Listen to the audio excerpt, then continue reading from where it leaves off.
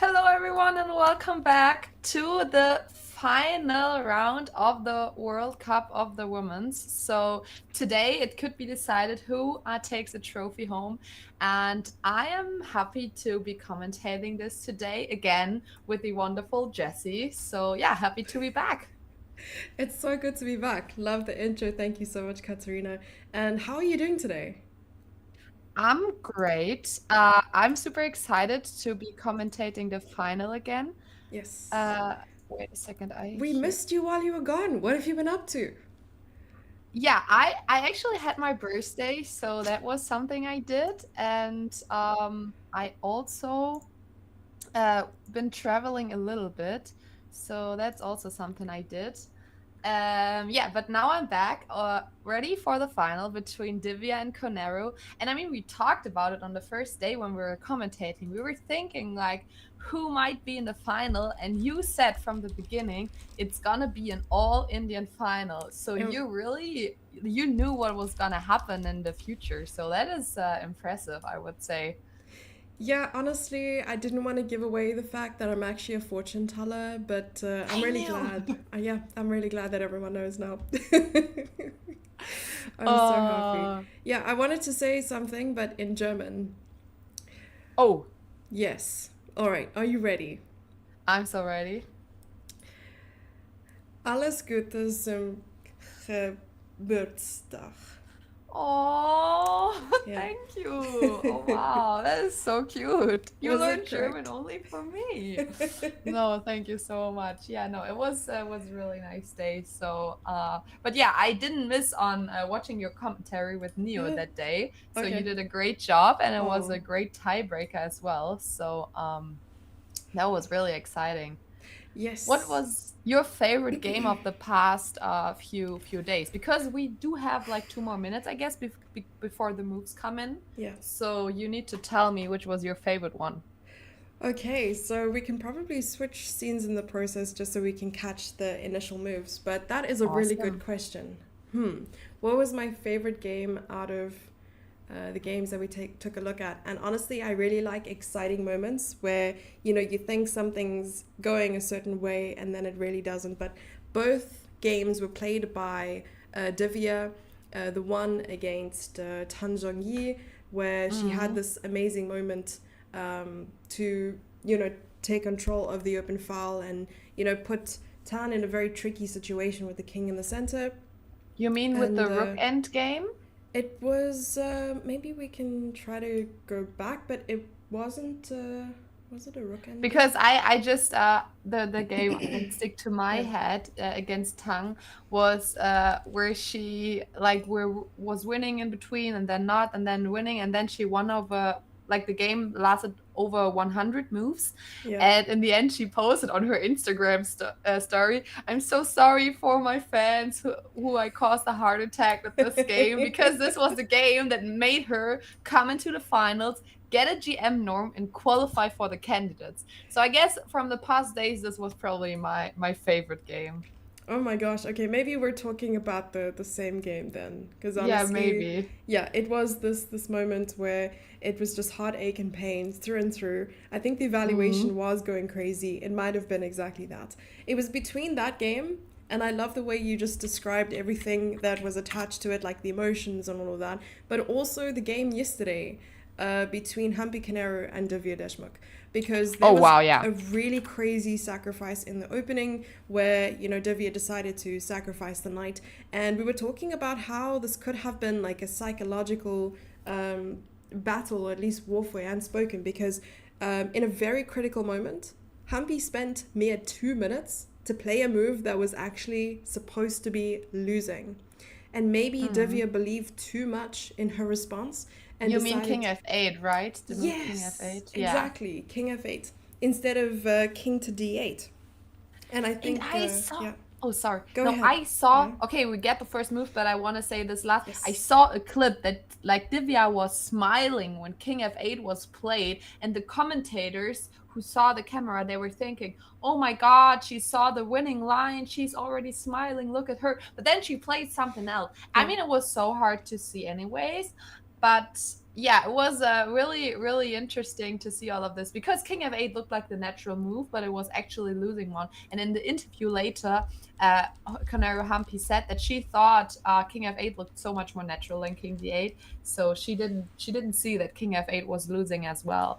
I mean, it was super complicated position, but yeah, we got the first moves, Jesse. Indeed. Okay, that's really good to know about the interviews. So if there's any more like info from the interviews that I missed, because I really haven't watched these interviews yet. So yeah, it's really nice to know that Humpy, well, not nice, I suppose, but it's good information to know that Humpy, I'm didn't here really for the consider random this. facts. Exactly. And okay, we are seeing a sort of delayed D4 in this. Vincent Keimer system. It's called the Vincent Keimer system. He has an opening named after him. I mean, I think like because he played it so much and he's kind of an expert in this C4 E3 system. I guess yeah, people call it like this. But yeah, I think it's really interesting that she chooses this opening against Divya because we saw in the last games that she is so good in preparation that this is more like yeah, more solid approach, I would say. Like she's not going for one e4 or something like this, which is more likely to end in super sharp positions. Mhm. So I mean, she has the white pieces. She will have most likely maybe a little small advantage after the opening. So I think this is a good choice of opening against Divya, who's been amazing in her opening prep lately. You know what surprises me the most, here, Katerina, is that somehow the master database is referring to this position as the Zukertort opening.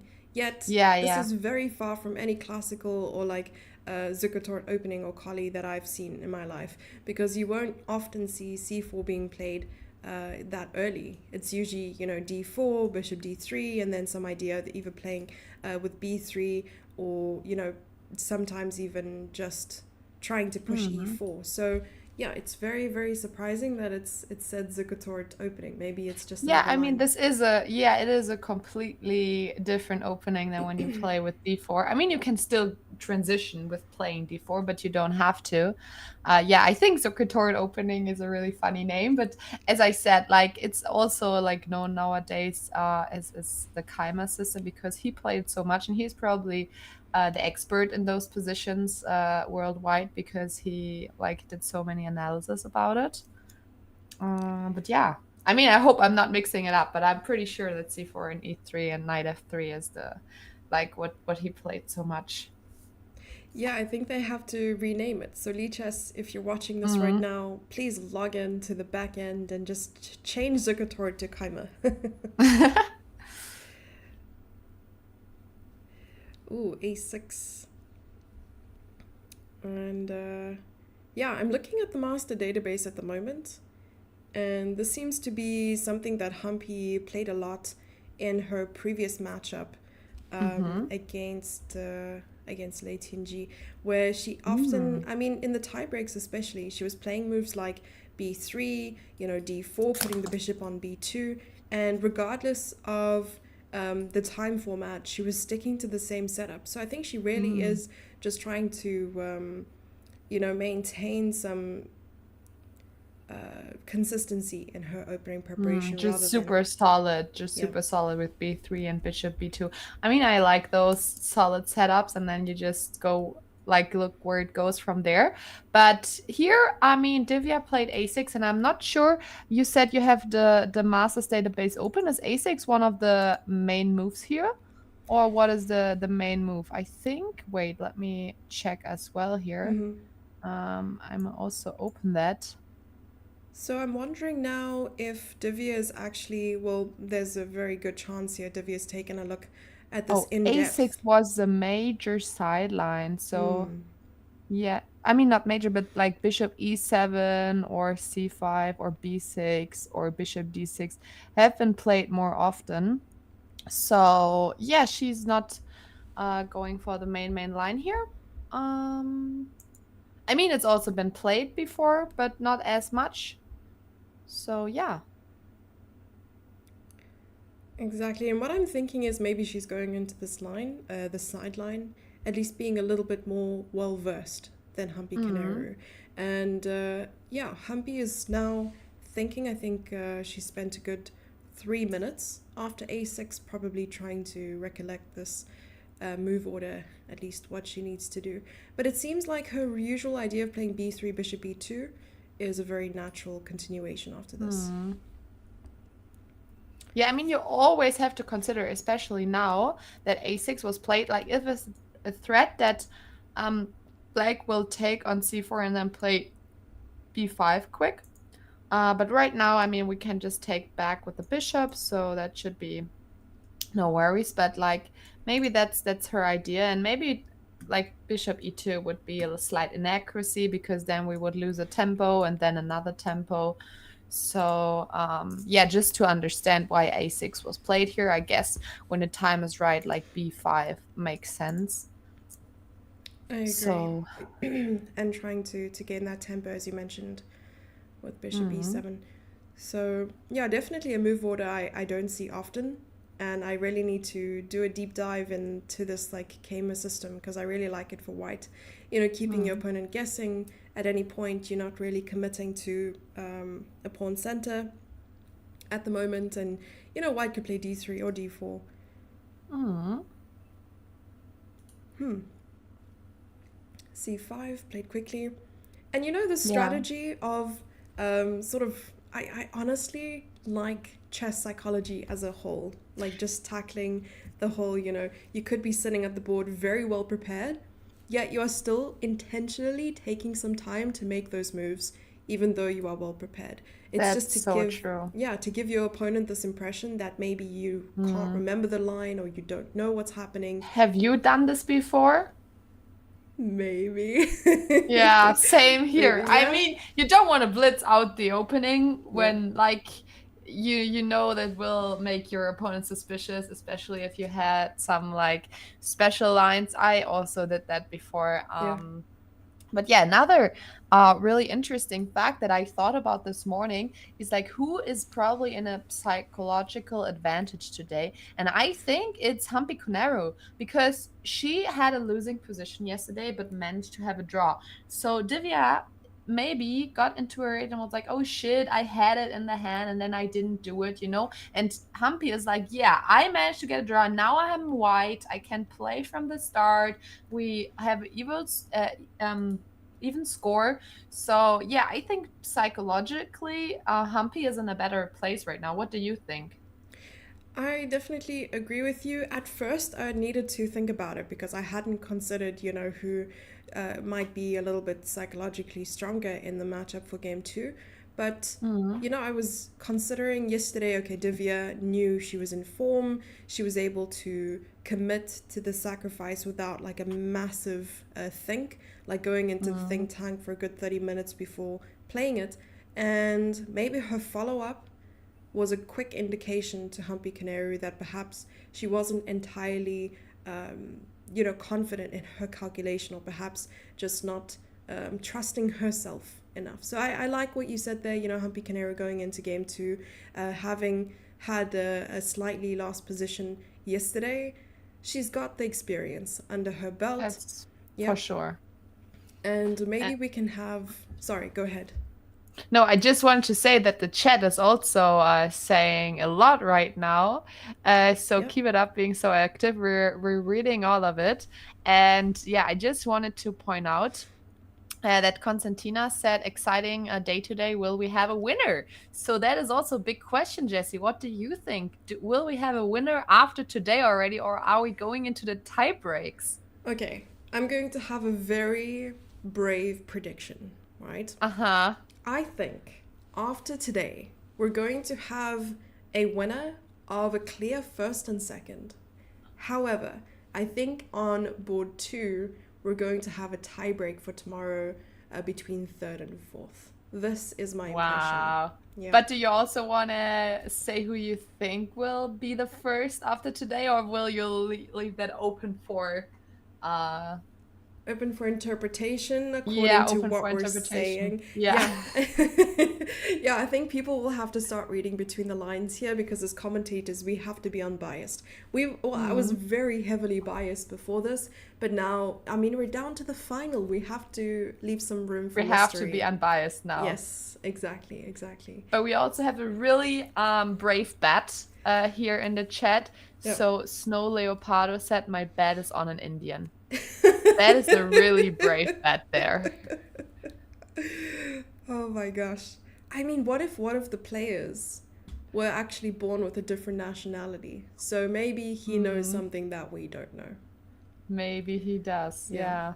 Yeah. So But yeah, anything. it seems like White is going for the first longer thing here. So I would suggest, should we switch to the second board real quick? I mean, we for sure gonna cover the first board more because that is deciding who's gonna be the champion in the end. But yeah, in the meantime, we will for sure also cover the game for the third place. Yep. Um, I could probably turn the tables and ask you the same question, right? So who is your money mm, on to win on the first board and on the second board? Who do you think will be first, second, and third? Yeah, I will say the other way around, just to spice things up between us. So I think we will have a tie breaks for between Divya and Conero tomorrow. So that will not be decided today, and I think on the second board it will be decided today already. So that's my prediction. I like that. Yeah, I mean, in yesterday's game between Lei Qingji and Han Zhongyi, I feel like Lei did have some chances there with the black pieces because in that final position where they were, I don't think they repeated moves, but they agreed on a draw. It was showing some promise for black's position. I mean, the knights were really well placed. It was still a very unclear middle game just because of the static pawns and things being very closed up. But Tan Zhongyi had a nice position in the opening, and things really just changed from that point. Hmm. So, psychologically speaking, do you think that Lei Tingji knew she had a better position but was comfortable with a draw and now just wants to push for a win in this game? I do think if she would have known that she was better, she would have like went for it because we saw in the past that they really are not settling for anything less. So that would be my thought on that. And I mean, today she's going for an Italian, which is really nice. Just a classical Guccio pianissimo. So I've played this like my whole childhood. Yeah. I feel like this is an opening so many beginners play because you can learn so much from it. Like just the central like things you need to know about chess, like fight for the center, get your pieces into good squares, put your rooks in the middle, like all this combined. So it's a really natural opening, right? You learn a lot about chess when you play this opening, and also that top players are still playing it shows that it's a really like good opening as well, right? Yeah, it does bring us back to the fundamentals and what you learn as like one of the first openings when you start playing chess. And yeah, I mean, I'm still an avid enjoyer of the Italian and gioco piano. It's very, very solid. The ideas are very simple. I mean, many times people have proven why openings like the Ruy Lopez or the Spanish could be stronger in some instances. But honestly, Mm. I'm still really, really into playing something like the Italian. Do you play it yourself still? Not anymore, no, Mm-hmm. not anymore. But I have to say, you see it more on top level again because it used to be like super boring because everything was like analyzed. But then top players found some new interesting ideas. So I feel in the past years we see it more often again. So yeah, people come up with new ideas all the time, which is nice. Yeah, and I'm seeing a comment in chat. Thank you so much for letting me know that things must have just moved up a little bit. So what I'm gonna do is just quickly have our commentator only screen up so you can enjoy some full screen Katarina and Jesse while we fix this. Yeah, it And I happens. can tell you which move was played here in the game. It was h6. So yeah, really natural move. White's gonna rotate the knight from b1 over to d2, maybe f1, g3. So everyone who can follow me right now is some advanced chess player. But no, d4 again. So there we go. And it happened. The knight is rotating to d2. So yeah, here we're gonna see this route here, which is super typical for the Italian here. Yeah, I like that you mentioned the word rotating. It makes me think that the knight is doing some ballet moves there, like doing Mm. some nice plie. Oh, a quick a4 on the board, and this is a very very common It is the structure. most common played move here also. So they're still Yeah. in the books, and here you need to figure out what to do with your bishop because we're threatening to, yeah, annoy it a lot and also win it here. So yeah, c6 is the right answer. Yeah, I'm thinking about either playing a move like a5 or potentially even c6, trying to get the bishop to c7 and cover this diagonal a little bit later with ideas of d5, opening up the bishop. Hmm. So, what would you play here with the black pieces? Yeah, I mean, I've already seen the move that has been played in the past, which is c6. So I guess I would stick with that one. Um, I mean, maybe a5 is also a possibility. Yeah, I mean, the bishop is really nice on the b6 diagonal here, pointing to f7. Mm-hmm. Mm, I think I'm more of a c6 player here because a5 also weakens the the b5 square a little bit. Yeah. So I don't know. I think c6 just looks more natural. Yeah, the arrows have been rebelling against me recently. So I Mm. completely understand your your struggles here trying to play some arrows. But don't worry, arrows, we will get the better of you. And maybe another idea here for white after c6 is potentially playing something like b4, just trying to gain control over the queen side. Alternatively, working on getting d4 to work as well. Mm. Mm-hmm. But I'm wondering, who do you think is going to get d5 in first? Because maybe with the knight on e7 versus white's knight on d2, black could be better prepared to play the move d5 first, but then again, e5 is weak, so Mm. it makes me Yeah, that's wonder. the main issue, right? If we play with d5, then we need to see what happens with e5 there. And I mean, if we want to play d4 with white, we have the advantage that we already have rook on e1. So I mean, if I don't know who said it, but every pawn move creates a weakness. Like there's always a disadvantage. I mean, really often the disadvantage is way smaller than the advantage, but you always have to consider like the pawn cannot move back. And what is changing in the position now that I moved my pawn? And when you move your pawn, like you're weakening some squares and opening the position and stuff like this. So yeah, you need to consider if it's worth the disadvantage that you're taking with this pawn move. So yeah. Yeah, 100% agree. And yeah, I like your description and just sort of your way of explaining so far. Oh my gosh. All right. So Yeah, Tan we Zhongyi opted for a5 instead. and we get a super quick d4 in response. So she's still in her book here. Yep. So yeah, I mean the question is answered. Who plays d4, d5 first? So White's going for d4. I mean, good for her. She's taking the center. Um, yeah, you probably shouldn't take here yourself with the black pieces because then we just get the full center and control over all the important squares.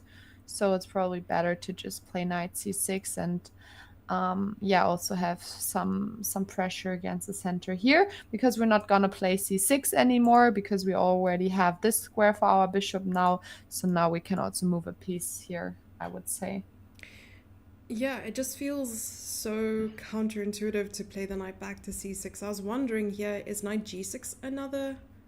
Oh, she Never plays mind. so quick. Yeah, I just need to I put mean, like a I sock in my mouth or something. I mean, I also saw what was played in the master database. This was a top move, so that's why it came to my mind so quick. But yeah, I agree. It's really hard to play a move back that you just like played. But yeah, she knows her theory, and it seems like both are still in the book. And since like Tan thought about like 5 minutes for the previous move, but played this move so quick, knight c6, you don't play it within 10 seconds when you're not in the book anymore. So that just shows she knew all along what she was playing. She just decided which line she wants to play. And so that just shows us again, she spent 5 minutes, which is not meaning she's not in her book anymore. She just thought about which line is probably better to play here in this position. So yeah, that's how top level chess works. Yeah, I think she is starting to rewrite her own book, you know. Uh, Wow. Joko Piano with Lei Qingji. Like, this is the Mm. header, this is the headline right here. And it makes sense. I mean, after taking, you'll probably find a quick, I'm not even sure, bishop takes c6 perhaps. And if takes, yeah, taking back. I mean, I was even looking at ways in which this could work, but probably not. Yeah, let's go back to the live position. What do you think is happening here? Because you might have to take the knight on c6, correct? Mm. Yeah. I mean, if you take back, knight takes, take, and maybe this is okay. Oh, knight Oh, she c4. played knight c4. Just saying, okay, if you keep on taking this pawn on c3 here, which would win you a pawn, I'll get like your bishop on b6 and you have a horrible pawn structure. I mean, if you look at this here, take, and then this pawn is super weak. So yeah, if you take here, I'm sorry, like this, Mm-hmm. like all your pawns are weak. We're getting this one here back. We're just one pawn down, but therefore we have the bishop pair and a better pawn structure. So this is enough compensation for this pawn. So knight c4 is a really nice move here. I agree. Is this even possible though? So if takes, like it looks wild, Mm. and you might Okay, have but this, to. yeah, you're 2 pawns up then, but no, you're not even 2 pawns up, right? I Oh think no, it's you two are two pawns. pawns up. Yeah. Yes, it's 2 pawns. But look at my bishop on b2. I think this was worth sacrificing one more pawn. It's like so good. I would like prefer to be white here in this position. Mm-hmm. All my pieces are ready to shoot, and your extra pawns, they're not strong at all. So yeah. I would love to know the evaluation of this. Yo, wow. Okay, so putting on the engine didn't help my case at all, Katerina, because like it's giving plus 1.5 for white. Ooh, and that's bad signs when you're 2 pawns up, but your opponent has a plus one evil bar evaluation. So that shows that your extra pawns are not doing much here. I'm so confused. Why it's Okay. +1? Yeah, I mean more than plus one. Let's even let the engine run some more. I mean, I guess it's just because like white isn't feeling the extra pawns. Like even if we trade some pieces off, like your pawns on b6 and b7 and d6 are just weak and they're in danger of falling off any time. And you, if you just have to take all your time to protect these pawns, you're gonna. Okay, she didn't take the second pawn as well. She's just going for the one pawn. Which Yeah, I think is logical because our bishop on b2 would be super strong, and now the c3 pawn also a little bit weak. yeah. But yeah, you'd already pointed an arrow to a3, which I think is really nice square for the bishop as well. Just putting instant pressure on the d6 pawn. Yeah, so probably white is still in a really, really nice position here to play for a win. Yeah, this position is the epitome of dynamic chess, and we don't see any symmetry in terms of the pawn structure. Black has weaknesses, but white also has a couple things to take care of, being able to before being able to fight for an advantage. I think c3 is one of those problems, though it is shouldering the knight quite well. And yeah, I was looking at ideas of playing bishop to a3, but Katerina, I'm not entirely sure how how white will be getting this pawn back immediately. I mean, is there a way to defend? I mean, oh, you mean that black has no way to defend the d6 pawn, or? Yeah, because in exchange, maybe rook e8 would have been a really nice approach to And focus then on the the e4. yeah, like sometimes attack is the best defense, right? Yeah, Another I like another that. smart line because we can just do pressure on the e4 pawn. Yeah, that's a really Yeah. nice move here. Gonna get that And I tattooed. Like, yeah, offense we is the best should. defense. But I think in this position, actually, it's not nice or not good for white to trade the e4 against a d6 pawn because e4 is more of a strength than a weakness. And this is only a weakness, I would say, because it's also standing in the way of the black pieces. But the e4 pawn also controls some major squares. So I think we should rather protect this pawn than trying to get this one here in exchange. Hmm, So we should first protect this, and then in the next move we can go after this pawn here, I would say. I agree. That's really, really well put. Yeah, another way probably to do so is playing something like queen to d3 or queen to c2. But queen c2, you're not really putting pressure on d6 anymore. So, black wants to get rid of this pawn and probably wants to push it. So you have to control both d5 and attack d6. We have a really nice suggestion from the chat. If we, for example, play knight d2 here, then black maybe has the chance to play d5 and try to get rid of this pawn, but also maybe in this position, like you want to get rid of this weakness. But yeah, we have to look in what happens after d5 and then maybe e5. So that's probably also why queen c2 is so much stronger than knight d2, because now we have the option of playing e5 so that our knight is still protecting this pawn here on e5, because as we already said, we don't want to trade those pawns off because we're just trading off weaknesses and we want to play against this weakness here.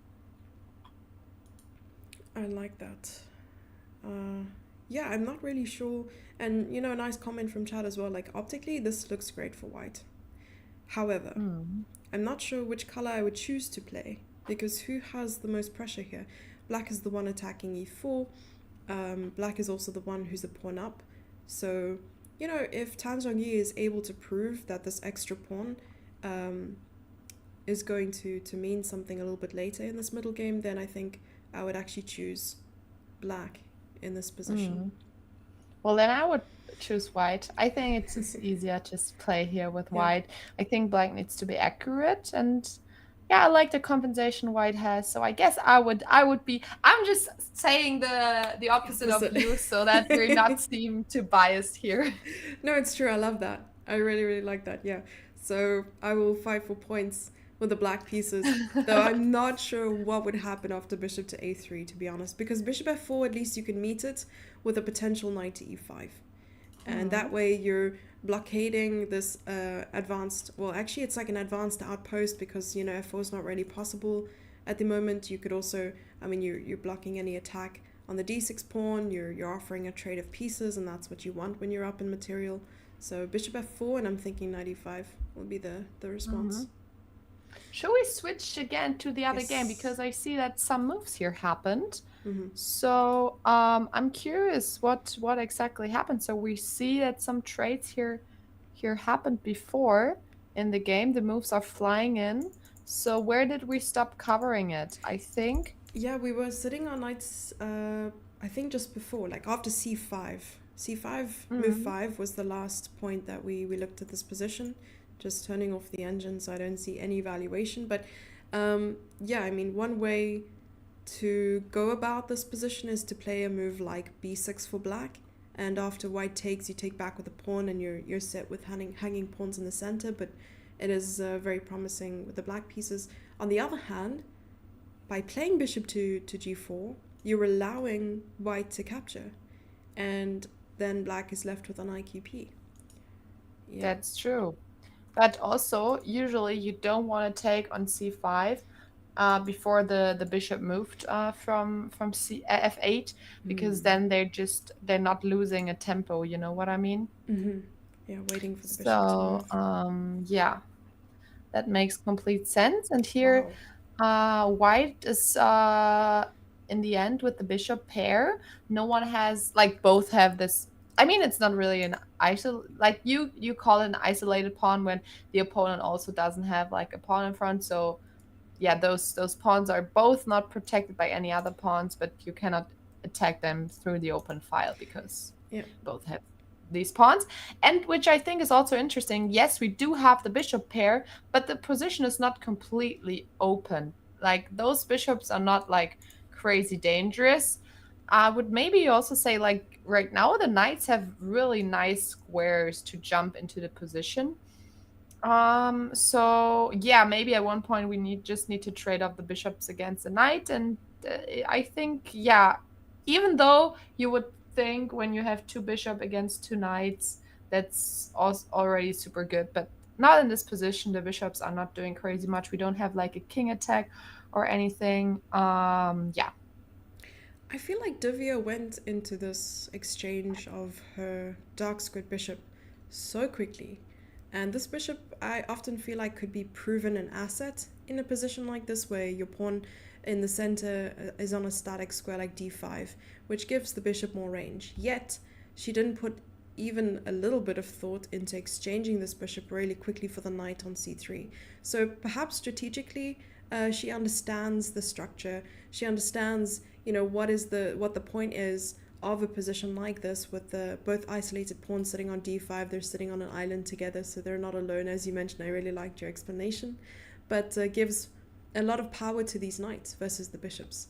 Yeah, like centralizing the knights and so on. So I think Divya understands this position quite well. And, once again, out of the opening, move 13, she's barely, dropped a minute on the clock.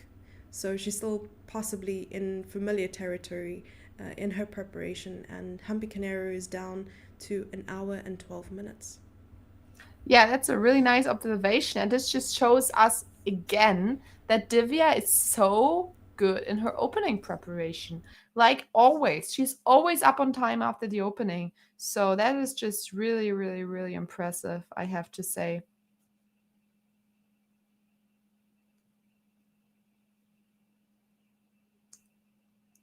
Sorry, I just spent a moment like blowing my nose, so I just muted myself on the side.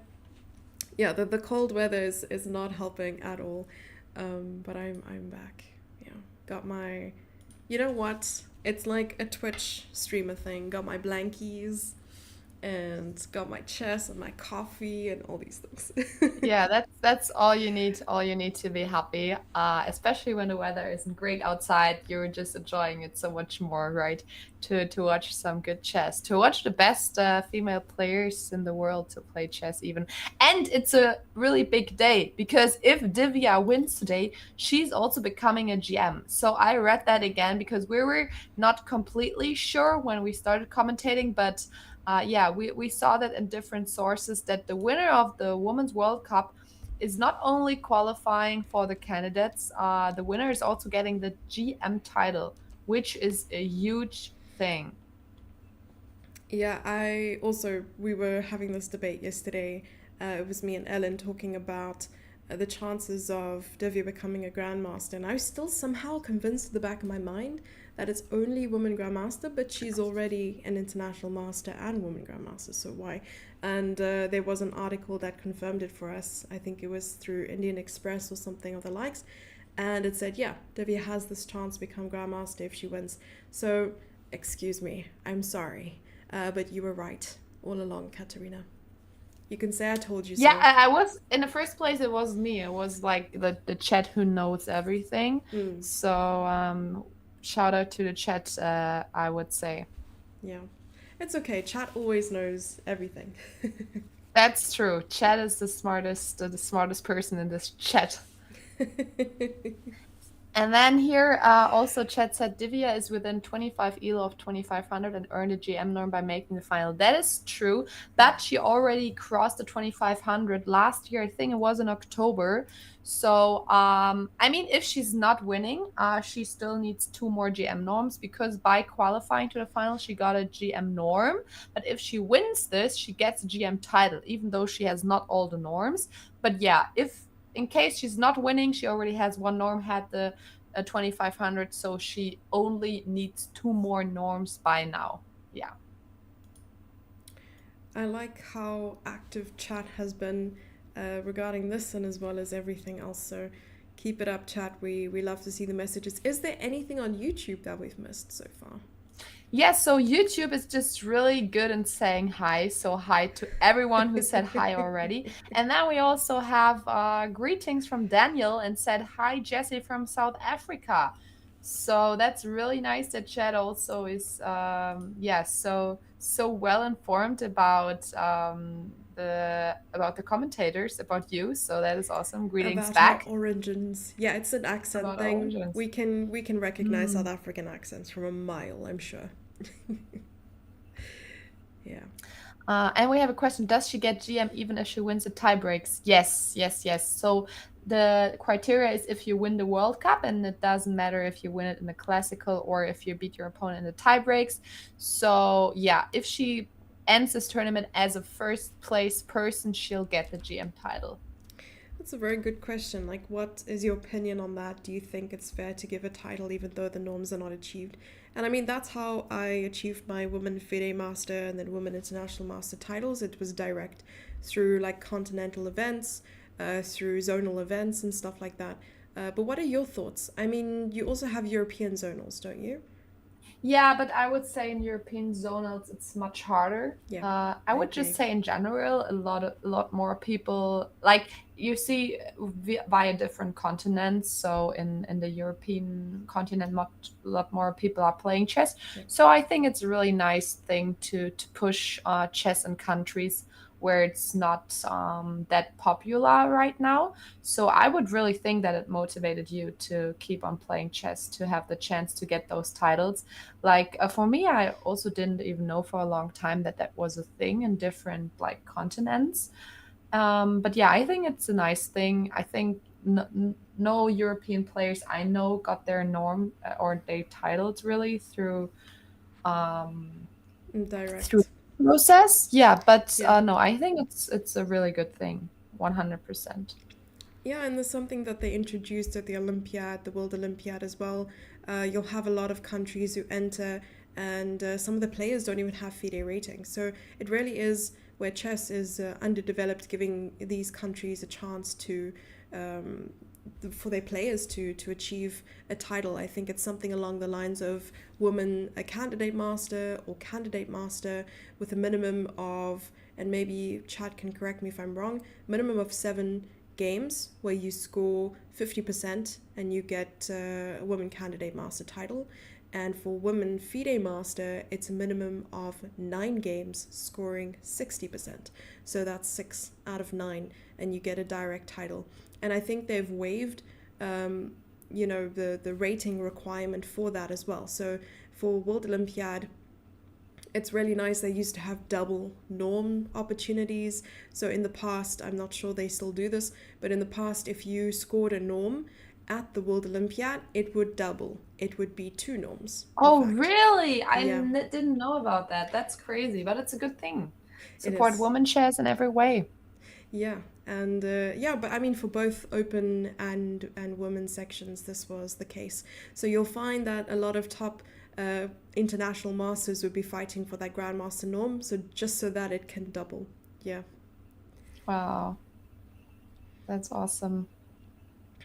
Yeah, I believe Lula, who is also a streamer, got her title directly from the World Olympiad in Chennai back in 2022, where she scored at least that 50%. So it was really nice. She was able to achieve that directly without having to get the rating first.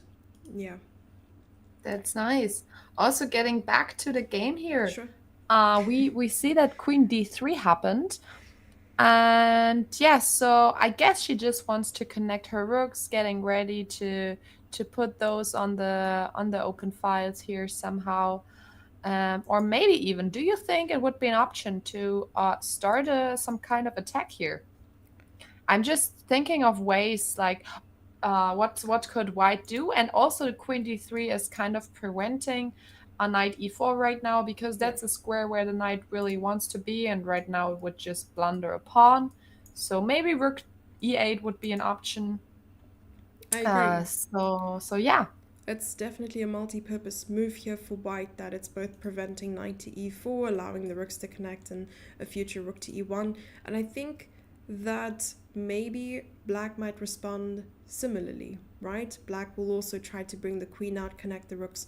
Okay, rook e8's on the board. I think rook e1 is an almost given and probably Mm. immediate play here by Humpy, because Humpy also doesn't want to spend too much time on the clock, you know, trying to find a move that, I mean, is obvious. I mean, you know, it's very common for players to also double check, triple check a forced move, like a recapture or a check where the king only has one move, and that's often a huge fault as well, because you're wasting precious time on the clock, even if you want to double, triple check. Mhm.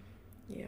Yeah, that's really true. And we got another good question from the chat. What's the plan for the bishops? I mean, we already tried to answer that question a little bit, but it's not so easy because especially the bishop on c3 is not making me happy at the moment because it's not doing anything but looking at the pawn on d4. So I was just thinking maybe can reroute it. I don't know. To it would be kind of nice maybe here or even on f4. I think Mm. those squares are much better. But yeah, it does take some time, as you already said, and we should not forget about this open file here. So yeah, it takes some time. And Chet also pointed up maybe h4 is a little bit premature because our pieces are not ready yet. So yeah, maybe getting the bishop over first is also a really good idea here. I like that explanation. I think that Humpy's also considering whether to bring the rook from a1 or the rook from f1, Mm. because another thing, uh, yeah, I mean, I really like the idea of rerouting the bishop, maybe even getting rid of this knight on f6, because maybe getting rid of one of the knights could help in a way, um, because white always has to worry about this knight e4 move. That's so true. Mm, And I mean, yeah, but I really do think the rook after e1 looks more natural. The only reason why we should move this is maybe if we start to play with f4 sometime in the future. okay, Because on the other hand, I don't really see why we would need a rook on f1 still. Or yep. do you think it's also for protection reasons? Or why do you think this should be considered? Yeah, initially I was just thinking of ways in which, you know, white would need to retreat the queen. And Mm. if, you know, you have this bishop sitting on a square like g5, knight b4 is always a threat. So then, but Ah, then, okay. So yeah, you don't have like I see. That's a good thing you should consider. Yeah, that's yeah. true. I mean, there's always queen d2 to shut that idea down. But yeah, maybe I was just thinking in some dreamland. Yeah, no, it's good that you're always aware of those motives. But it's also good that you always have this in-between move here of trading the rooks with a check in case you are in danger there on running into a fork. But yeah, you always like sometimes a small decision like this, like which rook are you gonna use, can have so much impact. So it's good to take a second on considering which rook makes more sense. Mm-hmm. I agree. But perhaps Divya is going to just develop the queen. Where would you put the queen here? D7, D6, B6, C7? I think D7 looks natural. D6, I would be afraid that it's sometime, I don't know, maybe if we play with G3 that we win a tempo on the queen. I Mm. don't even know if G3 is here a good approach, but I, yeah, maybe it helps if we maybe want to hide the bishop a little bit more. Um, yeah, maybe D7 seems more natural. Um, yeah, maybe D7. What do you Mm. think? Yeah, I really like this idea of D7 just because there's also this chance of, and what you mentioned with white playing F4, what if black wants to play F5 and then plant the knight on a square like E4? So that could also be another way for black to proceed in this position, because Queen D7, though I'm not entirely sure where you would even put the Mm, knight to like bring it mm. back. Maybe H6, knight H7, F5, knight F6, knight E4. Yeah, something crazy. That's true. And another point that the chat made, I really like how active the chat is today, is that Maybe white should keep the bishops long term because if the one bishop would be traded, it would be more drawish. Um, so yeah, I was also thinking about the ideas that the players are having here for the future of the game, like who is more likely to go in an end game and stuff like this. And I mean, if we are gonna have a more open position, for sure white is an advantage, but it could also develop the other way around, that we have a good knight against a bad bishop. So I Hmm. don't think we can like say like right now it's good for white to keep the bishops, like as a general statement, because a lot can still change, and the knights can also turn out to be the better pieces here. So yeah, but for sure, the more pieces you keep on the board, the more it's likely to have a game that will not end in a draw here. Hmm. No, it's definitely far from a draw, in my opinion. Queen d7, your move. Let's go. You suggested it first. I don't even know what you're talking about. My memory goes as far as 10 seconds back. Mm. Yeah. My real name, my government name is actually Dory. Really? No. No. Oh, I I was. Don't say stuff like this. I always believing when people say stuff and they're like, "No, that was a joke," and I was like, "How was I supposed to know that?" It's okay. I was referencing Finding Nemo, so that should Mm, help. Have you ever watched Finding Nemo? no, I haven't. Katarina, I think we need to have a serious chat. I think we We need to have cannot a be anymore. we have to have a serious conversation. Okay, Yeah, because what did you watch as a kid? but What isn't it like she goes into a toilet being flushed and then happens to be in the ocean? Isn't that the storyline?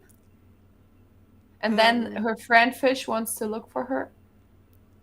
um all right. So you took like a 10-second scene and turned it into the storyline. All right. I'll give you a quick down low, even though we're supposed to be talking about chess in this very moment.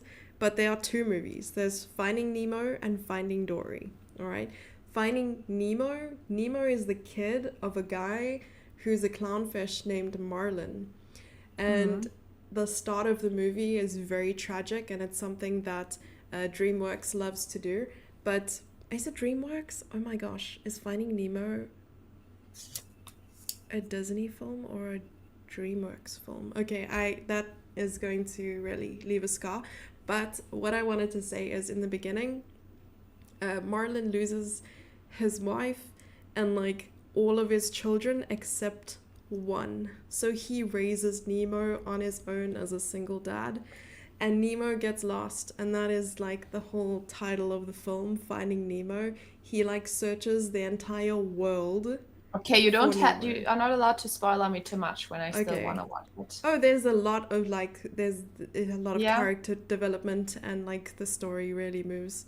So you have to watch it. I'm not gonna spoil Finding Dory for you, but I think the title is pretty Okay, I will. self-explanatory. Yeah, Chad pointed out I was 2 years old when it was released, so I was not there in the cinema. But I will 100% watch it, Oh and I'll let dear. you know when I did. Am I giving away my age here? I mean, I was 6. We're only like okay, so you were born in 2001? Yes, yes, Okay, I yes. was born 97. Yeah, Yeah, that's not that far apart. exactly.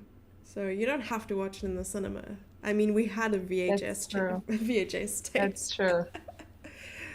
Yeah, imagine watching a videotape of a movie. Yeah, listen. The good old days. The good old days. Everything was better back in the days. So you read more books than you watch movies? Yeah, no.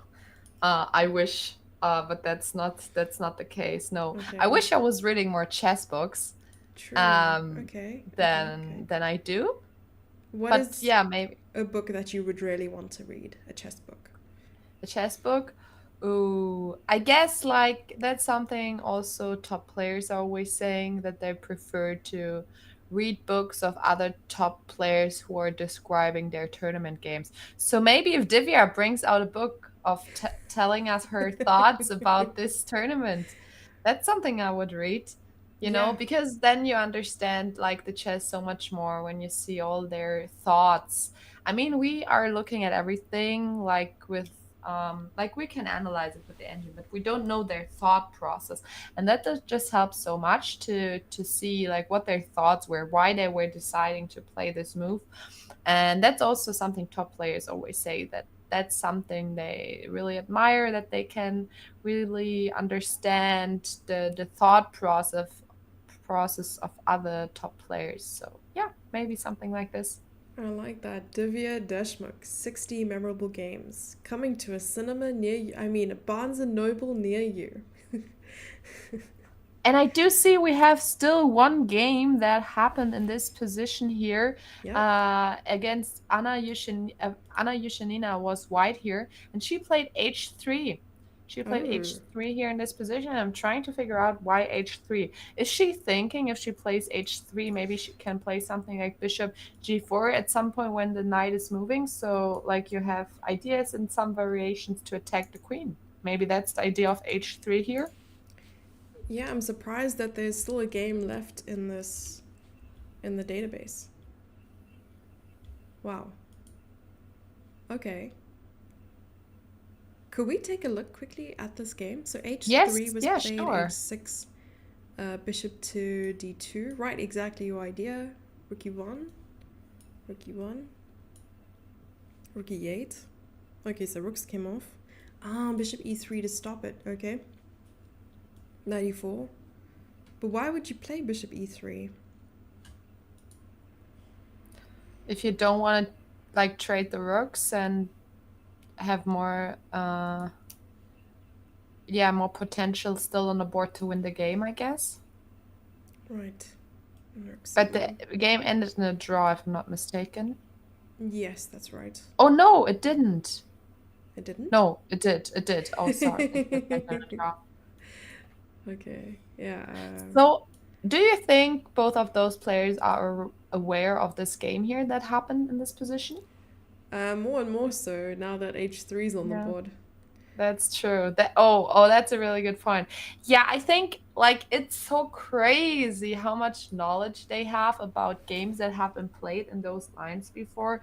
So yeah, now that we just saw that H3 was also played, which I just checked with the engine, it's not the top engine line here. It's actually H4. That's such an Alpha Zero move.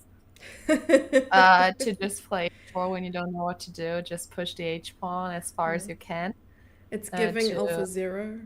It's giving Alpha Zero. So our strong Lichess engine is saying that H4 here is also a really playable move, but H3 also seems completely fine. And since she played it, okay, she didn't play it so quick. So, I mean, she already spent like half an hour since the game started. So maybe she doesn't even know the game that happened here in this position before.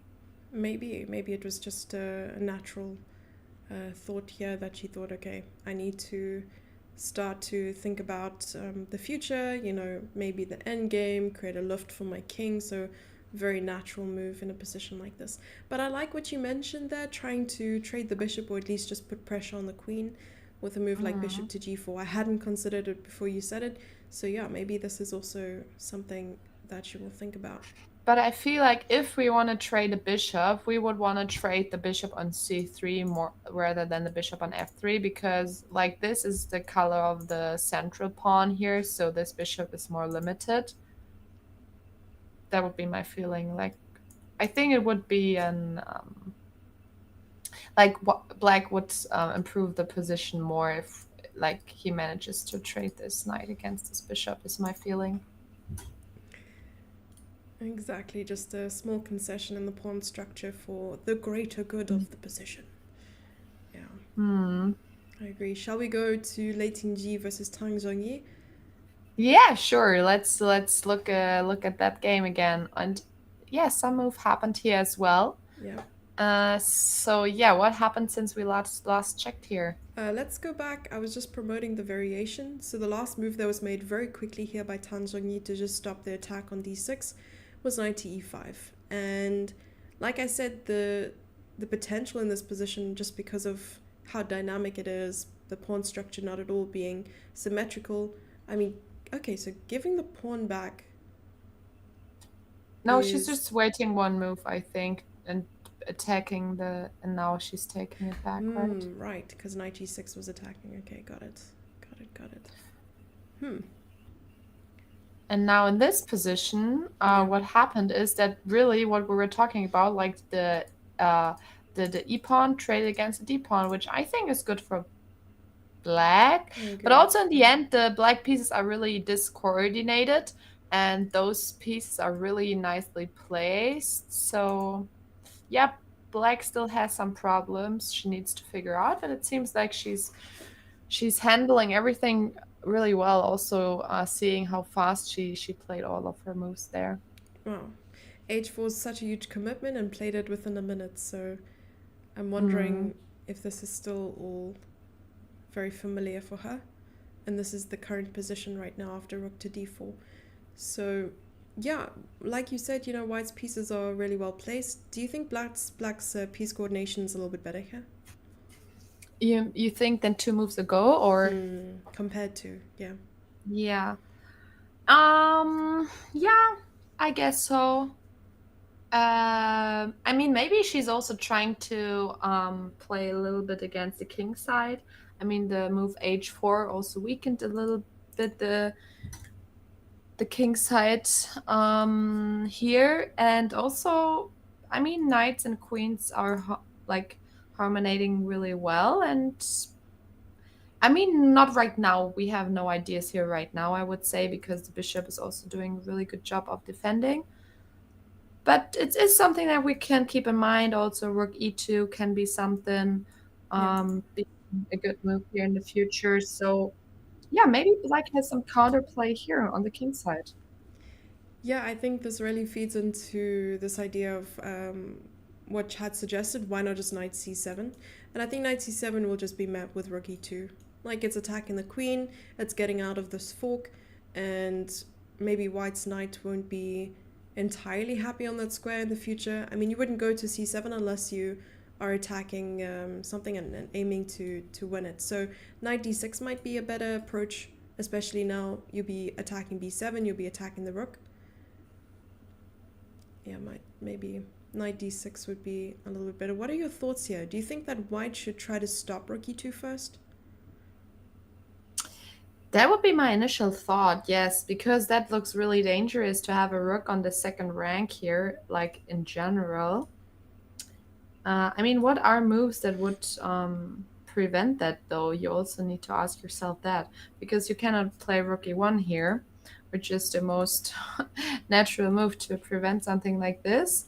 So you would need to play something like rook d2, and the question is also, do we even want to do this? Because then h4 is not protected anymore. So yeah, maybe we don't even have a like good move to prevent that from happening. So maybe here again, attack is the best defense, and we just go for this. So I mean, we're also attacking some pieces here, and maybe I mean, look, if we play knight d6, rook e2, and queen b3, we're also like threatening to take on f7 ourselves.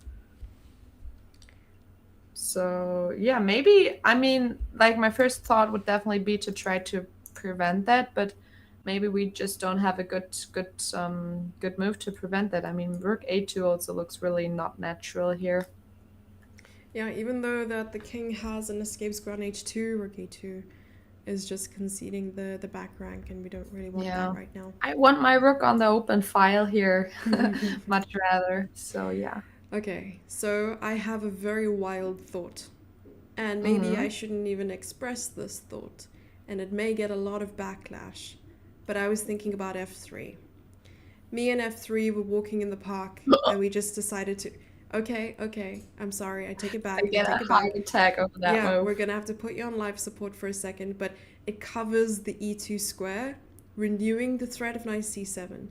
It's like one of those, it feels good in the moment kind of moves, but you're really gonna suffer probably later on Mhm. from the effects of whatever this move could cause. Yeah, I mean, as we talked about it earlier, like this is a move that definitely like prevents that, but also it has some weaknesses because we're not protecting those squares here anymore, and we have a lot of weaknesses. Like when a knight comes in one of those squares, that could be big trouble.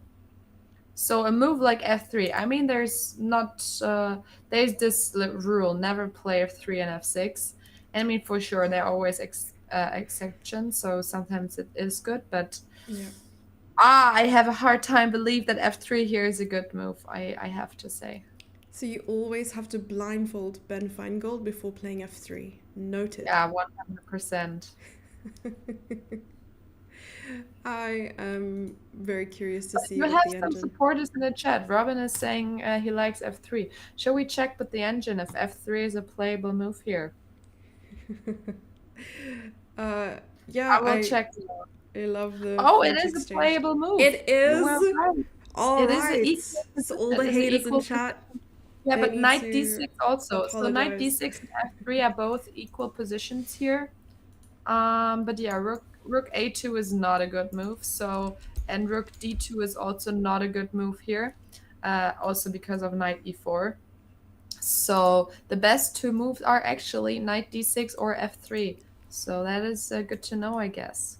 Yeah, I just switched on the engine. I have 3 lines available, and the third line was actually knight c7. So all of our candidate moves have been approved. Chat, we got the stamp of approval, and Mm. we are Yeah, and happy. also if people are thinking, wow, why are we not doing 97? It's running an exchange on the spot. I mean, we are attacking two rooks, but you can play rook e7 again, attacking the queen. So the queen needs to react, and then we have the time to, yeah, move the other rook somewhere. Okay, and there was also the question here. Also, hello, Houseline. Nice that you're here. What is about doubling the rooks? So I guess you mean like rook d1. But yeah, I guess rook e2 will still happen, and if we then move the queen, I mean, I still have the engine on. It's playable, but it's not as good because, I mean, if you compare the positions in the other position, we already have a knight on d6, and when we move the queen, we have pressure against f7. So it's just quicker, I guess, here. It's just quicker if we already moved the knight to d6. That's true, and I like the suggestion in chat just to double up the rooks. And that's something I was considering a little bit earlier, just because with rook d1, if there's ever a rook e2, you could always bring the rook to d2. But of course, then again, you are giving up the final the first rank with check king h2, and this renews that threat of knight d6 queen b3. I like this because how is black going to defend the f7 pawn other than playing, I mean, what is there to play even? Rook f8, rook e7? I mean, you can always also try to move your knight somewhere on g6 so that the queen is protecting that square. Mm. That But relieves yeah, the I mean, rook. we can look into that light, like knight d6, rook e2, and queen b3, threatening f7 here. And yeah, now is the question, and it looks like knight f8 is a playable move. Oh, that does Also, not look happy. That's not a happy knight. yeah, but I mean, you also have to see, like on g6, it wasn't doing much. Now the queen is protecting, and we have a really nice route for our knight now. Like when it goes to e6, it's immediately attacking here, and then from there, I don't know, maybe we can even go to c5, have some happy lines here. So yeah, rerouting the knight here maybe is also a way to go. Right. And that also relieves the pressure on h4, which can free up the rook to move. And I was Mhm. even looking at ways in which we could put the rook on the c7 square or just the 7th rank in general. Yeah, you can also just take on b6 in this position. True, or b7. But then I was thinking pawn grabbing never really got us anything good Anywhere. anywhere. That's Yeah. Uh, Yeah, but that's a really interesting position. So right now, knight f6 happens. So the question is she going to prevent rook e2 somehow, or will she let it happen? And I would switch back to the other board. I think we should not miss too much of our main board today. What are you thinking? I agree with you Thank you for bringing us back down to earth and just need to refresh the position. So only two moves have been made, and h6, rook c1 were those moves. So we can see here that white has done a good job at centralizing the rooks on the two only open files on the board, which is a very natural approach. So both players have been playing prophylactically and just trying to improve the position slowly. Nothing committal, nothing crazy, as we saw in the previous game in round one of Humpy versus Divya. So Mm, I don't know why, but I need my like daily fix of just some sacrificial craziness, and I'm that not sure is where we're going to find that. I also don't think it's also I think because Humpy Canary is white today and she pretty much decides like in which direction the game is going as a white person, and she 100% is preferring a more slow opening where she can just play maybe with a little advantage, and she is not choosing for violence today. She because she saw that Divya is really good in that kind of positions lately, so she more likely wants a quiet game. And I mean, you also have to have in mind that Humpy Conero is the world champion in rapid chess right now. So maybe she's also thinking, it's completely fine for me if this is ending in a draw today because I am more experienced than Divya. I'm the world rapid champion, and I had so many of those matchups before. Maybe Divya will break in the tie breaks. Maybe that's also in the back of her mind. That's true. But Humpy also lost a game in a rapid tiebreak this tournament against Lei Tinji. And it was a very crazy moment because in the first game, the first rapid between Lei Tinji and Humpy Kaneru, she lost. And in the second, she was in a must win position or must win situation with the white pieces and came back and won that game. And then going into the Crazy. going into the blitz, she ended up winning that, and that's how she made it to the final. So maybe Divya knows this and feels a little bit more confident. I mean, this is something we were mentioning quite a lot, right? We were talking about how Humpy is the rapid world champion, and it is something that is going to cause. It's going to sit at the back of Divya's mind. She's like, I wonder if I can actually finish this in the classical portion, win this matchup, and not go to tie breaks, because maybe we can ask chat to do a deep dive and search for us just for some information regarding their individual scores, just knowing how many times Humpy and Divya have played and what is the score between the two of them right now. Would be nice to see. And an exchange on E1. Katharina. Yeah, I just read the chat because you were saying you would love some craziness, and chat suggested G5 and G4 here Yeah. as an idea. But I think that is not really a good thing. I mean, you should always like have an eye on those ideas. I mean, maybe especially after h3, maybe in some positions this is an idea. But I think here, since white still has the bishop pair, this is opening up the king side too much, and black would be in big trouble. But this is a creative idea. So yeah, one rook pair is traded, and the other rook pair could be traded as well. And if this dust settles, I do think that not much will happen in this game. So I don't think we will see a crazy ending here. Maybe some more pieces will be traded and we would see a draw. Or maybe someone is just showing some masterclass endgame skills and trying to outplay their opponent. But I'm not even sure who is more likely to do this because we have a really interesting, really interesting figures left, like two bishops against two knights here. So that is not something that happens like crazy often. Wow, and we do have the scores in chat. So the classical games between Humpy Canero and Divya, it's 1 point to Humpy and one draw. So they haven't really played all that much. No, not so much. I mean, you also have to like have the back on your mind that like she's a lot older, Humpy. Like and Divya just got on the top of the world. So yeah, probably not many occasions. And if they're playing in the same team, like at events like the Olympiad, they're also not playing against each other. But yeah, surprising. I would have thought they would have played more often, but interesting. We need to ask Divya if there's like a special concoction that she just consumes before tournaments. She should like name it the Divya juice and just distribute it for all of us to and enjoy before tournament because the level of chess she's playing is just incredible. And like you said, she's new on the scene, relatively new compared to the other players, and we just need to know what her secret is. Yeah. That's true. True, yes, Nurgul Salimova's run to the final in the previous World Cup. She did incredibly well, right? She made it to the final, and I mean, also qualifying for the candidates via that, and that was like her first really, really big performance in the women's senior stage.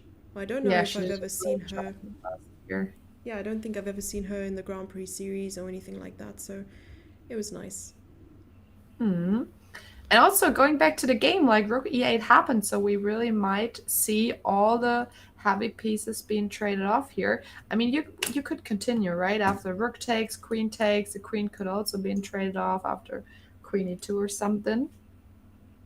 So yeah, I'm curious how this game will continue. I have a feeling that when the rooks and the queen comes off the board, things might be tricky to deal with these knights. Like these knights could cause a huge nightmare.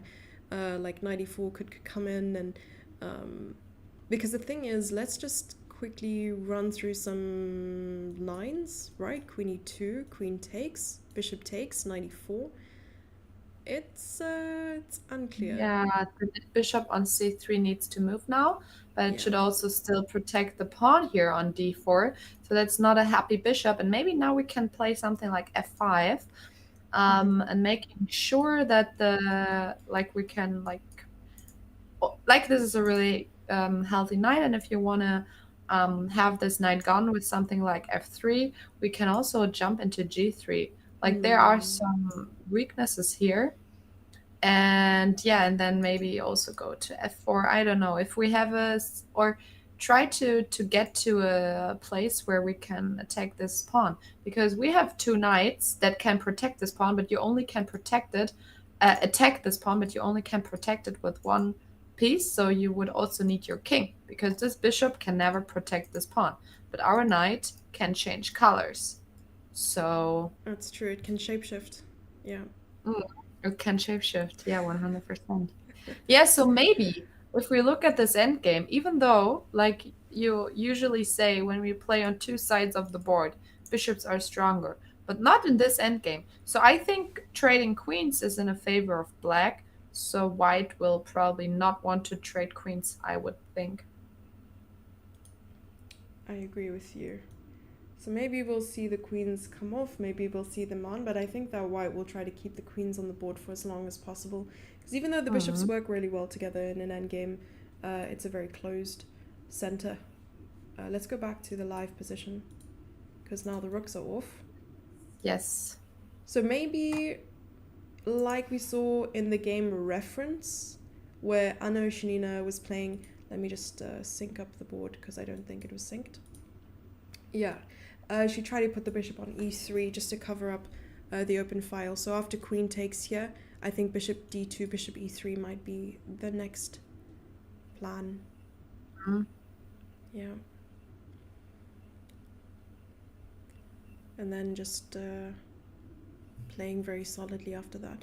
But yeah, it's going to be tough to make any progress, I think, for either side. If someone does have a chance to cause some or wreak some havoc, it might be black, because the knights are trickier pieces. The bishops are a bit more, even though they're long range, their intentions are very, very clear most of the time in an endgame. Hmm. I mean, white can also go for the active version here. So I just saw that knight, queen f5 seems like a good option for white here, attacking the pawn on d5. Like, how do you want to protect that pawn? I missed queen Because f5. which is really Yeah. nice that my bishops are protecting those squares here, so your queen cannot enter. Mm. Like all these squares here are protected by my pieces, so your queen cannot enter the position. So maybe we can just play queen f5 here. It's a really, really nice suggestion. I'm gonna switch on the engine for 2 seconds. Yeah, I had it on, so I saw Oh, that queen f5 is a play. I mean, it says completely equal here. yeah. Um, so as long as no one blunders, it seems to be equal. But I think practically this position still has much to offer. Like I wouldn't bet that this is going to end in a draw. But I mean, I did say that they have to go into tie breaks, so that would mean they would have to play a draw today. So otherwise, we will not see tie breaks. I think we might get exactly what you predicted, with the first board going into tie breaks and the second perhaps being decisive. But shall we check out the other game in the meantime while we wait to see if Queen f5? Oh, Queen Oh, f5. it did happen. Nice. Okay, now we need to look at how you want to protect this pawn.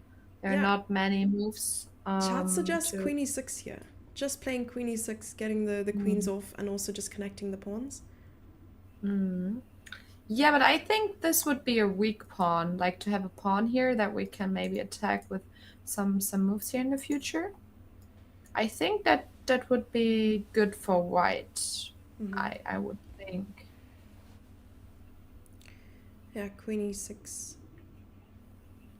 Maybe you're right about that. Another thing I was thinking about is like knight to e4, but then the pawn is just dropping. So, I mean, it's between the two moves. Playing something I mean, you like queen also here. have knight e7, Hmm, which is also attacking the queen. true. And maybe redirecting the knight to the king side if necessary. Would you mind redirecting the knight, or would you want to maintain the pressure on d4? I mean, I do like my knight here on c6 because it's also pinning the bishop, but I also don't want to lose my pawn here. Mm-hmm. Um, and okay. I just realized um, we're not really threatening to take that pawn because when we take it, you have knight e7 attacking the bishop and the queen at the same time. Whoa, nice spot. Yeah, I I didn't mean, I still consider have the this. engine on, so I Oh, was wondering. Yeah, I yeah. was wondering why queen f8 is a suggested move here. I was like, is Hmm. this not? Yeah, like so it looks really active, but black still has knight e7 ideas. So, So maybe the plan is with the queen on d6 then. mm, Seems fair. that's a nice idea. Oh, endgames. Wow. This is why we We need love to study endgames. Mark Dabrowski or Jeremy Silman or something. Jesus de la Villa. Oh man, these are the times. And if even if this was an open book exam, I'm not sure I would pass. Yeah, Yeah. it's really not easy. Mm. Would e6 be weak? Can only attack with one bishop. That's true. Like if there were rooks on the board, it would be tricky to defend e6. But then again, yeah, maybe Yeah, getting Carsten the said queen king. Yeah. e6 can be too. But I think it's just a move you don't really. I mean, it looks playable, but it just gives white like new ideas to play for a win. You know what Mm-hmm. I mean? Yeah. Like before that, pawn structure was completely equal, but now there's like a weakness. I mean, right now we don't want to play bishop g4, but in the future, like when you move your pieces around, maybe even like something with f4 g3, so that we can fixate this pawn here, so you cannot play e5 yourself. Like I think yes, this should still be holdable because there's not so much left on the board, but it's just not necessary to create yourself this weakness here. I would think. True, and there's now also no point for for black to go for this knight e4 idea. Like white's plan would be simply to put the king on d3, and also maybe even try to push some of the kingside pawns to get rid of this knight, dislodge it for a second, and be able to play bishop to Oh, g5. so Sorry for me smiling like this, but I just Yeah, read the this chat message and I want to read it out loud because I sure. think it's hilarious. Ladies, a short view back to the past. 30 weeks ago, Carlsen and Nepomniachtchi told us, we will chair the World Blitz Championship. 30 weeks later, Deshmukh and Koneru fight for the Women's World Cup. If they also agree to share first place, will Deshmukh still become a GM or only half a GM?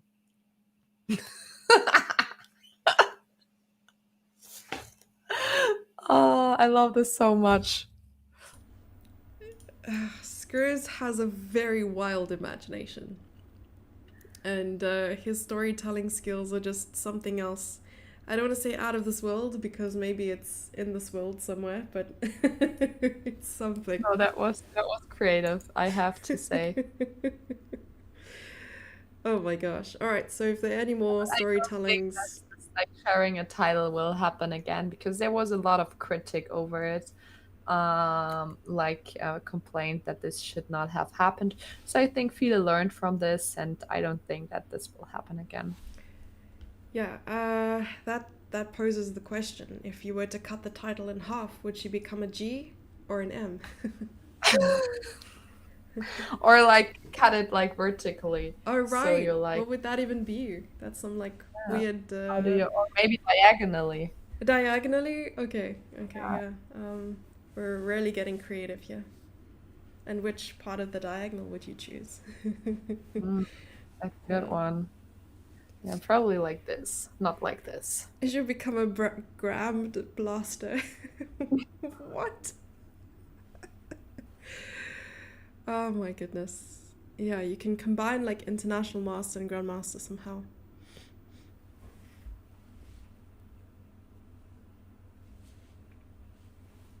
Fitting the copy pasta. Was it 30 weeks later? 30 weeks ago and 30 weeks later. Alright, got it. Understood. Yeah, I'm not sure if I should continue reading chat at this point. I give up. I love it really much. And I'm also, because you just said we should also go back to the other game before Mhm. I said no. Let's Oh, find out why you cannot play Queen F5, and then it happened. But yeah, a lot happened here in this game, and Knight D6 also happened, but I don't see a Rook on E2. So why did she not play Rook E2, which we thought will happen? this is true. Mm, I'm wondering in this case. I mean, Rook E6, which she plays instead, is just instantly like protecting F7. So maybe she was like, yeah, I don't want to like Lose a motivate you tempo. to, yeah, motivate your queen to go to a square where you attack my pawn when like I think that's a better square for you anyway. So why should I attack you to go to better square? That's very, very true. So, what do you think that white would respond to Rook e6 here? Oh, it's still on the board? No, she still played Queen B3 afterwards, I saw. So that's the Hmm. actual position here. So yeah, that just proves the point that now f7 is already protected, and maybe we have time to. Is there a move to protect b6 really? Because knight d7 looks really shaky with the rook here. Yeah, I don't think this works. We can even take on f7, I guess, after knight d7. Yeah, I wonder if she'll just concede one or two pawns here. Hmm. Um, or Yeah, what black would. is up a pawn right now, but I don't think they can hold on this pawn.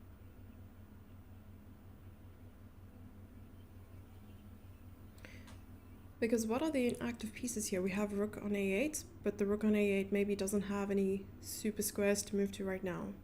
Another move I was thinking about was knight to e4, but obviously that would just blunder the knight. And anything else maneuvering around. Yeah, because the knight's not doing much. Hmm. The rook's putting pressure, knight's putting pressure, queen is doing something. Oh, So these I two. want to go deeper into this line because this line was not finished where we said so knight d7, and I Yeah. said yeah, just knight f7 and we're better. But actually knight c5 is happening and our queen is attacked and the knight is not hanging anymore. I mean, we do have knight takes h6, but just taking back, and then we need to move our queen. And knight c5 is so nice because it's also protecting the rook here, Hmm. and not only attacking our queen. So it looks like this here is not working. We cannot play here, but it looks like we can just maybe take instead on b7 and attack your knight therefore, and also protect this pawn here from b7. So you need to figure out what to do with your knight then. Very true. So Yeah, taking really nice find of Robin here. Yeah. maybe knight c5 anyway. Takes, Mm. takes, and like rook c4, rook d5. Oh yeah, rook d5 looks good. But now h4 Yeah. is hanging, so maybe you take it. I Can mean, you as take long it? as I'm not Oh no. gonna go mate it, you can take my h4 pawn because I will just run over on the queen side of the board. Oh, this is like wild. It's super wild. Yeah, but now white is a pawn up. Mm-hmm. Okay, let's refresh. Come back to reality. Yeah, the obvious defense was queen c5, but I wasn't convinced that this was the best because knight takes b7 was just going to lose the pawn with the tempo, right? The queen would be forced to move again. So, Mm. yeah, queen c5, knight takes b7 probably. Yeah. So maybe not queen c5. Yeah, maybe you just allow queen takes b6 because it also puts the knight in a pin. So you prepare for something like this, maybe even bringing the other knight around knight e7. What is the best here? Let's see. Queen e2. Knight e7 is suggested, and rook to d8. I don't like rook d8 very much, unfortunately, because queen b6 is just going to attack the rook. Yeah, queen e2 seems really natural.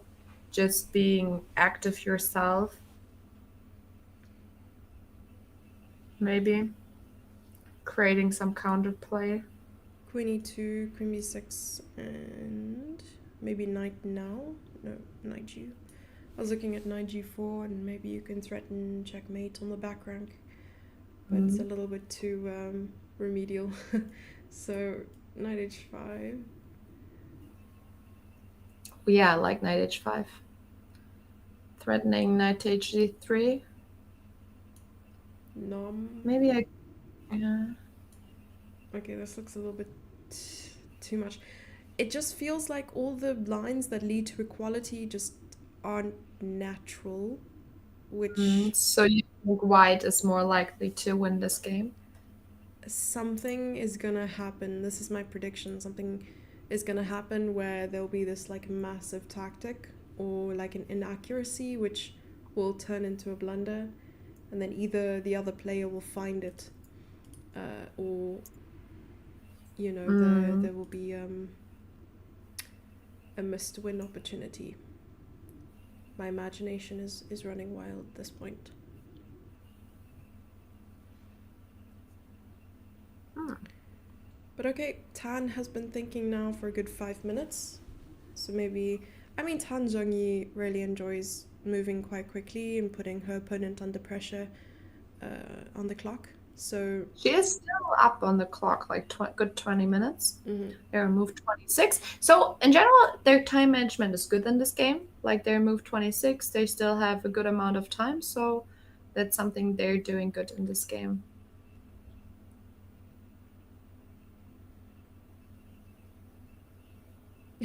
I like that chat refers to the extra pawn as a farmer. Again, this is just so funny to me. It's like, prefer white, but black is a farmer up after all. Yeah, that's the translation when you say, because in German, German language, like the pawn is translated as Bauer, and Bauer is also what we call the farmers here. So that is funny, I guess. Bauer? Yes. So the word we have for the pawn is the same word we have for a farmer. Okay. Yeah, let me see what it is in Afrikaans because I can't remember if it was like plasman or something. Wait, what is farmer in Afrikaans? Never mind. Don't Google it. It's plasman. Yeah, let's just move on with life. Okay. Let's go back to the first board. Yes, please. Alrighty. And since we just talked about the time management, here they're only in move 20. So they still have 20 moves to go before they get extra time. But also here, time management really good because this is not a position where you need extremely much time. Mm. It's more about like, yeah, deciding which way you want to go in the game. And Queen E6 actually happened. Like we were talking about it and thought this is not necessary because it creates a weakness on E6. So let's see. Do you think White is gonna trade queens here? I think so. I think white is gonna probably go into this because now the pawn structure is a little bit different. White doesn't have to worry too much about like what we had mentioned before, like 94, and maybe just bringing the king in, like king f1 is a very natural way. Let's just go king f7, king e2, like king e7, king d3, and already we find that white has maybe an even better situation because Mm. after g6, like maybe g4 here. I'm thinking g4 and just some like normal responses like g5, closing the position, bishop d2 perhaps. Thinking just don't want to make any blunders. Okay, let's just assume that black also wants to close things, and now white will want to open up with f4. So like bishop h1 or bishop g2 and king d6 f4, something like this might be the case, but white is the one fighting for something here because the knight really doesn't have any entry squares. But coming I back, really like the move f4 in the end there you played because then finally the bishop, the dark squared bishop from white had something to do here. So that mhm, could really, really nice way to activate the bishop if something like this happens. Because the white bishops need like a task to do. They're not yeah, doing anything exactly. productive here. So that's the main thing white needs to figure out. How can I use my bishops here in a good way? Hmm. Yeah, exactly. Those bishops aren't feeling like they've had a chance to shine just yet. And this could be a perfect way to go ahead with it. Because what is white's alternative here? White can avoid a trade of queens. Humpy Canary could keep the queens on the board. And maybe this is something she's considering given that she's playing with the white pieces and maybe wants the match to end, in the classical portion with a win. So perhaps even queen f4. But honestly, I think there's a greater chance of her thinking about the endgame here. And after exchanging with the pawn on e6, perhaps giving white this opportunity to just open things up later on. Because if Mm. black ever decides to push e5, that's only going to be good news for white and the bishops. So black is going to try and like keep things closed as much as possible, as long as possible. That's true. Also, something, a fun fact in case you didn't know, Japanese shogi actually has half of a CM kind of thing, but you need to get another before 26 to be in the pro world, Come in back. case you didn't know. Wait, come back. Wait. Sorry, please explain again. Oh, was I gone for a second? No, and my brain Oh, was though. oh, it was just a YouTube comment. So it was just a fun fact that I Yeah, did not want you to not hear. tell me. So that's because we were talking about cutting titles in half. So Yes. Okay. Japanese Japanese shogi, like another game, Yes. also has half of a CM title kind of thing. Really? Yeah. Wow. Okay, I know shogi. I've heard of it. I know a lot of chess players have also gone into like the shogi route after getting into it, but I'm thinking like half of a CM title, is that like getting half of like a black belt in I don't martial know. arts? Okay. I don't know. I don't know a lot about shogi, but I thought this could be an interesting fun fact. That is a very fun fact indeed. Honestly, I wish I knew more about that. But they've introduced, okay, this is a little bit of a segue regarding titles, but I discovered something. I do quite a bit of coaching, and one of my students in South Africa, I was looking at her results at a tournament, and there was a title next to her name, and I thought it was some like weird arena title because I don't really know a lot about arena titles. But no, it was WRM. Wow. And What is that title? I had like the biggest shock because I was like, is this a typo? Like, what did they do? So I went on a whole like searching spree, and it's something they introduced in South Africa in chess. It is the Women Regional Master, and it's Wow. something to encourage like youth players and players alike to get only a South African recognized chess title and help promote chess in that Ah, way. so it's not internationally. Okay, so if she would play a tournament in another country, then It wouldn't show up. No. oh, I see. I Yeah. see. But it's nice to have. I mean, I guess in some ways there are benefits to encouraging chess players to get regional titles in that way because, okay, South Africa is on a different planet, right? It's really hard to travel to different tournaments. We don't have that kind of financial backing and support that other countries do when it comes to playing Mhm. internationally. So, you know, that in that way it's nice. I mean, if South Africa was like slap bang in the middle of Europe, I think our country would be a lot stronger at chess. Mhm. Yeah. Oh, also, we just got a raid of last mile, so thank you really much for this raid. We're commentating the Women's World Cup right now. For everyone who doesn't know, it's the finals right now, so it's big stuff happening here. Divya Deshmukh against Hampi Conero in the finals. And I also like one comment in the chat. Oh, she didn't take, but I want to really quick look at Wow. something that Cast mentioned here, because maybe a plan that could have happened here, because we have here 3 against 2 now. So a plan could be to get maybe a 2 against 1. You know, if one pawn changes somehow, that we have 2 against 1 and try to get a pass pawn somehow. So that could be a plan for the future. But yeah, interesting. She did not take the queen.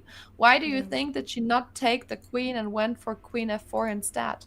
Yeah, I would love to hear your opinion on this, but as I mentioned before, it's like the psychological I'm playing the white pieces, we're still in the classical portion, we have time on the clock to figure things out, and maybe my experience will prevail in the end game. Keeping queens on the board could be good, for white with the bishop pair, maybe trying to just put some pressure on Divya in that way. But what are your thoughts here? What do you think? Yeah, I think you explained that really well, that she just feels like there is more potential on winning when the queens are still on the board. And I do think this move shows us that she's here to play for win. Like she wants to try everything out and she doesn't think she's in any danger of losing this game. And also what Chet pointed out, like queen c7 could be really annoying for black. So maybe you should even go back with the queen somehow to protect the square here somehow. So yeah, she decided. I mean, she probably saw that um, this is like a pawn that could be weak, but she thought it's just not enough. It's just not enough because black has enough ways to protect that pawn. So yeah, she decided to keep the queens on the board, and that really shows she's here for a fight. She's not gonna give this a draw really easily. Yeah, not at all. I don't think Draw is going to show up on Divya's front doorstep anytime soon. So, what I think is this is her saying something without actually saying something. I don't want to draw right now, Divya. Please, chill. Hang on a second. I just want to see something. Like, hold my tea. Yeah. No? Okay. I'm gonna just sit here in silence. Um, well, we wait for the next move. Are you there? I am there. Sorry. I was just reading the chat again. Sorry. Was there a question here you asked me? I'm I so love that. sorry. This is great. This is super. This is like prime content. Shall we check out the late G game just one more Oh, time yes, before please. going on our Let's go for first it. break of today? Yeah. Sure, let's do it. This is like a game where a lot is happening every time we go back to it. But we don't have a new move, do we? No, we Was don't. We Yeah, don't. queen b3 was the last move. Hmm. So, I mean, you did say Tang was on a time advantage, but she's spending her time, and I think it's a good time to spend some time because, yeah, the question is, uh, we also didn't read out this message, but Chat said earlier, Queen c5 is also a way to protect that pawn. So there are a lot of options. Like we already looked into knight d7, maybe protecting this pawn. You said rook d8 is an option, but you don't really like it too much. So you have a lot of playable moves here with black, and you need to consider which you want to play because all of this, I mean, even though the engine says it's an equal position and you're still a pawn up, it's not so easy here because when the first pawn falls, you're not even a pawn up anymore. Your pieces are not as active, so you need to play really accurate here. Hmm. I agree. I agree. And shall we take this moment now to go on our first break of today? Let's do it, and I'm sure we'll have many more moves when we come back in no time. So yeah, see you in a second. See you soon, chat.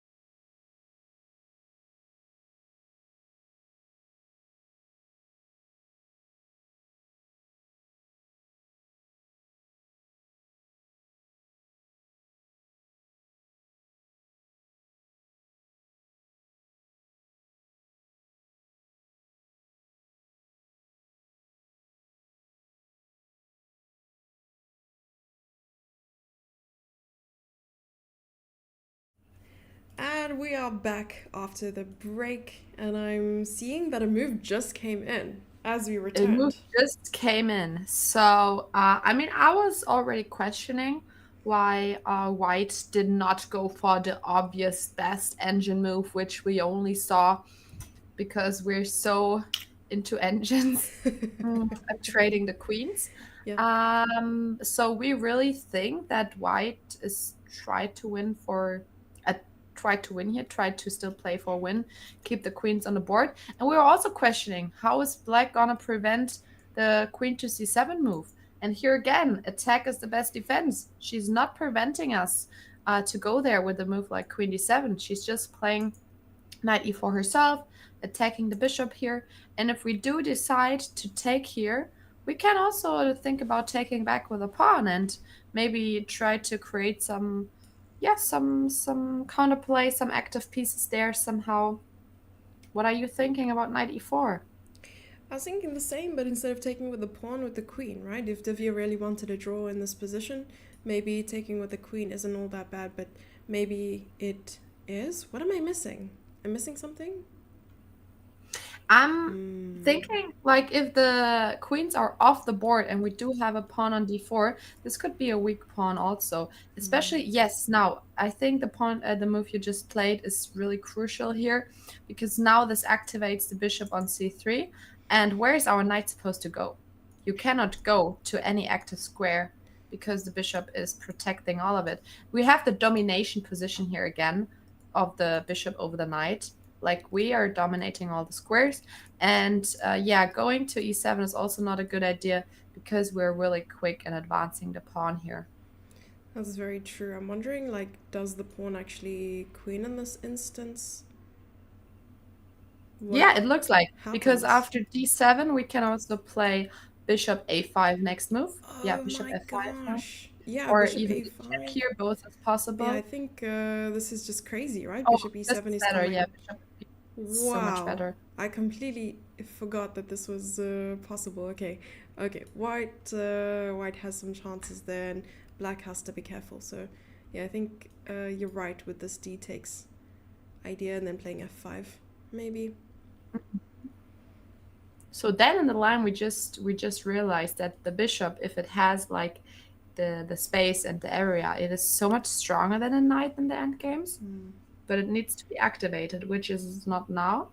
So it's good to keep the queens on board. And I feel like, I mean, you always say this, that the queens and the knights are harmonating better together than the queens and the bishops. But like so often, you really find yourself to recognize that this is true. Like the queen and the knights together, like so often, they're just harmonating so really well. So yeah. I like that comment very much. But now black's pawns are connected once again, and black is now left with two pawn islands versus white's three, and d4 might be a huge focal point. Oh, Mm. Oh, that happened. this happened. She's giving up the pawn for counterplay. I think so. Yes. This is a move that has been played. D5. Wow. So let's go back to the last two moves. So everything we just analyzed, it happened.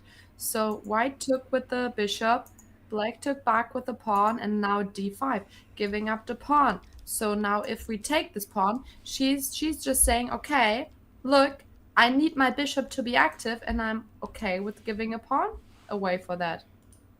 Now she maybe is gonna threaten a mate here. Knight, queen g3, queen g4. And yeah, queen g4 happens really quick. She's playing so quick here. The last few moves. My goodness. So yeah, black is up a pawn here. So I mean, white did activate the bishop here, but if she's not managing to make something out of it, black is a pawn up. She's just a healthy pawn up in this position here.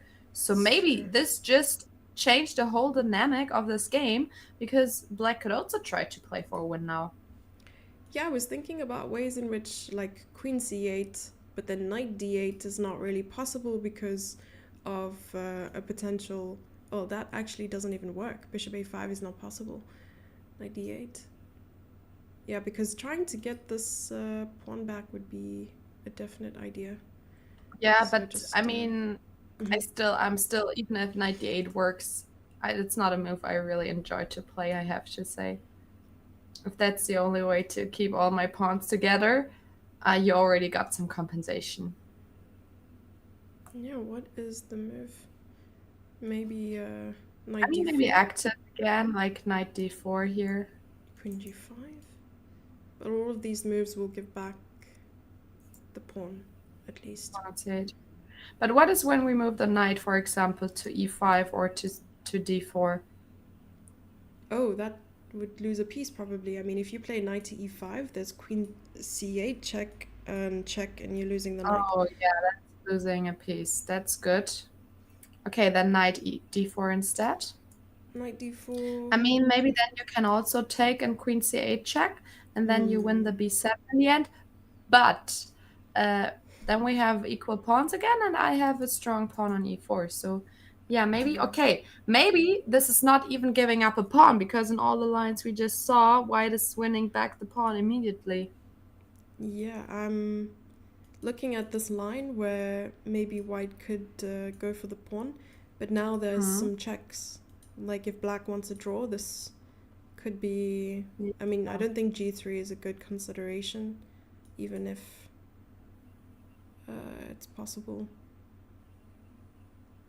Yeah, because takes, and I mean, even after takes, there's like some ideas of just picking up a2. So check True. king Yeah, if we h1. pick up a2, this is a draw. Yeah. Um, yeah, good find by Humpy. She seemed to calculate all of it. And yeah, maybe this will really likely end in a queen's endgame if knight d4 is happening now. Indeed. Does she have any other moves? I mean, you suggested queen g5 as well. Queen g5. But then I think just e4 is hanging. This is why I didn't want to go into it too Mhm. deeply. Yeah, and the bishop is just more active than the line before, so Hmm, white did make some progress there. yeah. So between those moves, of course, f6 is not possible because bishop takes. G6 is not really possible because of check and like And if here the you king moves. suggested knight d8, right? Yeah, knight d8, but now bishop f6. So that doesn't work. Oh, wait, no, no. That's not working, I just saw. Yeah. No, no, no, no, I mean bishop Oh, f6 bishop is not f6 is not working. working? Yeah, because queen d1, Oh, king h2, right. queen Very d6. nice. Very nice. Okay, I didn't see that. What about. Oof. Is there something here though? Still drawn? Like maybe. Yeah, engine says it's still equal, Like but I something feel like crazy. white is on a driver's seat here. Yeah. Okay, so something wild then, like g3 or bishop e5. But bishop e5, there's no point. So maybe just bishop e4. Hmm. Yeah, I mean the knight on d8 is weak. So Mm. This would be. Yeah, I turned off the engine just to enjoy life for a second, because like hmm. I was relying so heavily on it. Let me see what the evaluation is. Okay, better for black maybe. But what is the point of this position? I don't The understand queen valuation, c7. Yeah, I it's wasn't. equal. It's Yeah, equal. I wasn't But so sure. yeah, I feel it's like black is under some pressure here, but it seems like everything is fine. Um, Hmm. Okay, let's come back. What a tricky move. Queen g4 is like a beautiful creative find because there aren't many Like ways. giving up the pawn short term, but you have two threats with queen g4. You're Hmm. one threatening on mate on g7, but also queen c8, picking up a pawn on b7. So this is a really nice move here. So maybe the easiest way is really the line we just looked into, playing here knight d4, and if takes, we go into this really drawish endgame here, where white is winning back the pawn. Yeah, really nice calculation there. Good line. I just want to see Hmm. quickly if anything happened on the other board, just briefly. Yes, something did happen. Okay. So I checked the moves when we were still in a break, Oh. and everything you said actually kind of happened. Do you Oh. remember when you said like queen e2 and then like knight h5 is was your suggestion, and then you said queen takes b7, rook f8, and you were like, yeah, this is some wild stuff, not gonna happen, something like this.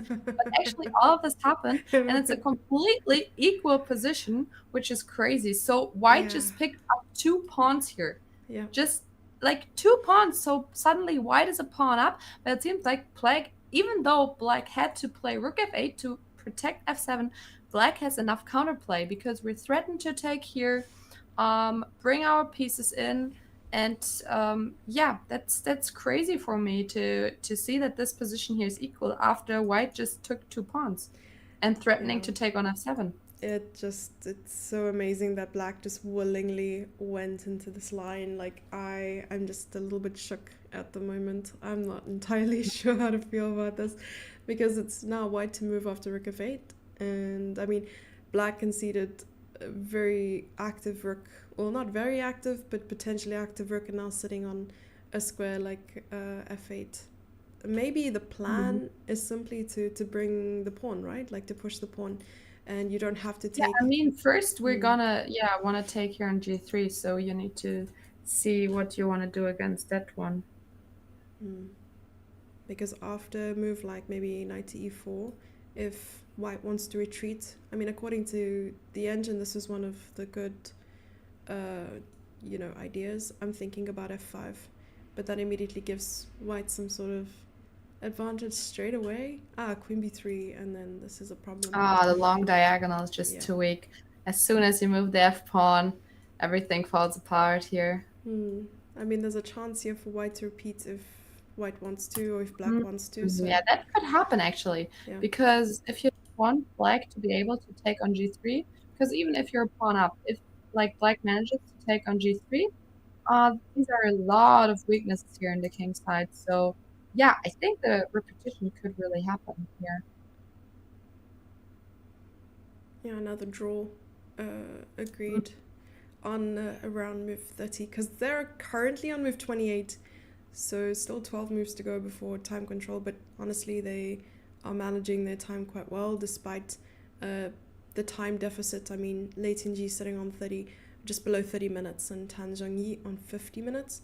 So I think they've managed their time quite well, but the dynamics are still there, and of course it'll be easier for us to evaluate with an engine by our side. But honestly, there are just so many pieces all over the place. It looks like, a witch doctor took a couple bones and just went, here's your fortune, and the pieces just scattered all over, and yeah, it mm. feels But I very think it's difficult. already crazy that they found all this until now because Yeah. they found all the best moves to get into this position. Mm-hmm. So I'm impressed here. There's a reason why all of them got the GM titles. Except one for now. Except one for now, but this will not take. I mean, maybe it changes today, right? Maybe Sure. Divya will get her GM title today and writes history. She Yeah. would be the 44th ever female player to get the GM title. Wow. And this will be the first time that I've like been Witnessed it present. Yeah, I've live. witnessed like a direct title like GM. Just oof, like that Mm. changes your life forever. It really does. Yeah. Yeah. Wow. Wow. Wow. Okay, so let's go back to Humpy Canary. Let's see what happened. I think Yes, that please. Leighton G might spend some time in that position just to figure things out. Did we miss Mhm. anything? Let me go to the live position. No, this is the live position. Yeah, she also takes some time, but I mean, look at the time. She has 44 minutes. She's already been thinking for 10 minutes here. Mm. But it's good to think here. They move 24, and this is a really, I mean, I mean, she for sure already saw this line here, and she's also considering, do I want to go into this drawish line or can I play somehow? But when we look at the lines where it was like, if she's not gonna play like this, like Mm. for example g6 and playing with knight d8, like does she really want to play this position with her knight on d8? That's something she needs to consider here. Like, is she gonna go for this or the other line? What do you think will she choose here? Yeah, I think we might see knight d4 here. Um, Mm. yeah, 100% that she's considering this move. And instead of g6 just feels a little bit more compromising, right? Like you're, excuse me, compromising your king safety um, for probably no reason, because you do have a very solid alternative. So Mm. Yeah, and also G6, you say it compromises, and I think it's a really good word for it because it opens up the whole diagonal, right? So we just need to bring our queen somehow on this diagonal to threaten mate on several occasions. So yeah, that's a good point. wonder who was the last direct GM woman. I know they gave it out to one or two women. Yeah, I think I'm trying to think back actually. Back in 2000 and was it 18 when Ju and June won the Women's World Championship knockout tournament, and in the final she was facing Katarina Lagno, but I think she was already grandmaster at that point.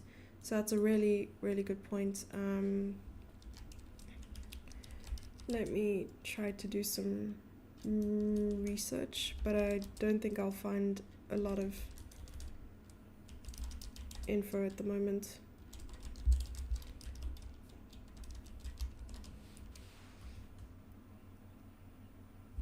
Yeah.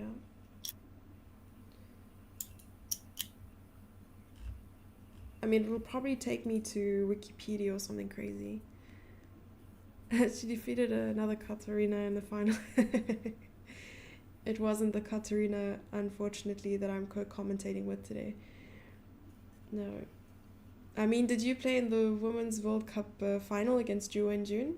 I mean, Please don't maybe. tell anyone. This is a The secret. Oh, okay, okay. Sorry, I won't say anything. Mm. Um, yeah, let's see when she became when she became Grandmaster. Okay, while you research that, I will answer the question from Twitch. What's the tiebreaker format? That's a really good question. I mean, we already did have some tiebreaks, but all of the tiebreaks have the same format. So, same as in a classical, they play best out of two. So, first they play two 15-minute games. So, whoever scores 1.5 points or more wins. But if it's 1-1 after the two rapid games, they go to 10 minute plus 5 seconds, and if it's still equal, then they go to 5+3, I think, and then 3+2, and then they keep playing 3+2 if it's still equal. So there is no Armageddon anymore. They changed it because in the past there were some wild yeah, time travel scenarios. So yeah, that's the format.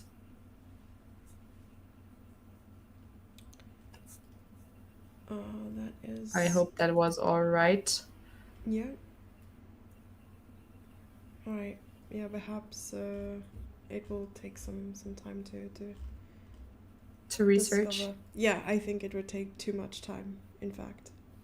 Yeah, because. Yeah, it's Sorry, yeah, go there's ahead. not so much in general like findings about that. Also, when you try to ask ChatGPT those questions, Hmm. I feel like this is not something that so many people asked ChatGPT. So the answers about women chess in general are not too accurate, I feel like.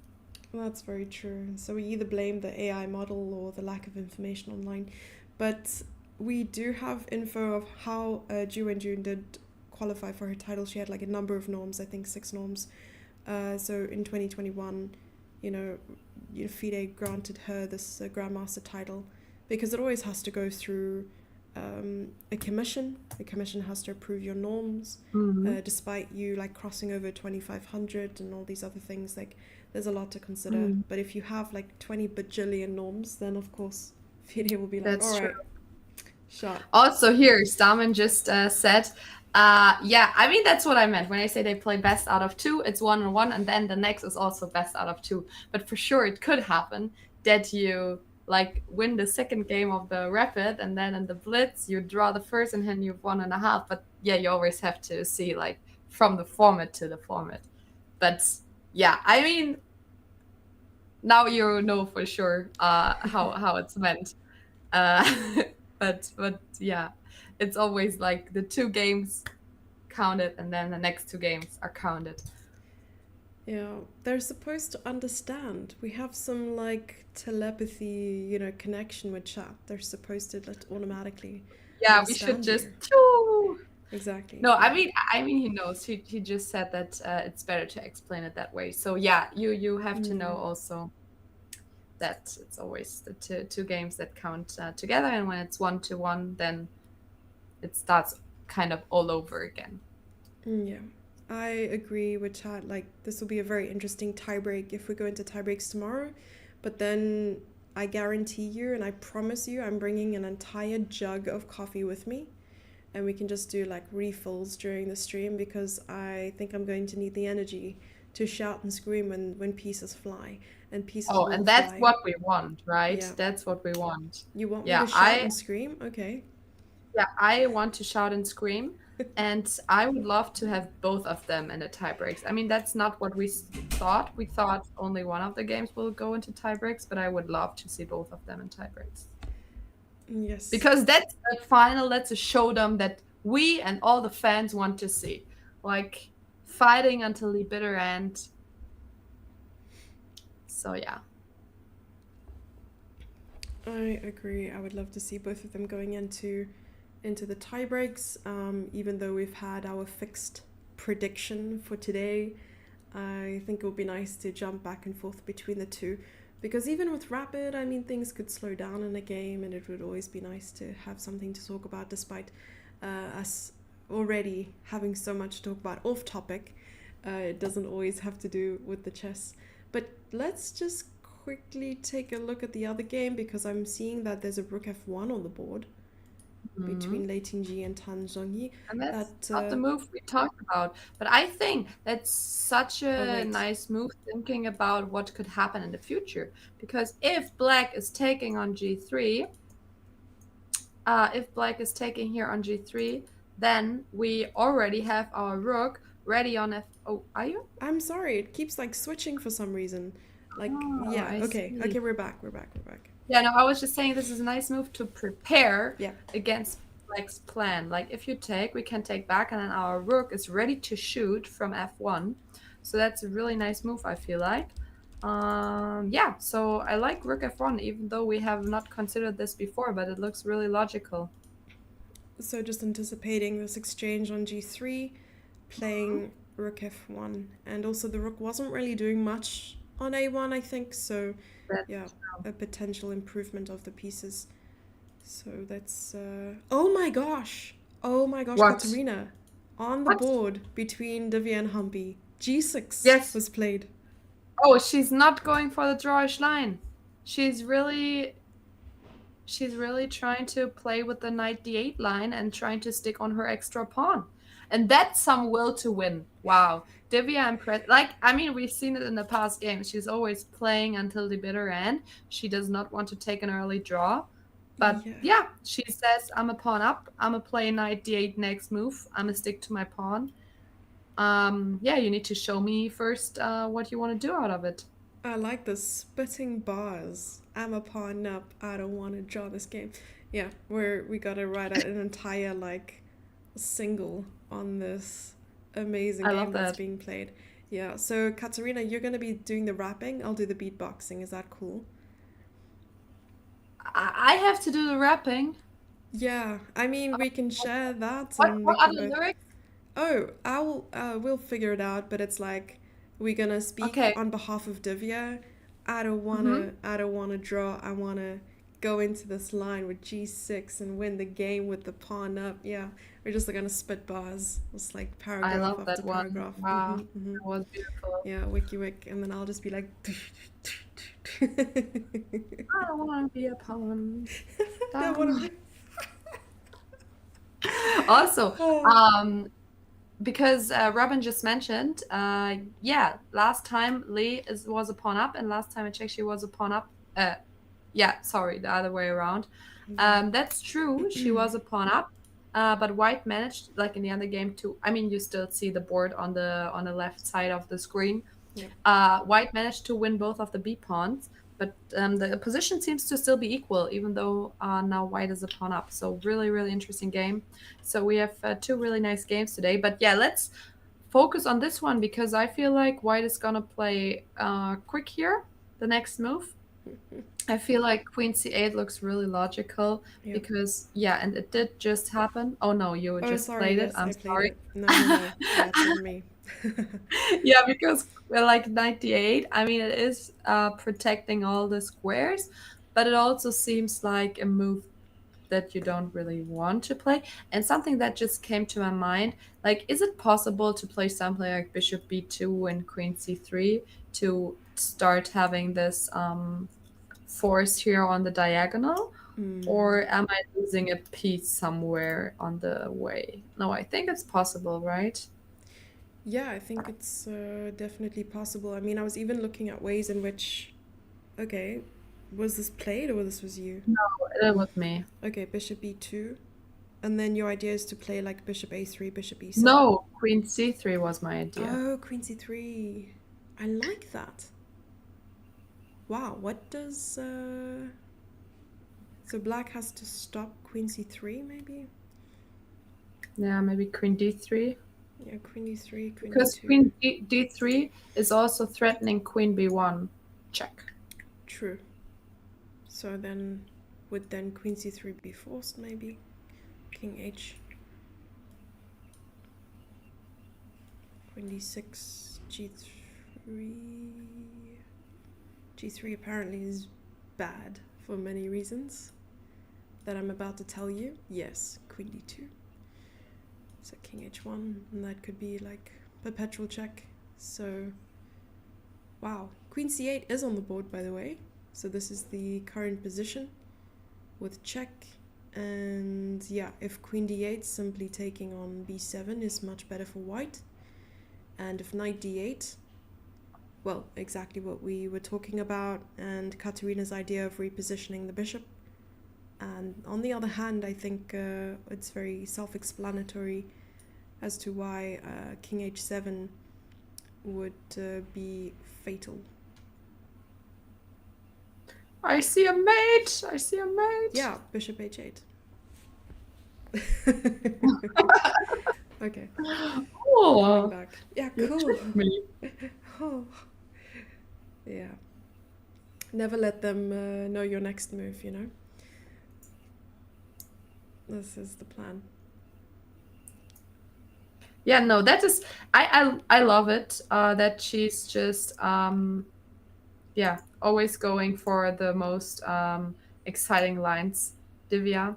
So that's really like just seeing her will of winning the game is incredible. Mm-hmm.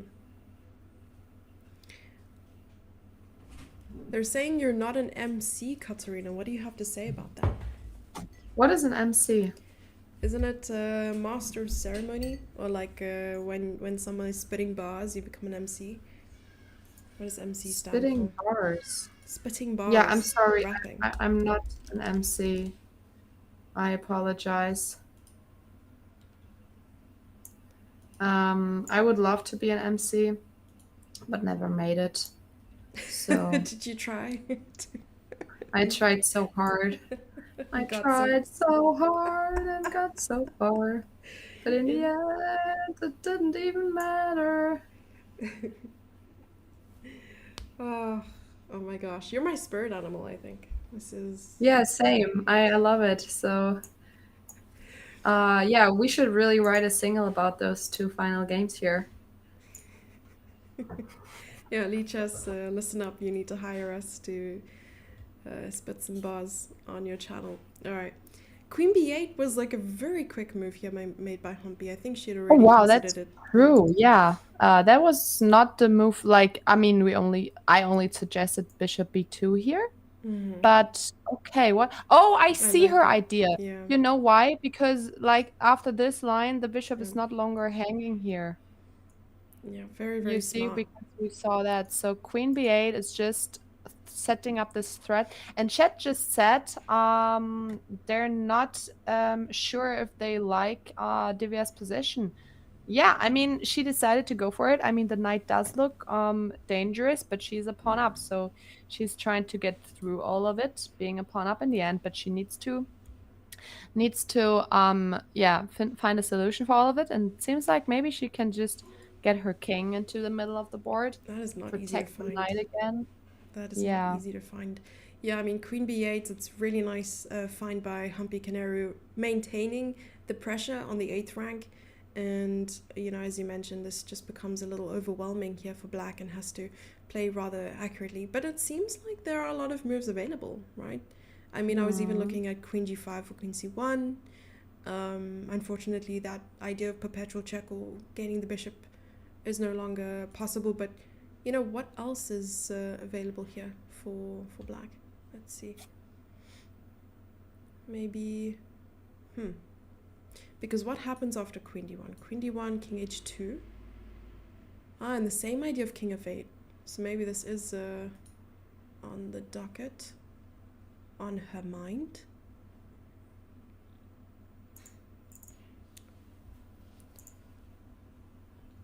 Chat is a little bit worried for Divya.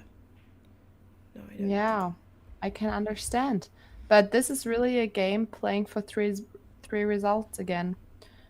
Um, I mean, both of the players want to win this, and we can really see this, which is awesome. Indeed. All right, let's go to the old Chinese game and see what's happened. Yeah, there's some development in this game. After knight takes g3, f takes, and queen e3 check was played.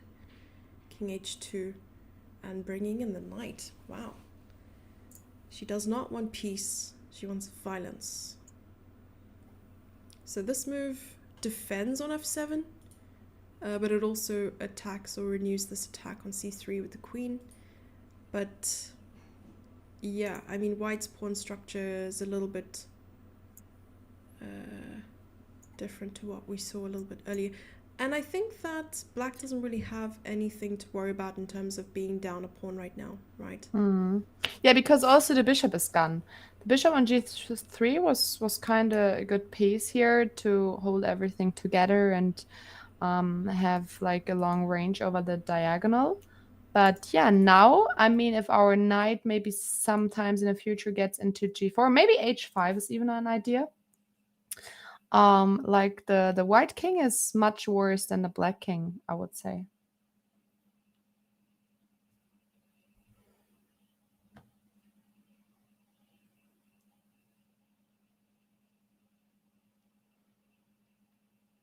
I think that's something we really need to consider here. Okay, first it's white's turn though.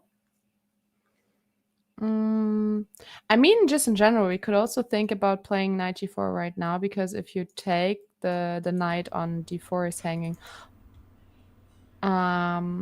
So yeah, I mean, maybe even, I mean, look, if it would be black turns here now, we could take on d6 and then play knight g4. After king h3, we have a perpetual. You see that? Oh, well spotted. Yeah, if I mean, H. I don't know if, yeah, so maybe like black is threatening I mean, you could also like sack the exchange back here, but maybe there's not much left on the board then. Oh, yeah, these are just some ideas here in this position as well. Do you think white would then give the pawn back? Uh, Which pawn? yeah, so in the case of, let's quickly take a look. I mean, what would white Hmm. play here? Knight e4. Okay, instead of knight e4, let's see.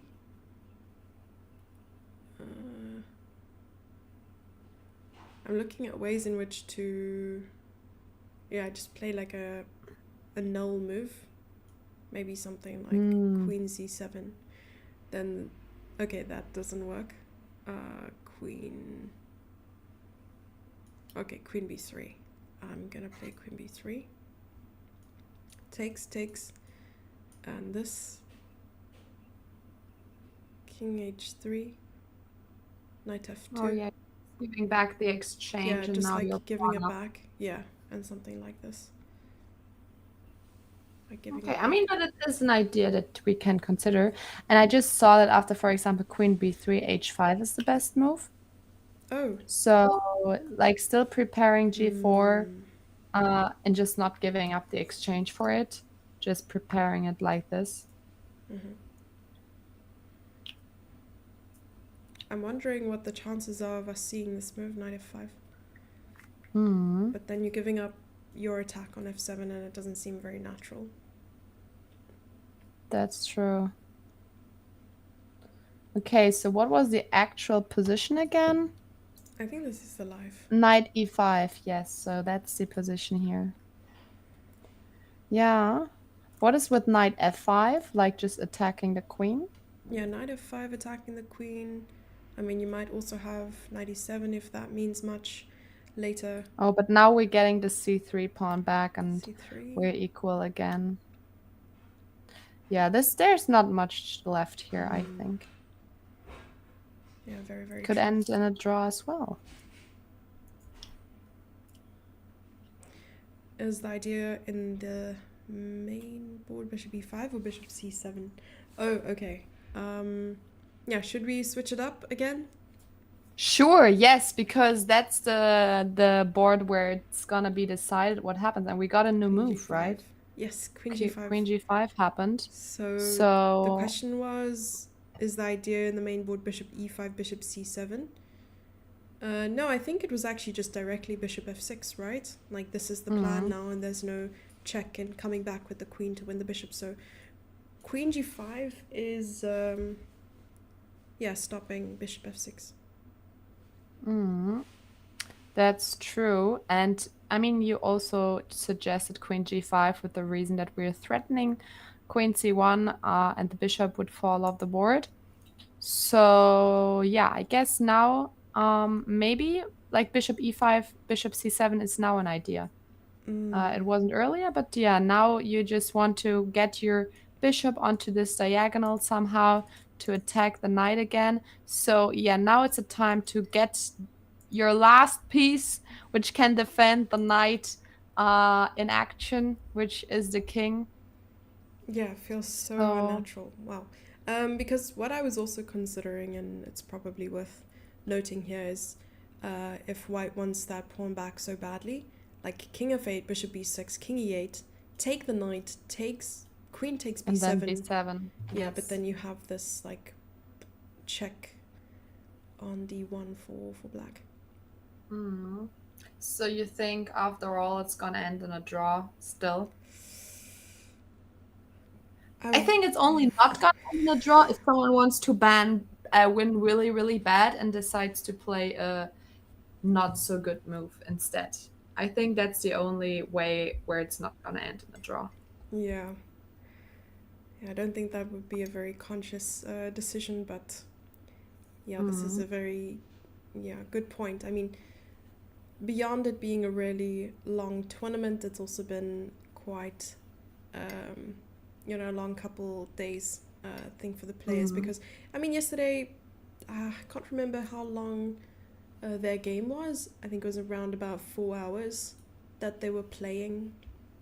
And I read an article about Divya speaking up after the semi final. She said she's just looking forward to a break and some good food. Like she was really tired. And I'm hoping that those 2 days of resting were good for her and she has enough energy to maybe even fight on in a position like this in That's a case. really good Yeah, point. Yeah, like we haven't talked about it. Livia got one more day of rest than Humpy. yeah. So maybe that's also good for Divya, that she's more rested after all. Wow, that's an interesting point. I mean, with rook endgames versus queen endgames, what would you prefer? Rook ending, queen ending? Mm, I mean, you mean to play for a win or in which scenario? Just in terms of comfortability? Like, would you feel more comfortable playing with I think rook and queen king? endgames are more complicated to Yeah, hold when you're a little bit worse, that's true.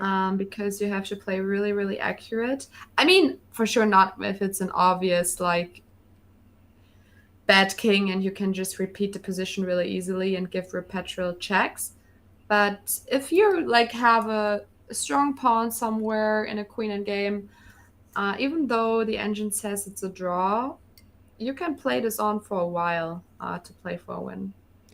Yeah, I've always been on the other end of that. Like, for me, rook endings always felt like such a dread, and the excitement of queen Mm. endings and like the possibilities were always standing out. I mean, it could end really badly where you miss a tactic and, it's complicated, like you mentioned, but I like that. I like the thrill of it. Yeah, adrenaline junkie. Mm. Oh yeah. Gang, gang. If queen c1 is annoying, maybe king h2 before. Yeah, I don't know. Maybe queen h2, king h2 is fine because the queen is sitting on this diagonal, stopping any checks, right? So you could actually play king h2 at some point. And here, Batwing said he liked bishop e5 better instead of bishop d4. Because after king f8, queen d6 check, you might be winning the h6 pawn because you're threatening like bishop f4 as well. Oh, I missed that. Um, Very but I nice. don't understand because now you can also go bishop e3, right? What's the difference? Hmm. Hmm. Like, let's look at the line. King f8, queen d6, king e8, and now bishop e3. Like, we can still win the h6 pawn, can we not? So in both lines, we might. But I mean, black was a pawn up, so now it's equal material, and I don't think any side is gonna win this. Would win this position here. So is the point of winning h6 as opposed to another pawn important because of the potential pass pawn, or? Yeah, I just think that he wanted to point out that this pawn is really weak, which is a really important point. So in case you're not gonna win the b7 pawn, maybe you're gonna win the h6 pawn because you should not trade queens when you're not winning a pawn back. So that's important, and it seems like it's really easy here for white to win a pawn back. So yeah, white should be in no trouble here. Hmm. Tricky, tricky endgames. I'm gonna refresh just so we can see the live times and make sure that the Mhm. boards are also live over there. Yep, everything is good. Yeah, we have 25 minutes against 26 minutes, so really equal time there. And they still have 13 moves, so they have enough time to find the right moves here. So yeah, really good time management so far. I mean, I just checked with the engine, and black only has two playable moves here. One is king f8, and the other is king h7. You already showed us why after king h7 we're not allowed to ever move the knight, because queen h8 is a checkmate. But I mean, the benefit of king h7 is that the knight is no longer in a pin. So if black decides to go a second time after the knight, then we can move the knight again, because in this case, there's no checkmate. So king h7 is also working, or king f8. Yeah, what do you think will happen here? King f8, king h7, or something completely different? Yeah, I like what Chad said with king h2 and g3 being very Carlsen-esque moves and probably ideas there. So nicely put. Was really funny to see in chat. Um, So you think white is gonna play for a win here now? I think that if anyone has a chance to put some pressure, it might be white in this very moment. But I feel like in a couple moves, things could change because black can very easily solve this problem, as you mentioned, putting the king on h7, maybe just creating some exit squares for the king so that the knight can be free again. It might be really difficult for De Vere to decide whether to move the king to h7 or f8, because on f8, I mean, we spoke about the king sort of being exposed to these diagonals. There could be some checks and so on. So I think it will be very, very difficult for us to predict exactly what she might do. But just for the sake of content and just for the sake of fun, what is your money on? Yeah, you mean on which move now, right? Not Yeah. who's gonna. Yeah, I think King F8. I think she's all here for bringing all the pieces into action. Hmm. So, yeah, I mean, if you see that King F8 works, just getting your king in there, protecting it. I don't want like this mating threat here to still be on the board, I guess. That's true. And if the king is on h7, you could just be chillin', but your knight is not chillin', so you're gonna have to make some sort of concession here. Either your king safety or your knight being a little paralyzed for a bit longer. And Mm. yeah, I think from what we've seen from Davia, she would actually go for f8. I think my money's on f8. Yeah. Okay, yeah, and this time I have to agree what you're saying, yeah. I mean, I've been going against you all day, but not on this one. I also think King F8. But Chat is predicting King H7.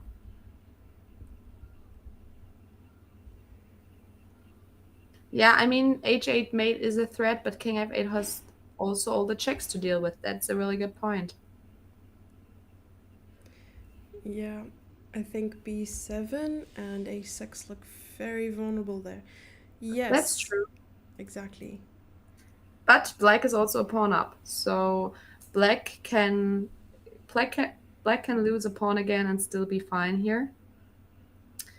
But yeah, white is definitely putting black under a lot of pressure here. Hmm. And we did get some moves on the other board. Should we check that one again? Let's go. Let's go. All right, so what happened? Uh-huh. Okay, so after 95, knight c4 was played. Sorry, knight c4. Curious. Is queen takes c3 a possibility?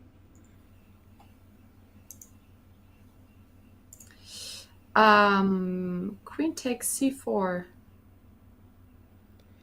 Yeah, because if queen takes c3, maybe there's a queen d5 move. Because you have to defend the rook and knight. Hmm. How many moves until time control? So this is move 32. They have 8 more moves. I mean, black has a little bit more time. But yeah, queen takes c3 looks really logical here. Just taking that pawn, you no longer a pawn down. Why not? Mm-hmm. I mean, the alternative here is queen e2, right? Double attack on the knight on c4 and the rook on f1. So you would need to play the rook from f1 to f4 to protect the fourth rank like this, which looks really unnatural. Like, I'm not sure if this is all so good for white. Very true. So here, rook f4 and knight d3, maybe knight d3 now. Because Mm. knight d3, rook f3, knight e5. Oh, knight e5, never mind. There could be a rook e3. Oh no, knight takes. Okay, the knight could take. Okay, I guess. There's that. There's no repetition. But what about g5? It's a little bit reckless, but I'm considering it. Because takes, and the rook has to move. Mm. Also, Chet was right. King h7 happened. Yeah? We were both wrong this time. Yes. Oh my gosh. We don't know I mean, Divya it's as a well as we good thought. move, so it's a good. Yeah. Queen f4 to h6. Okay, I'm a little bit lost. Divya played king I think, h7 anyway, so we'll yeah, see. he's talking about the other game. Yeah, with Okay, my bad. f4.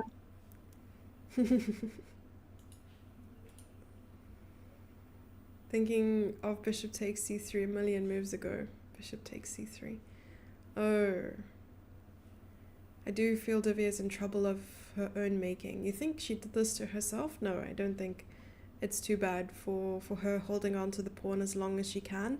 Because on one hand, your opponent has to prove that they like deserve that pawn back, right? And that their sacrifice was in fact sound. And if Divya manages to hold on to the pawn and escape with a decent position, I think it would be very convincing. That's true. But can we look into the line we briefly discussed when like the next move that's gonna happen is bishop b6? Like, can we just like I think I suggested just moving the knight away to e6 and giving up the b7 pawn. But is that really like a good position we get afterwards? Hmm. I mean, because a6 is also hanging, f7 is hanging. But yeah, maybe now we have those checks again here that you mentioned earlier. Yes, exactly. And I like what Chad said. It's like you're moving away from a pin, but into another kind of pin, right? I mean, Mm. you're moving from this absolute pin into a relative where if you move the knight, you're just going to get mated. So, very, very smart and clever way to highlight that. And yeah, I think this just ends in some perpetual for black. And maybe Mm. black is forced to play it, right? Because there's no way to save both a6 and e4 unless you're Superman.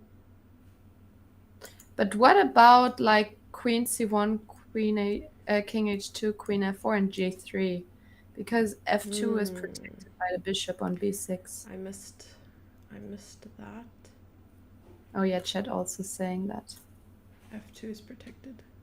Okay, let's look at the line. So queen c1, king Yes. h2, queen f4, g3, and queen has to move, right? So Mm. queen f3. Yeah, we still need to protect the f7 pawn somewhere. So queen f3 or queen f5. Yeah, Okay, but let's try queen f5. anyways, like when you just take the pawn on a6, then what's happening? Oh, Now the I'm a knight can pawn come down. in. Yeah. Knight g5. Yeah, knight g5. Let's just see what Mm. happens here. So then queen f5 is a little bit stronger than queen f3. Mm. Just to open the square for the knight for later. Mm. Oh, and then the plan is to just go perpetual because otherwise h3 is hanging and you have to defend it somehow. Yeah. I see, I see. Okay, so here we see again how well the knight and the queen are working together. So even though we lose the whole queen side of the board, it seems like black is still fine. So Yeah. Well spotted though. Yeah. yeah, but you need counterplay. So it's really a last minute draw. There's not much left in this line. But yeah, it's important to see that after bishop b6, she can move the knight away, and even if she loses b7 and a6, she'll manage to have enough counterplay to secure a draw here. Good point by chat. Like queen e7 defends all the necessary squares, right, and pawns and pieces. A little bit overloaded, I think. Hmm. But the plan for black would be to play f6 and stop the pin. So perhaps he was trying to solve this one small problem at a time. So queen e7, f6, but I think, is there something? Let's just play like a3 or something. Not a3, a4. Queen e7. Let's play another move. f6. Seems to work. Yeah, what do you play? Maybe something like bishop to c5. But that doesn't really have a lot of merit. Maybe And this what? Why position not bishop b4. b6 Sorry. in a line after f6? Because of the bishop Uh, b6, you just say the knight moves away, or yeah, maybe knight c6 is fine. and b7 is all protected by the queen. And queen f4. Yeah, it looks a little bit risky for black because you have so many weaknesses, like pawn weaknesses. Your king is on the 7th rank. It's looking vulnerable, so that's tough. But yeah, as long as you're not getting mated, maybe that's fine. Yeah, that is usually the whole crux of things. Make sure you're not getting checkmated, and you should be fine. So smart. Amazing point. 200 IQ. Yeah, so it should be fine. Yeah, a lot of upsets actually, like with results from previous rounds. We've seen that players who we thought would make it to the final or even semi-finals were knocked out. So yeah, Mm. lots of upsets, but also a lot of strong players, right? Like if you were to look at the whole roster, the whole list of players, it would be almost impossible to pinpoint if we had like a fantasy league of Women's World Cup and you were to pick your favorites for who would make it. I think it would be incredibly tough. Yeah, because I mean, so much can happen, right? You just need to mess up one game and then it's gone. Like, let's say you draw a first game against someone and then you blunder a piece, bam, gone. That's true. There's no coming back So from yeah, that. it's also, I mean, for sure, it's a lot of who just plays really good chess, but a little bit of luck is also there. Like because some players you beat because they made a mistake, right? So you need to be lucky that they made the mistakes against you and not against others.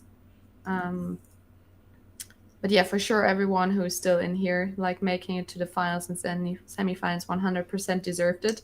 But there were so many strong players who didn't make it, who also would have deserved it. But this time, the others were just better. So yeah, it's really hard to say who's winning a tournament like this. Hmm.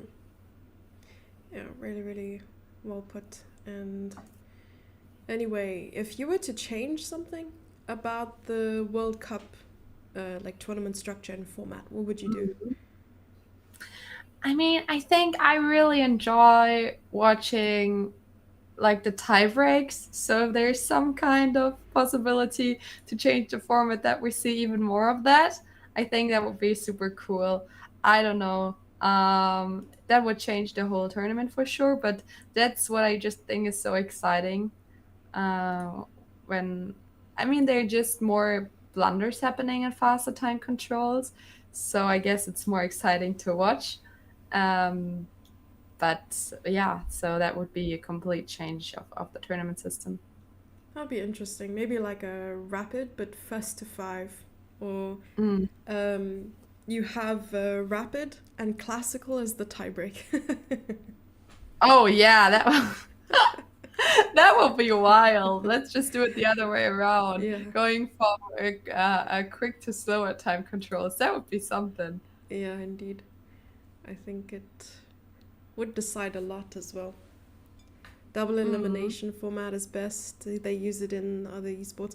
That's true. Where you do get a chance to fight back if you end up losing in the matchup in the main bracket. You then drop down to like a consolation or losers bracket, and you're able to fight your way back up again.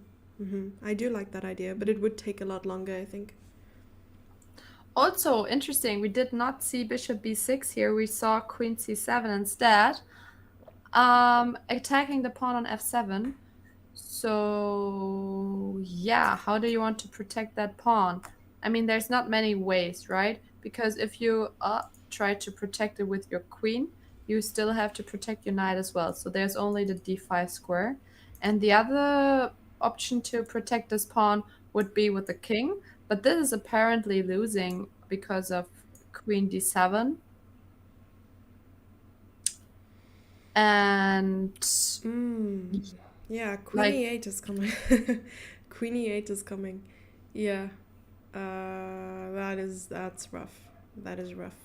And very easy to miss too. Like we really realize the queen e8 is power, a really nice move, yeah. yeah, of this bishop. So she needs to be super accurate here. So I like the engine saying queen d5 here is the only move not to lose. I mean, when you see queen d5, it looks really natural, protecting all the important squares here in this position. But this position is not like easy at all because again, there's so many mating threads here in between. Hmm. Yeah, I think yeah, I it mean, needs even to bishop update. f6, you know, And then if the knight has to move, like you're just threatening stuff here, it's not easy at all. If I look at the evaluation gauge on the left hand side, there's like a mini feature of the game and then a small evaluation. Yeah, it's lying to us a little bit, I think. It's showing Mm. that white Oh, you is think it better. shouldn't be equal? Oh, it shows the white is better. Yeah, I needed to update it, but even after updating it, it like showed some things. But okay. I think the World Cup is such a long tournament anyway, and you can't realistically do it with classical chess in less than 3 days per round. So the loser's bracket would make it so long. True. Yeah, so speed things up. Or, you know what? Have it be like a 60 plus 60 and 30-second increment. But does it then take away from the quality of the games and like therefore the quality of the tournament itself? Yeah, I mean, in general, when you have not as much time to think, for sure you're not gonna play the best moves, but maybe that would be more interesting for the viewers. I definitely wouldn't cut down on the number of participants because you can already see that there are more open players than there are female players to start off with. Plus, in the first round, there are like 20 something players who don't play the first round and only enter in the second round. So you have the front runners not even showing up for the first round. Did you know this? Like as part of the tournament structure? What exactly? So in the first round of the World Cup, the first 20, I think it's 23 players or 22 players um, in the starting rank don't have to play or don't play. Oh, but is it always like this, or Yeah. is it it also depends on like how many are signing up in the end? No, so you have to qualify for the World Cup Yeah. and Oh, uh, and everyone who says they will not make it, they will have a someone else replacement. replacing them. Yes. Oh, yeah. I mean, I always saw that the strongest ones don't have to play, but now I know that it's 23 in total. That's good to know. And Yeah, she did and find the only move here, by the way, Queen Divya. d5. Nice. Queen d5 is on the board. Yeah, it's crazy this only move because every other move was going to lead to some really decisive advantage for Mm. Humpy. Yeah. I still want to go for the line that I maybe like you remember when I said bishop b2 and queen c3. I still think Yes. that could be really annoying for black here. Okay. Maybe we'll see this because bishop e2 is one of the suggestions here.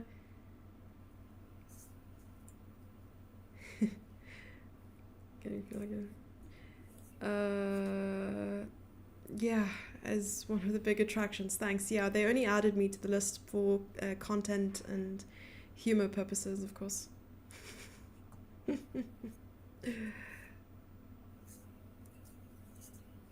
I'm not entirely sure why they chose to make it emote only. Maybe just for like general Yes, so reasons. you can troll in our chat. Yeah, so that the commentators don't get distracted by words on stream when they read the chat. Yeah, that's 10 out of 10 reasons. Can we please have a survey about the results on for channel points? Yeah, we're gonna have to ask one of the moderators to then take over chat and figure out how we can do some poll or predictions. But we're trying to involve chat as much as possible. Speaking of chat, though, anything of note on YouTube chat? I mean, I have it open the whole time, but it's a little bit quiet. So the last thing said was that Linkin Park is a great song, which I agree on. But yeah, someone else just said that they played 100,000 games on Lichess, which I highly doubt. Like, I don't know, I'm not sure how many games I played, but 100,000 games Yeah, how? seems a lot for one Mm, person. I've seen 40, 50,000 games, Of but people you know, yes. Someone I was wow, preparing against, actually. So, that's yay. crazy. Yay that I had so many games to go through. But yeah, because there's a way to download all the games of a player, like a user That on is Lichess. crazy. But the amount of time it took to download 40,000 games, it was a lot. So I kept thinking maybe multiple people played on the same account, which is obviously illegal, but how can you tell? And the other reason is she was just a really big chess enthusiast and spent every waking moment. I mean, she was young, as she's like 15 or 16, That's like playing crazy. every single day. Yeah. That's crazy. 100,000 games is just a weekend of bullet. Yeah, I mean, you have to play like if you play like ultra bullets, only 15-second matches, you can really do that. I guess only 15-second blitz games, you can push up your number really quick. Yeah. And also, thank you so much for the rates. For everyone who just joined us, we're covering the final of the Women's World Cup, like one of the most important tournaments in the year. And yeah, both players here are not taking chances for a draw. They're both playing for continuation here. So that is something we really enjoy seeing, that they're not taking it easy. And knight c6 is And the only I have move. to say, Yeah. something crazy happened on the other board. Black is winning. We have to switch. Oh, Um, we have to okay. switch. I don't know Wait, what happened, why but the doing evaluation this? is Yeah. going crazy here. Hang on, what did we miss? So, What is happening? I mean, the last thing we saw was like white playing knight c4, and then we talked about queen e2 attacking like the knight and the rook at the same time, and g5. And here, the only move to Did she play was miss it? knight takes e5 instead of moving the rook over.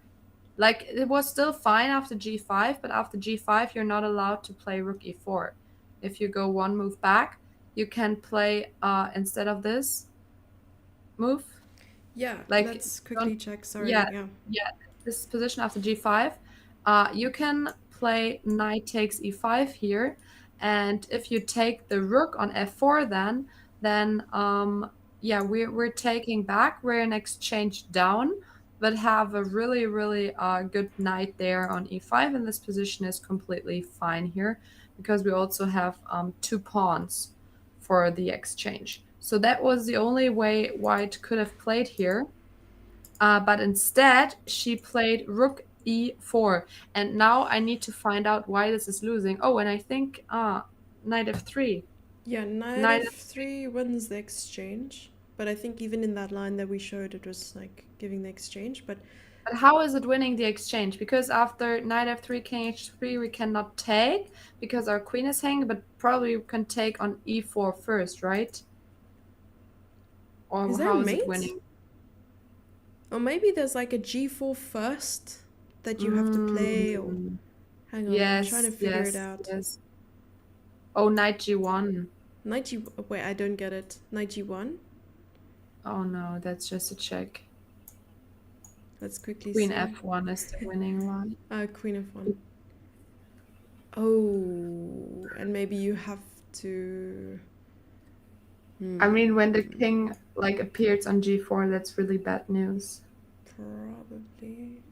I'm still We're like. not even material down here. I'm failing to understand. Okay, let's just go through the line that the engine suggests. Sorry, I'm going to like keep an eye on. Yes, please. Okay, so Queen h1, King g4. Oh, and now you take the exchange. Knight takes d4, c takes d4, Yeah, and that's not so fun for white, I guess. rook g6. Oh, and now you can take on h4 with a check and everything, and Oh dear. Yeah, King f3 being like one of the only moves. G takes and also h4. Robin said g5 a million years ago. He said it about another game, and he said it in another position, but he mentioned g5, and g5 happened today, and it was the winning move. Wow, that is a great turn of events here. So it was another game, a Wow. different tournament, another universe. You insert it But now. g5 was mentioned. G5 was mentioned. Yeah. That is crazy. So we might see already a winner of this matchup today. Yeah, exactly This as you happened predicted so as well. fast. Yeah. Yeah, that's true. I said we only see a tiebreaker between Divya and Koneru. Wow. Wow. Okay. Let's come back. Do you want to stay on this game? Because right now, I would Leighton I G. would yeah, we Yeah. can stay for another second, Yeah. just to figure out, is there anything else white can do after queen f1? Queen F1. So we figured out that queen f1 is the winning line, right? Because now you cannot take our knight after queen f1 because this pawn is pinned and your rook is still hanging. But can you maybe do something about your hanging rook here? Yeah, maybe I was thinking of the Queen F1, like you take the rook, but this could also prove quite fatal because there's a check. Oh, you know what you're Oh, doing. You're just playing mating ice net. cold h5. Ouch. Ice cold, Hmm. And there's no ice way. cold. And you cannot do anything. You cannot even play king h2 because our knight is still protecting. If you take the knight like with the queen, it's just checkmate here on h1. Ice cold. Wow, colder than the weather here. That is crazy. Very, very well spotted. Wow. This is a rotten way to miss out on the candidates. That's true because the loser of this match will not qualify for the candidates. Hmm. Only the first three will make it, so there's a lot on the line in this match. Yeah, maybe she makes it through. I mean, I think the spot's already taken for Grand Prix, but there's like an overall, like whoever performed well through the circuit, there's a Mhm. spot available for them. So I'm hoping, Yeah, you're Leighton getting a G. lot of points finishing fourth in this tournament, as that's true, but still hurts, yeah, when you're so close. So I'm And hoping. you already mentioned like she lost really it was a really close match between her and Hampi Kuneru, right? Leighton J, she was leading in the rapid portion. Yes, exactly. Against Humpy Canaru, she won the first rapid game, and the second game, Humpy was in a must win situation with the white pieces, and Mm. she prevailed. Yeah, it was a very, very tough matchup. And then I believe, I'm trying to remember the result of the Blitz. Um, yeah, Humpy. Did Humpy win both? I'm going to have to go back and check. That's crazy. But yeah, I mean, now she needs to find the move that you already put on the board, Queen F1. But I think she will find it. She has 24 minutes. She's checking every possibility now. She will not slip that moment, and I do think she will find Queen F1. What do you think? Yeah, I think there's a good chance she'll find it, especially because of how important this moment is. Yeah, Humpy Canaro, she won both of the Blitz games. Yeah, Yeah, impressive. that's a Queen F1. I mean, we can go to the live position, which is this, and it's gonna be really tough to find it. I mean, she might first toggle. I mean, something that she shouldn't do is to take on e4 first, right? Because then Hmm. you can take back with the rook, and your rook is no longer hanging on d4. So that seems like this is still working for white. Because then after, like if we go into this line, taking on d4, rook taking on e4, sorry, and then queen f1, the difference is that there's actually knight to e3. And after Queen here, King, and it's better for white. I Oh, mean, you don't that's have a wild. rook. You don't have a rook on e6 anymore to play rook g6 in this moment. Yeah. Maybe there just aren't enough pieces left, right? Yeah, you don't mate, like white is gonna mate like Nigel Short there. So I already mentioned this twice now. I'm taking every option to mention Nigel Short here, the Nigel Short king rotation there. This famous game of him just entering with the king, I guess.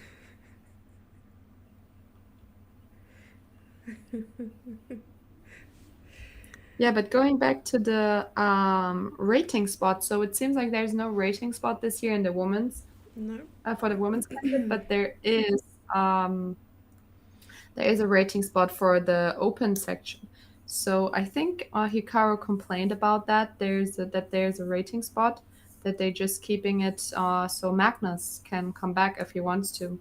Oh But I wow. think it's legitimate to have a rating spot because this Yeah, is just a person with the best rating who didn't qualify throughout any other criteria. So I think the rating spot is a good thing to have, to be honest. that's true. I think this was obviously before there were different ways in which you could rig it. I think his complaint really stems from the problems they've had in the past, where some players organized and very much a lot of people were standing behind them and saying that, with COVID and some like traveling restrictions and so on, it was normal for them to plan some matches which were going to help them qualify via rating, or they were just going to sit back and not compete, and that way maintaining the rating that they had, and that way, sort of making it to the candidates. And I think this actually reflected quite largely in the time that Faruja qualified via that rating spot and ended up performing quite badly in the candidates then after. I mean, even during the candidates, there was a moment where he was up at like 6 o'clock in the morning playing against Daniel Naroditsky, some like bullet games, like a crazy number of bullet games. It's true. And I remember that. yeah, and yeah, so there's obviously some controversy regarding the rating spot for qualification, and I think that if used correctly, it could be very useful, right? I mean, it's always good Mm. to see a player who deserves to be in the candidates and wasn't able to make it through the other ways like Grand Swiss, World Cup, and so on, still making it. So yeah, I mean, I think in some ways I'm really hoping that FIDE will consider it seriously and say, listen, if you have the rating spot, we're still going to take a look and say, okay, did you play any matches? Are you sitting on your rating? Have you been an active player? Do you really deserve this spot? Like, it should all have an asterisk, and it should all should be conditional, in a way. That's true. That's true. 100%. Really nicely said. And coming back to the Divya game against Humpy, it happened what we talked about earlier, that the b7 pawn is falling, but therefore the queen is no longer in this diagonal here. So we do have this check here. And if white does not want a perpetual like this, so white can have a perpetual on the spot here by playing the king to g1. But if you want to play on and play with g3, then we have to get our knight in. Because if you keep taking pawns here, for example, with queen takes a6, you're now up a pawn as white. But it seems like we do have enough counterplay because the knight and the queen have some threats. But I'm not completely sure how, but it is equal. Why is this an equal position being a pawn down here? Hmm. Yeah, I like g3 a bit more if Humpy Canero wants to continue playing rather than just continue moving the king around. Is it because of the potential that black has to perpetual check, or I mean, this knight is no longer sitting on a square, like yeah, I mean, Oh, but she is going for perpetual. Thanks for pointing out. They already repeated this one, two.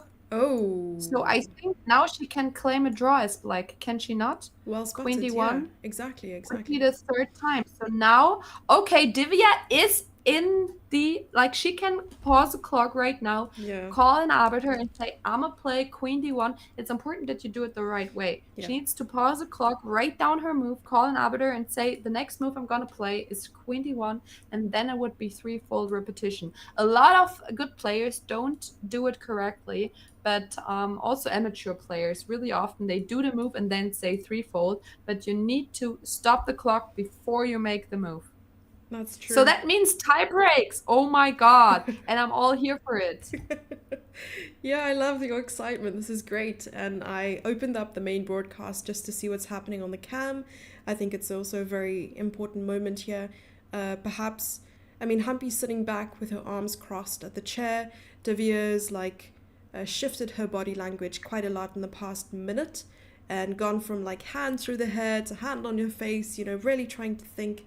And she goes for the But check on she d1. plays a check. She's Yeah. not saying, hey, Oh, they shook hands and it's they a shook draw. hands. Yeah. Congratulations. What a nice fight. Like both kept on trying, didn't go for the first option here.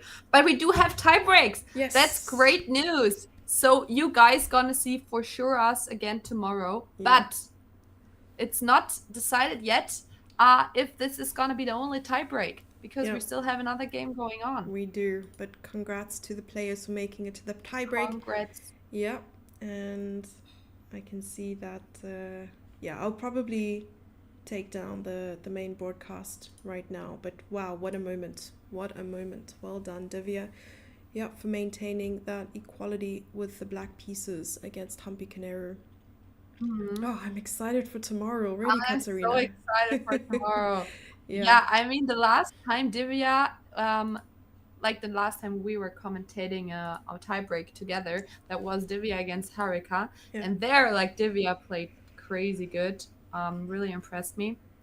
yeah, But yeah, so I'm all here for it, and I can't wait. But coming back to the game, oh no, she didn't find it. She didn't find Queen of One. She played Rook takes E4 first. yeah. She played Rook takes. Wait, what does this even mean? What does this mean So for that white? I mean, I'm just looking at the evaluation. The only winning line was Queen F1, and this is now equal. Oh my She gosh. missed it. She missed the winning move. And she really, I mean, she thought about it. She took her time. She knew this is the moment to take time. Thought about 10 minutes. But yeah, I mean, we saw that in the end she has this Rook G6 move. And that was really essential. Now it's not winning anymore. That is crazy. We really thought she's gonna find it, but she just wanted to be in the tie breaks as well, I guess. Yeah, exactly. Maybe feeling quite confident with her ability to prevail in the tiebreaks here, but I think she was definitely considering it. I mean, how long did she spend on that move, right? So Tang 10 Zhongyi minutes. thought for 10 10 minutes. minutes. Yeah, Yeah, and 100% she was considering it, but I mean it's also not easy. Like also to understand the difference of trading the rooks or not trading the rooks first. Not completely easy, but yeah, she did not see it. chat is rooting for a nice juicy Oh my g4. God, I just saw a line F5, Yeah? rook takes to G4 checkmate. Isn't that pretty? Wow, a pawn checkmate in the World Cup would be delicious, I think.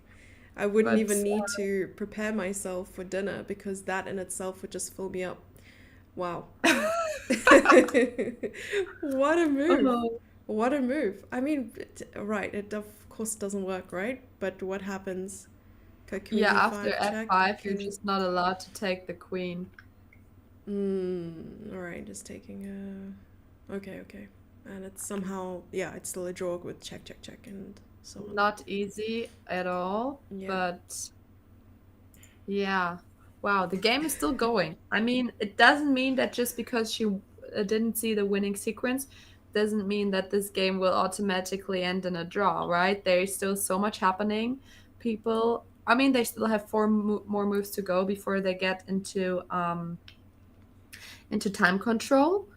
So, yeah, F5 would be such a stylish move here though. It would be. It would be. I would love to see it. Especially in a Mm, position where maybe Tan is very content with the draw. So she'll consider it, that's true. yeah, not a lot of time on the clock, but enough. Like 4 moves with 30 minutes. I think they've managed their time quite well up until this point. Yeah. Yeah, they Hmm. still have enough moves for the final moves before the time control. That's true. I think we might see repetition. I think we're leaning towards repetition here. You think like the F5 and then queen repetition, or where do you see Maybe the even here, just like knight g1, knight f3. Oh, knight Yeah, G1. a very good chance of this. But she could have done this a move ago. If she wanted a repetition, she didn't need to trade the rooks first. She True. should have gone for knight G1 in the first place. So I do think she wanted to play for a win, but she Mm, didn't see the right combination there. that's true. I wonder what was wrong with it. Like, if you were to consider your options here, what is it that she was afraid of? Like, what are the options? 95, 92. 92 is possible. No, it doesn't really make a lot of sense. 93. Yeah, maybe knight e3 because this attacks the queen and I mean queen. Why didn't she go for this?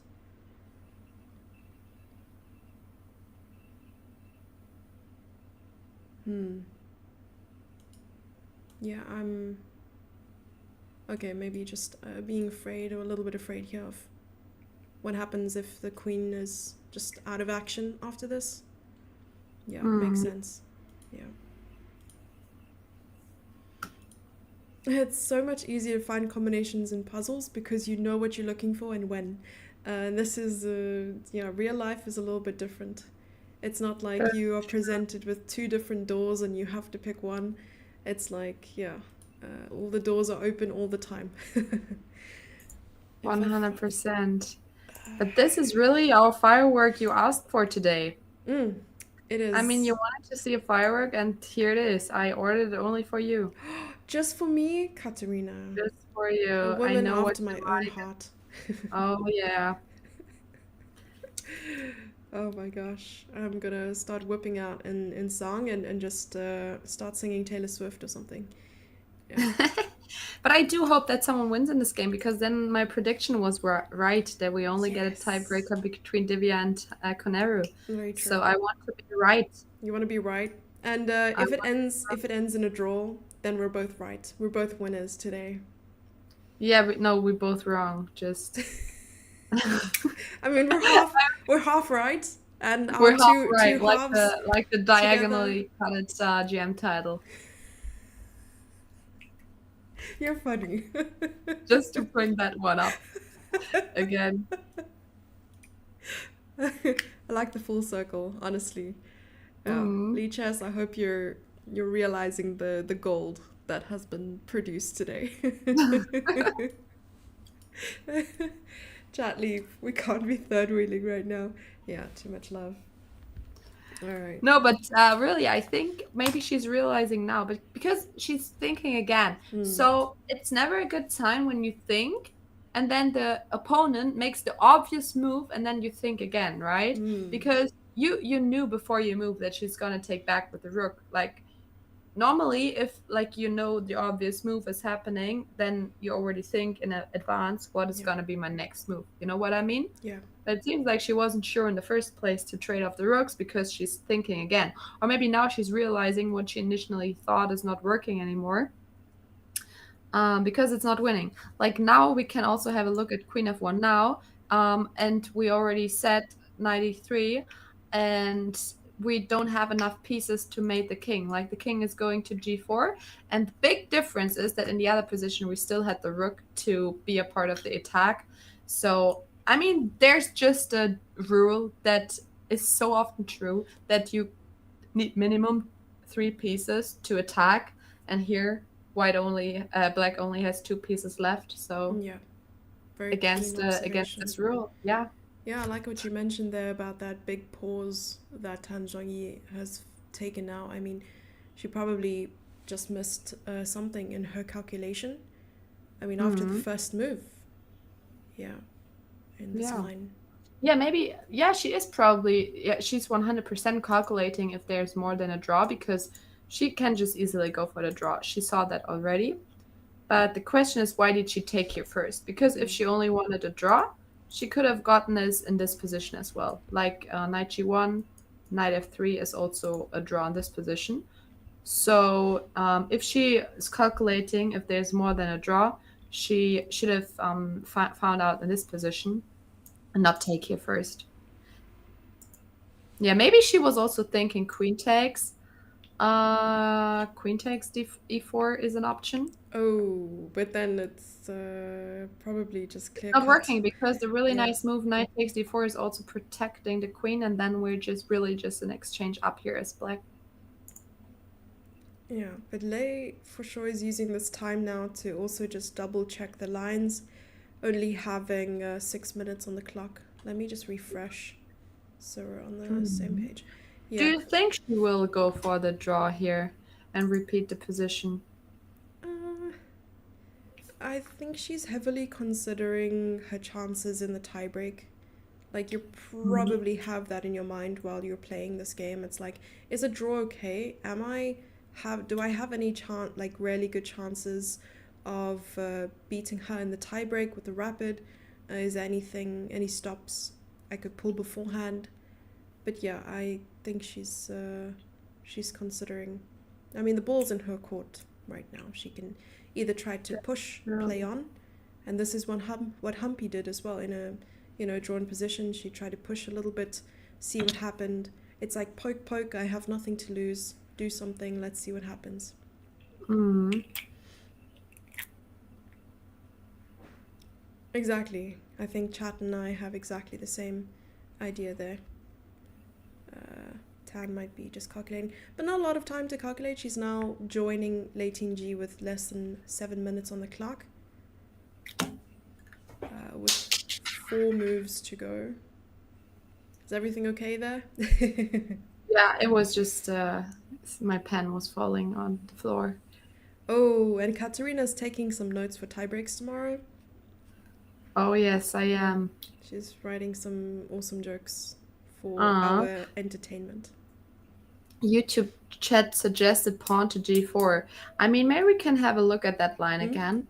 Yeah, I'm not completely sure what we calculated after pawn but to the g4 the anymore. problem with pawn g4 right now is that capturing would check, but maybe beforehand there was this Ah, with the chance. check. Oh yes, yes, yes, that's Oh, true. probably also here, right? With the check. So knight Mhm. g4 is just never possible. Yeah, that's a good point that it's taking with a check. Yeah, so g4 is the right idea, but not working right now. Hmm. Yeah, I mean, that's yeah important that it's a check.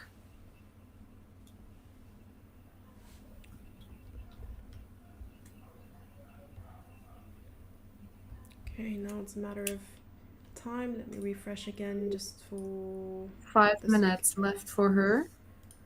Oof, 5 minutes. All right. I also need to update the broadcast. Yeah, I should make like a draw graphic because they didn't give us a lot of space to put the names. I should ask them to update the graphic for tomorrow, just because there's a good chance we'll have 2 tie breaks, and it'll be nice Have both to of see the them. times left on the clock That's true. That's true. for tomorrow. F5 is the dramatic shot to play for the win. I would like to see that too. Katha's special beer drop.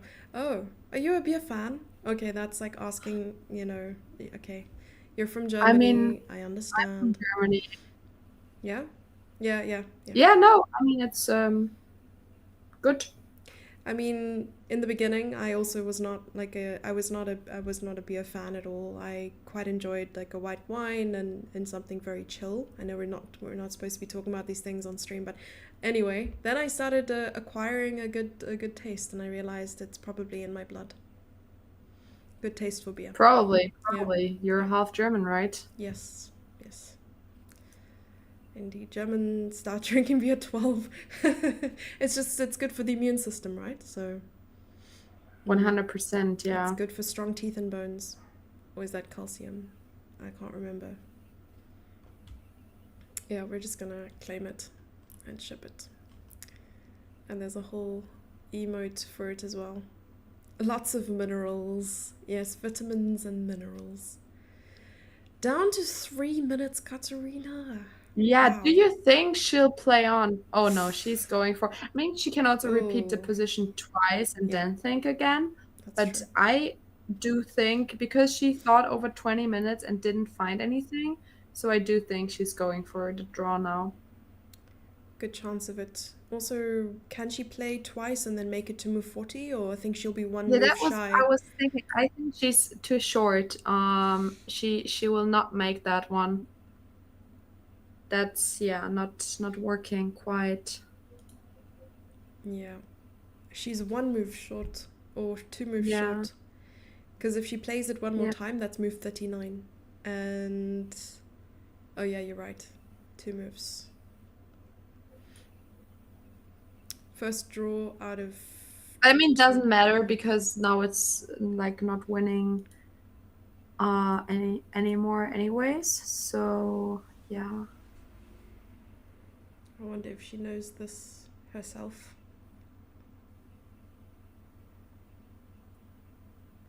That's a good question. I am gonna do us all a favor and open up the main broadcast. I mean, do you have the cameras rolling for the main broadcast? I'm gonna have the I cam up. don't, but Okay. that sounds good to have them. Yeah, so Tan has her hand up to her face right now just to explain to everyone what's happening. And yeah, she's considering her options. She's keeping an eye on the clock as well. But I wonder if she knew at any stage that things were working out. I think Lei Tingji might have seen this idea of Queen F1, and is a little bit relieved after, because she played Rook takes back quite quickly, although it was the only move. And I I think mean, she really hopped off the shovel. I don't know if you can say it like this, but I yeah, she love was that so saying. close to losing. I love that She was saying. she was so close to losing. So yeah, 100%. She hopped off the shovel. Yeah, I don't think that's how you say it, right? I've never heard it, but I'm gonna start using it. I hope that's okay. Yes, 100%, please. I think I she's mean, gonna now play F5. she's taking her last 2 minutes. If and She played oh, and she's F5! going for the F5 Yes! line. Yeah, She's going for the checkmate threat here. I'm just gonna Woo! claim that I'm a master at reading body language, and I knew for a fact that F5 was coming in I hot. love it because F5 is so beautiful. Can we just check again? After Rook takes E2, we have G4 checkmate. This is such a pretty mate here. Um, but yeah, I mean, this is not gonna happen for sure, but it's just so pretty. Don't crush our hopes and So dreams here, yeah, Katharina. Come on. I mean, it would happen to me, but they're just too strong. They're just too strong to miss that one. Yeah, and Queen came back, right? I think in that position. Let's just refresh. Could we come back for a second? Yeah, Yes, Queen like check. Rating J really found the only move. Yeah. Really, the only move. And here it is again, only one possible move here, and that's taking on f3 because the g4 mating threat is just too strong. You need to eliminate that knight, which prevents you from going to h2. And after taking on f3 and then g4 check, we have a rook move. Rook takes g4, sacrifice Oh. rook, and yeah, after taking here, we are in exchange up with black, but white has some points for it. So this is still like really interesting position here. So yeah, white needs to take on f3 now. So they really made it even more interesting here.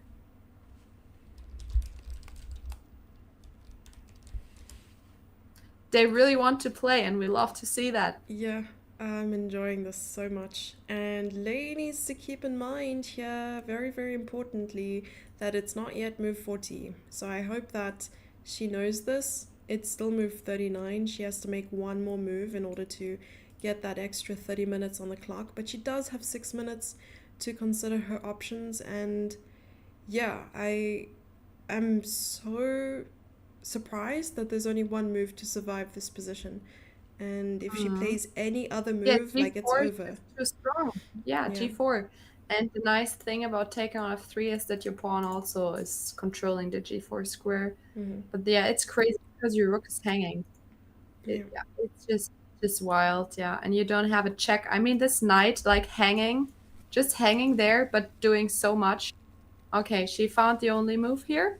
Indeed. And I mean, you could also go for immediate draw here as black, like this, just perpetual. Yeah, that's But you what. could also go into the line that we just saw with g4, rook takes g4, and like being an exchange up in a completely wild position that is probably gonna end in a draw as well. But yeah, black has to do one more move before they enter move 40 and get the extra time. And it's a crucial move too. It's like a very, very critical moment. And she decided to play Queen F1 instead of go for this exchange up. But yeah, there would have been like a 2 pawn deficit for the exchange, so something still equal. And now she walks off. She's no longer sitting at the board. So she's taken a small respite to just consider some things. And perhaps, I mean, it's still, or maybe not possible actually, because you can't You really can go. after yeah, after king h2, I mean, that's the only legal move. You can still take on e4, Hmm. and like try to play on. But then the thing is that white has like so many checks on those two diagonals that white is the person who can repeat the positions. Hmm. And yeah, it seems not taking the rook. She's instead repeating positions herself. So maybe we're gonna see a draw. They're not even taking a break to rest here after they got their extra time. Not at all. She stayed at the board. Yeah, I mean, Tan just came directly back to the board to play this move, probably just to say I'm happy with the draw. King Mhm. h1 is likely to be played here, but I King think she's h1. king h1. No, not king h1.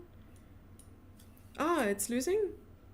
King h1 is losing, I think, Ah, because of queen takes f3 and then queen takes e4. oh And then wait, your queen is defending some important squares.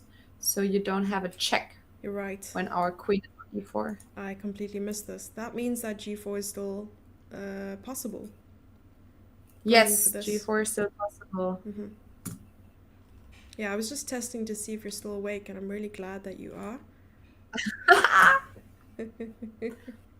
Yeah, now I'm thinking g4 works, right? And not works, but like is a nice try, especially now that she has the time to consider it. Let's quickly go over this line. So g4, and you mentioned something along the lines of rook takes, right? But also, why wouldn't you just take the rook if you can right now? And probably because of Because then it's a really easy draw, some I feel check. like, for Okay, white. right. So at least this way you're getting a check. King But takes. also now yeah, and now black turn. It's black turn. Yeah. Hmm. But if black is not doing anything, there is a perpetual again. Wow, this is rough to consider. Very very rough. I mean, queen e1 What and is? queen takes I d3. mean, white also needs to like could also lose when they're. I mean, this is a Hmm. wild position here. Yeah, I am a little bit worried about white's king safety. So let's come back. Like those are very tough considerations, and maybe Tan would have been happy in this position with the fewer moves and not having hit time control yet, because white is the one who has to be more accurate. But now Lei Tingji is sitting back in the chair and she's not really like fully focused in the position. Perhaps she had calculated all of this already.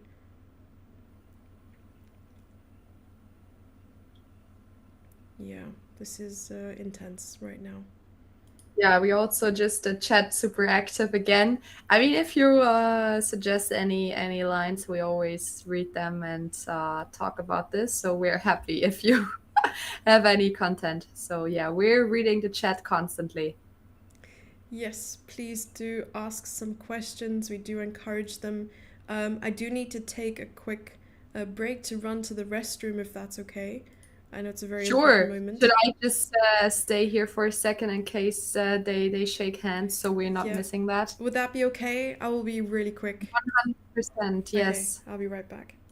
So because now is a critical point. I mean, black can just really go for the draw here or play g4 instead. And I'm curious, what do you guys think? Like, is she going for that line here? Is she just repeating? I mean, she already repeated the moves in the other position twice and then decided to go on. So we can really see her fighting spirit here. But I mean, like the problem is that white also have so many drawing ideas when they start giving checks. Yeah,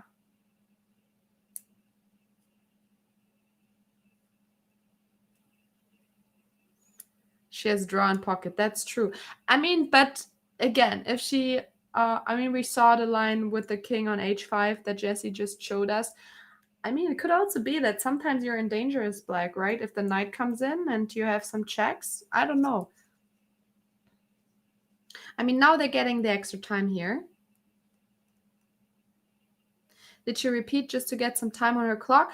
I mean, she needed to make it to move 40 to think more. So it makes sense to repeat the move twice or once if you know this is not going to change the position. So yeah, 100%. And now she does have time to calculate.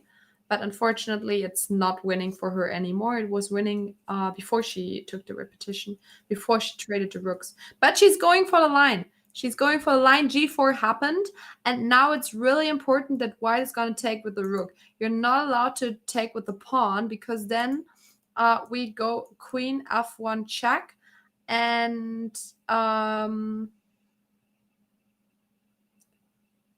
wait, what? Queen f1. Oh, hey, there you are. I just saw a line. Like here, you have to take with the rook because when you take with the pawn, queen f1, king h2, oh, and then you just take the rook like this, and the other rook is coming in. But why is there not a perpet? Oh, because then we have queen f6 to go back and prevent the perpetual. Okay. Did I miss anything? Yes, so g4 happened. She's not going for the draw. Oh, And I was wondering why rook takes g4 is the only move. Why pawn takes g4 is not working. Um, why pawn takes isn't working? yeah, Oh, isn't like there? Yeah, I feel like there's a way to get the rook, isn't there? yeah, but I mean you also get the rook when you take with the rook, right? You get a full rook there. All right. So I was wondering why it's losing to give a rook like this. Yeah, f takes g4. Why is this losing? Oh, maybe because it opens the F file, like you taking first. Oh Yeah, no, and wait. then Maybe you have to yeah, you check give a first, check on f1 first, king h2, and then take the and rook. then you take the rook, and then you have queen f6 when Mm. there's a check coming in, I guess. Oh, apparently king Uh, on g8. but I'm trying to understand this. Oh wait, maybe this is just the point, right? Queen f6. Yeah, you're right. g2. Oh, and it's winning endgame. Still very difficult though. it is really difficult. Okay, let's come back. What's the current position here? Okay. g4 is the current position. But I'm also thinking, I'm not sure if I completely understood the difference. When you're taking with the rook and then give the check on f1, king h2, takes on g4, because if you would take back with the, you cannot take back with the rook because with the pawn because then rook f2. And now, yeah, now there's just no perpetual here. Okay, I guess I understand now. So the difference is when you take with the pawn, the f file is immediately open because your f pawn is not allowed to leave the f file. Mm. Your f pawn is not allowed to leave the f file. So that's why you need to take with the rook on g4. I mean, I'm pretty sure that she's gonna play it. What do you think? I wouldn't even be able to say that. I mean, if I'm playing with white pieces, I wouldn't know that opening up the f file would be a problem. Like immediately, I would think about, yeah, rook takes g4 was played, so perhaps she understood. She understood the assignment. She did. Yeah, it's the best line, says chat. Okay, taking was a natural response, and now she took the rook. Yeah, because now if you take with the pawn, then queen f1 and you're getting checkmated again. Okay, so taking with the king is forced, and rook g8 was And played. now our queen on f2 doesn't have any checks, right? But this is the line you showed us earlier, that we get the pawn on g3 there. True. Uh, Yes. So king and I mean, h5. Go ahead. no, I was after king h5, queen takes g3, queen g6 is threatening mate. So then queen e4 is sort of forced. I mean, you can probably go for a check on a square like d4 first. Do we have queen g7 in this position? Can we trade into an endgame here? Or maybe it's not even winning anymore because our A5 pawn is also falling, and if black has no Oh, pawns left, true. like knight against rook is a draw. And a couple pawns and change. So maybe white would be more Hmm. than comfortable. Yeah. Okay. I'm going to give the mouse to you for a second while I warm up my hands. That sounds great. Yeah.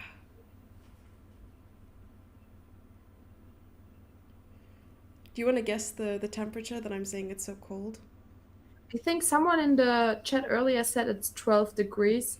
I don't know if that's true, It might but I be think 14 today. okay. Yeah, I think I read it in a chat. So yeah, I mean that's not like summer warm. So I get that. Yeah, it's winter right now. No, but I love the fighting spirit of all the players in this tournament. Mm-hmm. I It's really agree. nice to see. I agree. 10 Celsius heat wave. Queen takes g3 and you have a game. Um, I'm not so sure that.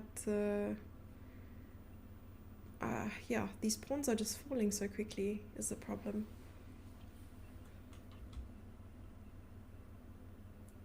Hmm. Yep. Because if we were to take a look at this instance where, queen, okay, let's just say check here, or maybe queen g7, as you mentioned here, king takes, knight takes a5. There's like rook here trying to get the pawn back.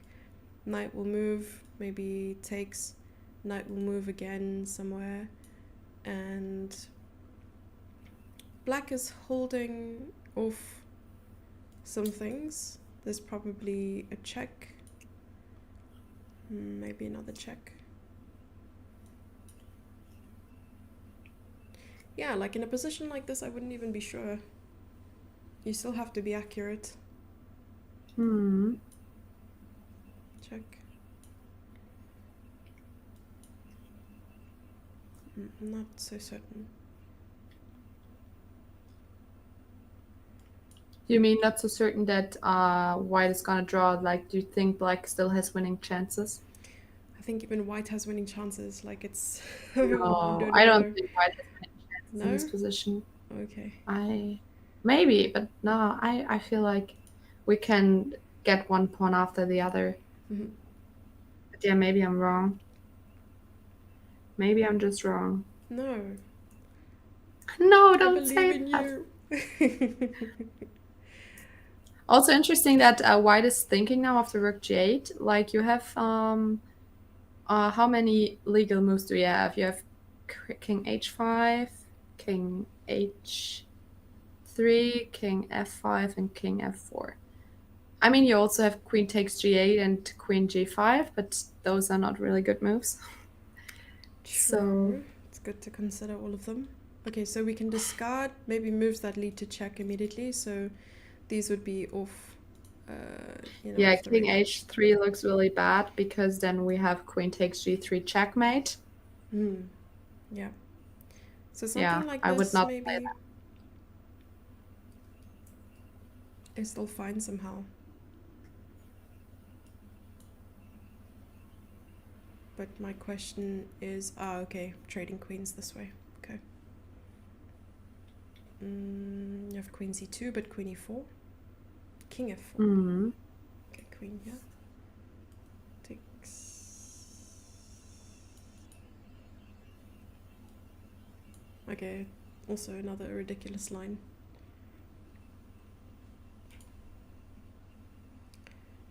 But yeah, lots and lots of time left for the players.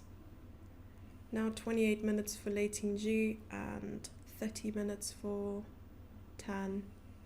Lei has a lot to consider. A lot. Where would you put the king?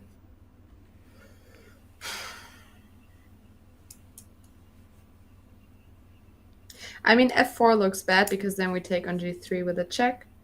So yeah, f5 or h5. I mean, both squares doesn't look too crazy nice, but maybe h5 because then I threaten to take on h6.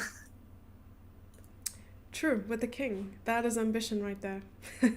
Oh yeah. I like it. An active king in the endgame. Doesn't matter if there are queens on the board. Psh. Yeah. Yeah, once all the pawns are gone, then it's a little bit sad for black. But yeah, since they're thinking a little bit longer, should we maybe go into our second break to refresh? Everyone has a chance to go to the bathroom. So Sure. we'll be back in a second. Yeah, sure. Let's go to a break. We'll be back soon, chat.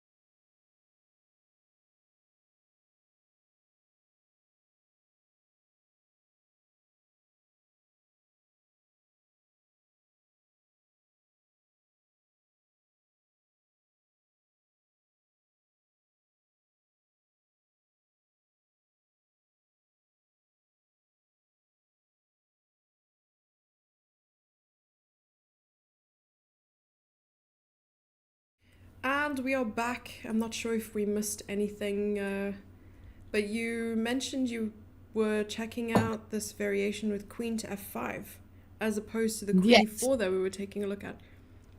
Mm. Yeah, so which I think is really interesting when we go like one move back. I think a nice thing was queen e4, and you know what move we have here? Rook g5. I saw this because you cannot take the rook because it's checkmate, but you can go with your king to h6, and that's apparently completely equal. So that's just some crazy stuff happening here. They need to calculate a lot, so I guess good for them that they got some extra time there. I'm failing to see what is actually happening because, like, now rook g6 apparently is the only way to maintain equality. And this is a little bit crazy. Oh, wait, you can't even play that. You have to take here. Oh, and then Yeah, because perpetual. Mm-hmm. oh wow. Okay. Yeah, that is not so easy to find. But I mean, it did not happen. Queen e4 was not played. Instead, something else. Or maybe we can go back to the moment we last saw. Because we didn't see king h5 yet, right? Mm-hmm. So she decided to go for king h5, which is a good one. Then queen takes g3. And here we just saw that queen e4 would be an option because of the rook g5, king h6. We can sacrifice rook on g6 and it's a draw. Crazy line, but instead queen f5 happened, and this is the position now.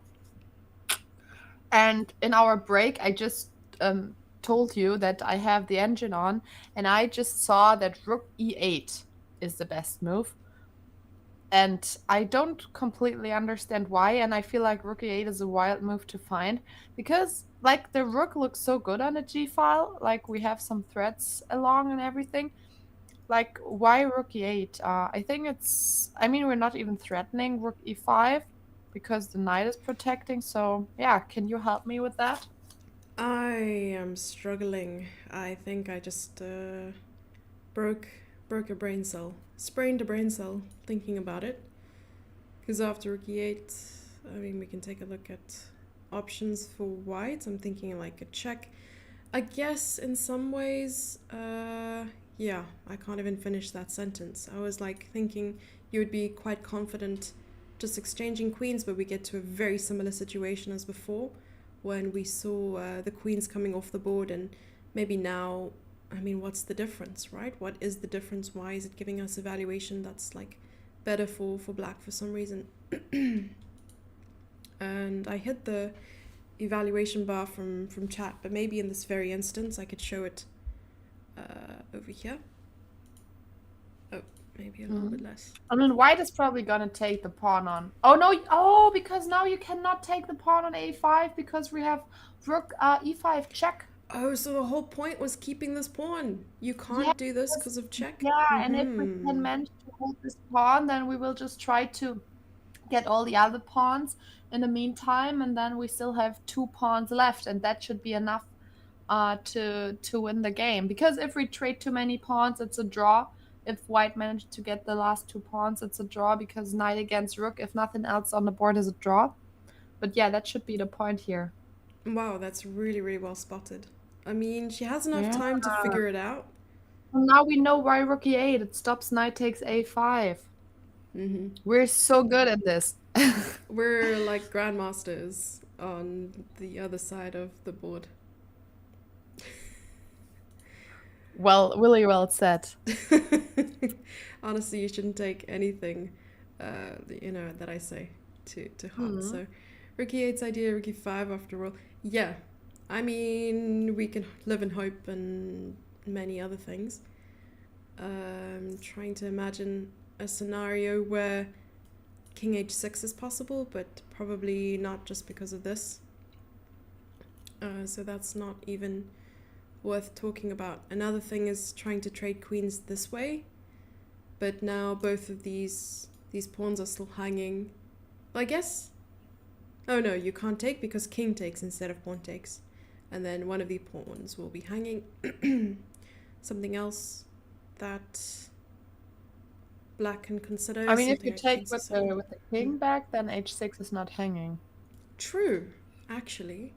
King takes, But yeah, I mean, And it still does look like a nice, not does not look like a nice move to play rook a8. true. Oh, rook a8 is on the board. Rook e8. Really? All of this happened. Oh my We got a gosh. lot of. Oh Oh, wow. just this rook. There's just this Oh, move. oh, Yeah. I thought you said rook a8 happened, so I was No, assuming all the sorry. other moves.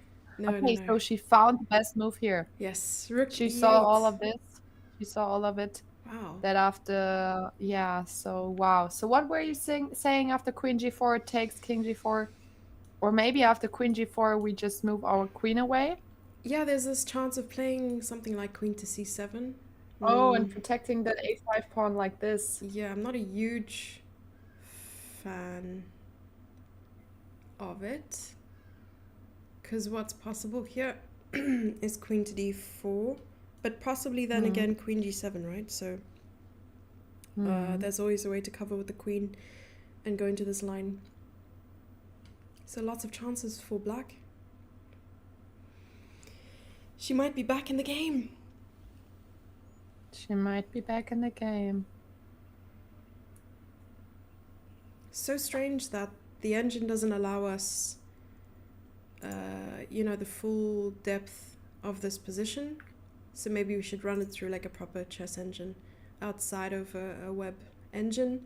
Just because queen to g4, I would love to know the proper like analysis of this. Let's quickly see how far we can go.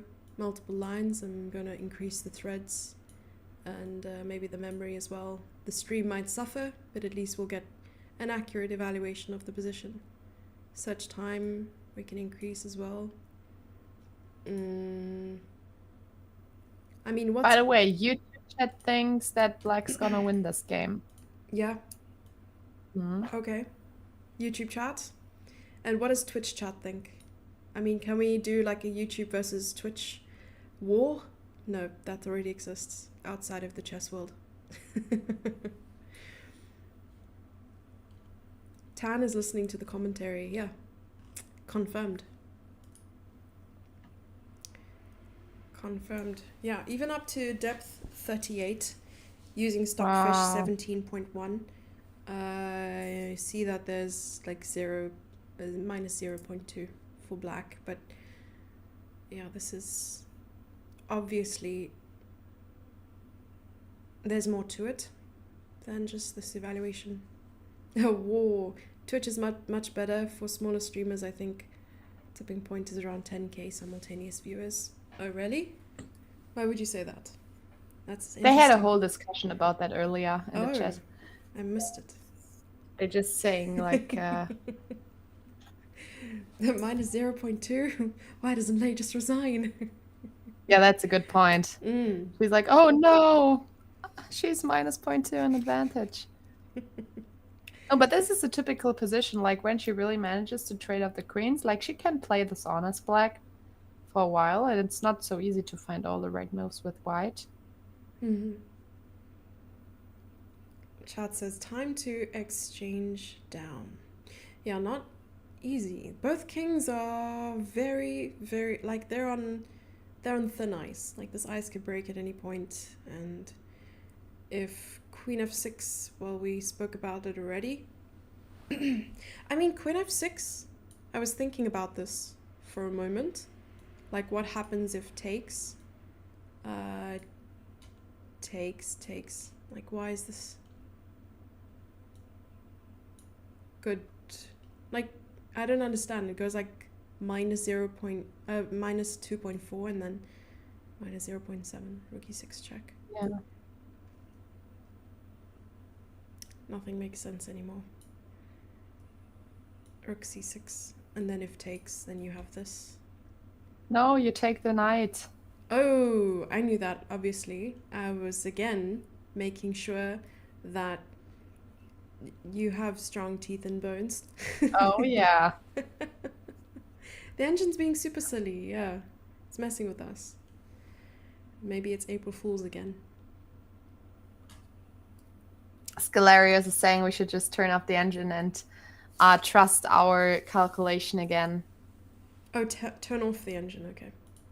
How much do you trust your own calculation? Oh, not so much. But I think Enough. Enough. Yeah, enough. 11-piece table base for this position because I don't trust the engine. Yeah, I imagine. guess you just learned the table base, so she Yeah, knows all about it. I started using it so much that I think the table base is actually broken. But okay, yes, I have been using the table base more than I should be, especially when it But yeah, comes I to. mean, Yeah, go ahead. yeah, no, it seems like, I mean, queen f6 is not a good move here because we have this queen g7 line here and you cannot take the a5 pawn here in the end. So it seems like you need to play either queen f7 or queen g4 to stay in an equal position. This is what the engine says here. So yeah, do you think she'll play one of those two moves? I think so. I think queen g4 might be played. I think that Lei has also spent a great deal of time on this move alone. Like 6 minutes when you have Mm. 11 minutes left is quite a great deal. So yeah, critical moments. I think it's one after one, like critical moments in this game. So yeah, I also like the comment. We trust your calculations. We don't have money to upgrade to Katharina Premium. Yeah. Uh, I mean, do you have a premium version? Yeah, but you never know what it is before you upgrade to it. Wow, I Pandora's will not box. tell you Yeah, before that. it's like a It's a mystery yeah, box. mystery box. Like you order it online, it arrives, and you don't know what's going to be in the box. Mm. Yep. Yeah. So we're gonna have to order some Katarina Premium and Pro online to check out what's happening. But yeah, maybe I will just to understand after queen g4, queen takes g4, and you said king takes g4, right? Because that is threatening to take on a5 on the next move because there's no check on the fifth rank anymore. So what is like Yeah. gonna do here? Mm, Because if we get our king, you can just take on a5 and then you're not winning anymore. So this should be a draw, I think. yeah, and something like h5 could be played. King f5. No, don't go on the fifth rank. Oh, sorry. Yeah, King f5 is fine. Is it oh, right. Oh my god. Yeah, I'm wrong. You Yeah, I shouted at missed me. that. That's okay. My bad. I'm so sorry. All good, forgiven. I love endgames when someone else is playing them. Me too. Yeah, because then you can start eating pieces and you don't have to worry too much about accuracy. You just see, it's like you move first and think later. But when you're playing, you have to think first and move later. So definitely prefer uh, analyzing it than playing it. Hmm. Yeah, 4 beautiful pawn islands, says chat. Very correct. It's been a long day. It has. And yeah, we'll have to see what happens. Let's go to the live position again. And 8 minutes for Lei. So thinking since the last time we saw her time, it was 11 minutes. So now she's been thinking for a solid 9 minutes, almost 10. That makes me wonder Yeah, though. she's up on time again, right? So she's like almost every game up on time. She's really good in that. Mm-hmm. But it makes me wonder again, right? I mean, when you are thinking about a certain move that you want to make, I don't think a late G expected rook e8 on the board. But the more you think, the more you start to overthink, and then you're double thinking, triple thinking. You might end up making a mistake. You might end up going Mm. for the wrong. And more often than not, the first move that you consider would be the right one. One knight to rule them all. Yeah, it's like one ring to rule them all. Are you a Lord of the Rings fan? No, I never watched it. How about you? Yeah, I mean, I watched the first movie of Lord of the Rings and I watched The Hobbit because there's a couple movies there. I know, we're actually, You're I not can't like an judge. ultra. You're not like an ultra who's going to blame me. I'm not like a die-hard Tolkien fan, no, unfortunately. I mean, I would have read the books if they weren't so intimidatingly big and long, but anyway, I think Katarina, you need to tell us what have you watched, because maybe that list is shorter. Um, Harry Potter? yes, for sure. Okay, Harry Potter. Then it's okay. Um, I mean, what other classics? Friends? Occasionally, like not really from the beginning to the end, no. Big Bang Theory? Yeah, when I was smaller, we watched it at home, so I've seen some episodes. Game of Thrones? Yeah, maybe I should get after Game of Thrones. I guess that's something you have to watch at some point in your life. Have you watched Die Hard? No, Bruce Willis? The Office? no, Brooklyn Nine-Nine? no. Suits? Yes. Okay. She's You back, found something. baby. Yeah. I'm like going through the whole list here. It's like New Girl. Uh, Yeah, Nine no, I Nine. have not watched 99 or New Girl. Vampire Diaries. Oh, yes, that I Okay. watched. Home Alone.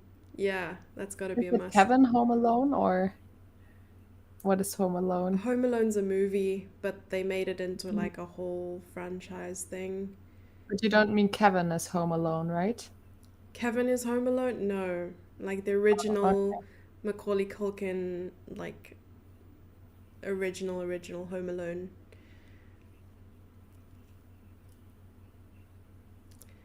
Yeah. Katha, any German show that you recommend? like TV show? Are there any famous like TV shows or One that movies? just released like last year is Maxton Hall. Have you watched that? Mexican Hall? No. What did you say? I said Maxton Hall. That's based on a book series like Save Me, Save You or something like that. And I think that that series was really successful and it was yeah, it's a German one, German actresses and Oh, everything. okay. Maxon Hall? Maxton, yes. Mexton. Okay. So Yes, yes, nothing yes. about Mexican. No. Got it. Yeah, I'm not the only one who heard Mexican Hall chat.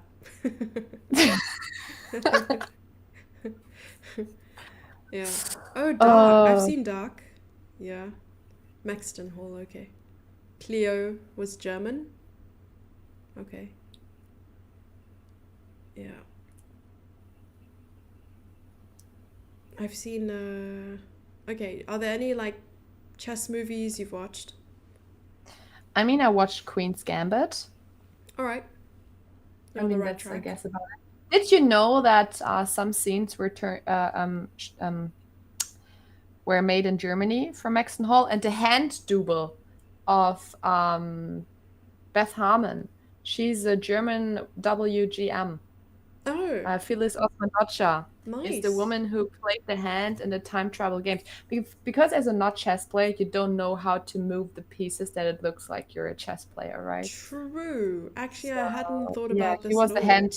she was the hand double. Wow, that is like the coolest job ever. It'd be like watching Queen's Gambit and you start pointing at the screen and be like, hey, there's my hand. Like, yeah, it's Hmm. just what a moment. That's cool. Wow. I had no idea. I But thought it yeah, oh was, my God, we saw a move. Queen yeah. F7 happened here. Queen F7. Happened. How do we feel about Queen F7? I have no We idea. said Queen F7 or Queen G4 are the only good moves here for white. I hadn't even considered Queen F7. Well, Queen I F. mean, it is attacking the rook, so that is nice because if the rook goes back, then it's not threatening to go on the fifth file anymore. Like, for example, if you go back to G8, we could repeat the position. Ooh. You love the costumes in Queen's Gambit. Yeah, they were good outfits. And they should bring those outfits back. Very trendy. Yeah, I was looking at rook g8 or rook c8 as alternatives. Another one I was looking at was, is it possible to bring the queen to g8? Because then you're really provoking queen takes and so on. But that would just lead to equality probably. King takes, king g4. Yeah. Yeah, something else. Because then you get the h5 pawn at some point, or why is that leading to equality? Yeah, I'm also a little bit concerned.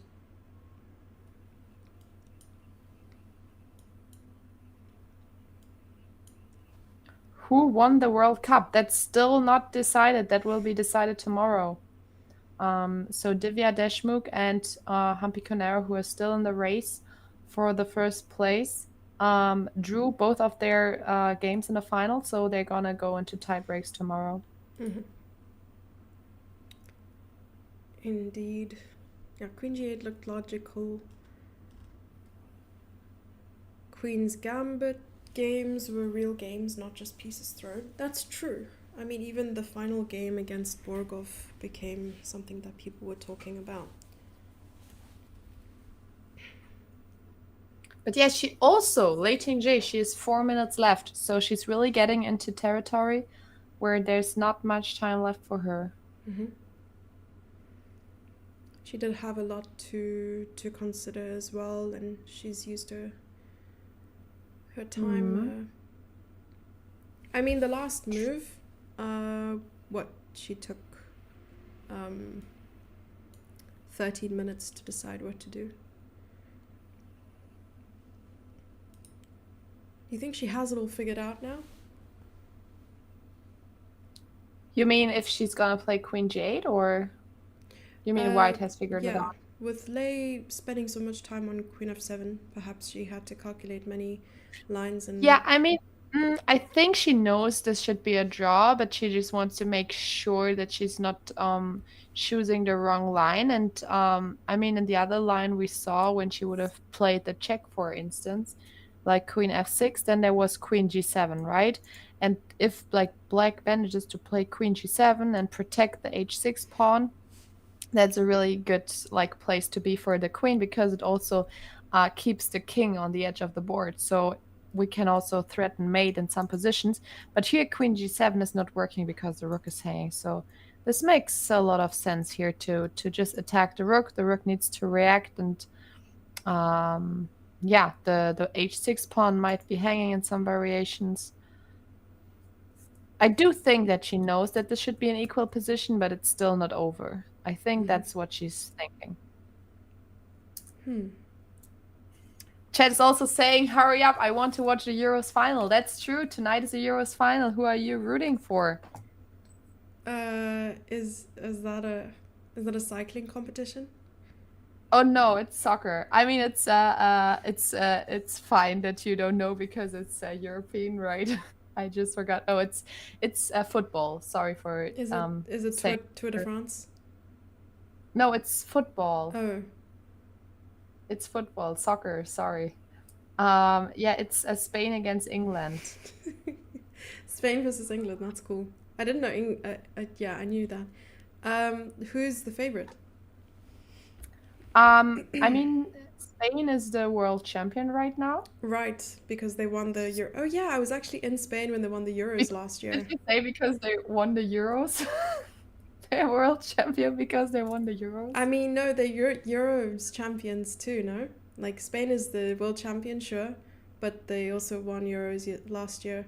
No, the Euros are only every 4 years. I knew that as and well. And the World Championship every 2 years. Oh, yeah, the World Champ, it was also 4 years, but they won last year, right? Yeah. Was it? Last year? I mean, I'm talking about the women's, right?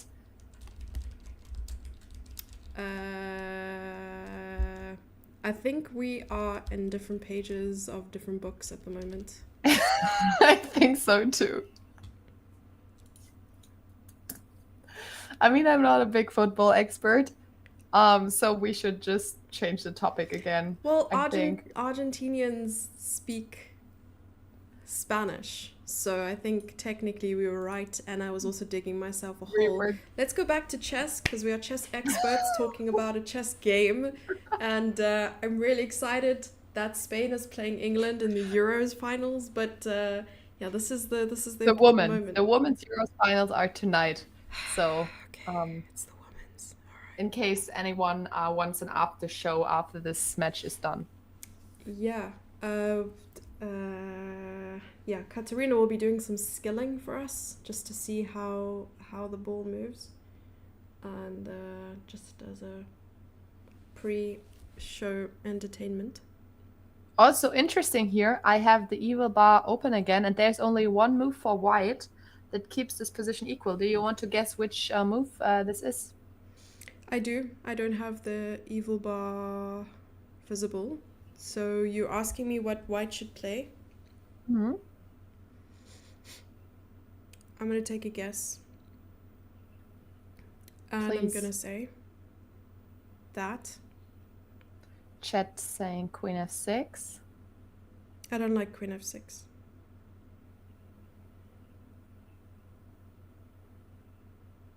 Because then just Queen G7 and we'll get a very similar situation. Um, I'm gonna say Queen D5. That's the second best move, but already better for black. Okay. After Queen D5. Oh, it happened. Oh Oh my my God. gosh! This is a -2 position now. Wait. What was the alternative?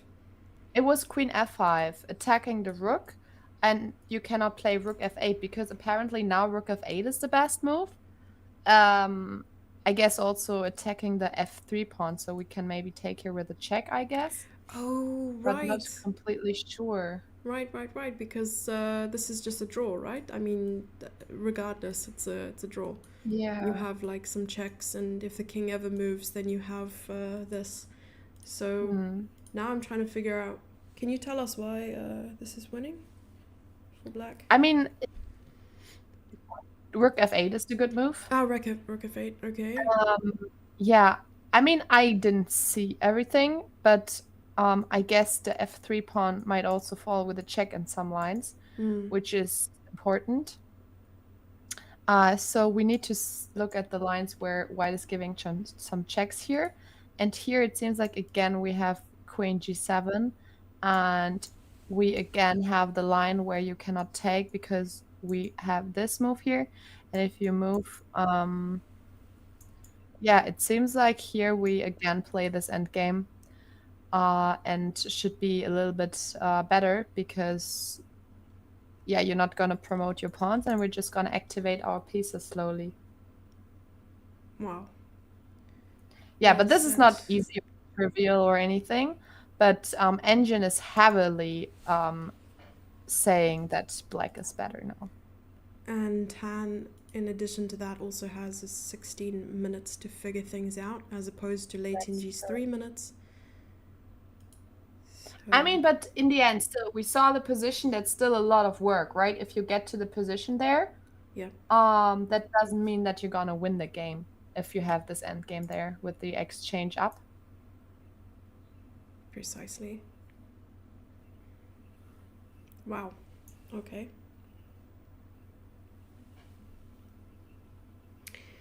Yeah, because once the queens come off, it's going to be really tough for white to proceed. Because on one hand, as you've told me many times, taking is not possible. And if the knight moves anywhere else, I guess this pawn is falling and a5 stays on the board. Mm. This is not intuitive if you're She not did made out of play rook silicone. f8.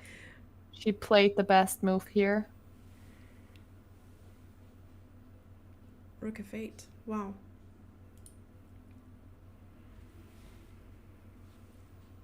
Now it's serious business. She found the best move. These are two moves. I mean, she's been playing accurately for the last couple of moves here, and it's just been boom, boom, She boom. did. Yeah. 2 minutes for late in G. I'm thinking Queen d4 seems like the most obvious attempt. You're down on time, you just want to give a check. queen g7, queen takes g7, king takes g7, king g4, and h5. So still, Mm. as you mentioned, really difficult to make any progress. But can we see this line again quickly? King g4, h5 check, and if takes, you're losing f3, and then you're keeping a5 and you're gaining a c3 as well. So king g3, Mm. And then rook a8 or rook a8. So something. this is what we went through. No, this is what you showed us. But I'm wondering, let's say in this position, what is if white just takes with the knight on a5 now? Oh, then just queen takes f3 or what? No. Is there a mate? No, you're not. It seems like you're just playing queen f4, threatening rook f5. And And the knight is too far away. yeah, this check won't amount to much because at the end there's check and picking up the knight. Yeah, that's true. Wow. Minus 82. That's not. Yeah, that's not easy to find. I mean, minus 82 is a little bit lost. Oh yeah, I mean earlier for white, the right moves weren't easy to find because Chet just said queen f5 was tough to find. Yes. I agree. It was hard. Okay, she goes for queen d4, so now we can go into this endgame here with black. Queen g7, and trading off to this endgame where we can keep both of the pawns and try to get the other two pawns. And she's going for this line real quick here. What happens if white avoids an exchange of queens?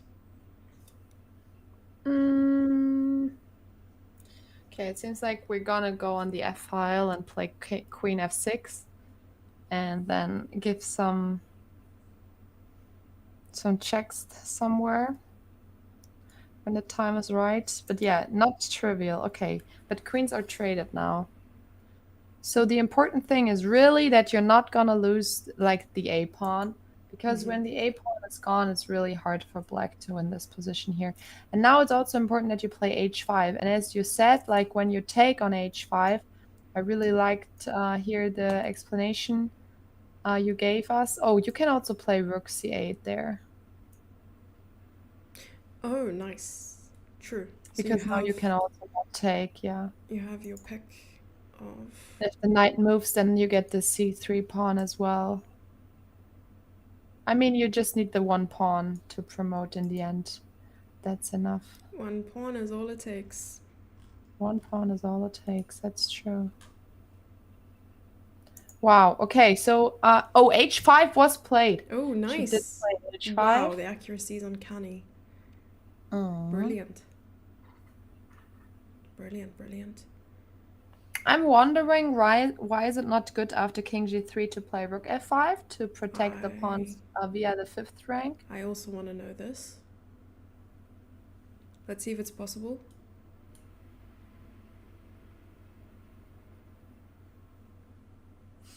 I'm so confused. All right. And now get the king in? Or Okay, something? not rook c5. Oh, c4. Yeah, maybe. So what's the Yeah, point? but still, it looks good for black, I thought. What's the difference between this? Yeah, I mean, the rook looks really passive. I think rook f5 looks so much more active. So maybe the square's for the king and not for the rook. Yeah, maybe. I mean, this still doesn't make sense. Okay, king f6. Knight b3, king in. Rook d5 first, okay. c4 and... Yeah, she's down to 30 seconds now. Oof. Yeah, let's come back. After h5, 6. I mean, she is calculating, why can I not take on h5? So because, oh no, she did take it. She did take this pawn. This is now completely losing. She did take that pawn here. She did. I think she was fell for it. considering... She fell for it. Rook c8. You cannot take on a5. You move the knight. We get c3. We get f3. We get a4. Everything is wow. falling. Yeah, and the a5 pawn stays on the board. But it's, I suppose, between moves like rook f4, rook c8, but even taking here seems so natural. So Yeah, I natural. mean, it looks like a logical move because you want to get rid of the last two pawns, so why not take it? So it's really hard to understand not to take the pawn. I mean, we only know it because we have our engine on, but Yeah. this was actually the losing move here. Black is winning again. Mm-hmm. Wow. Wow, this could be the out for Lei Tingzhe here. Yeah, and the headline for today is Tan's tenacity. Wow, you waited to drop that line for a while. Mm-hmm. Had it locked and loaded. Yeah, let's see what she plays. I mean, she still has a lot of time on the clock.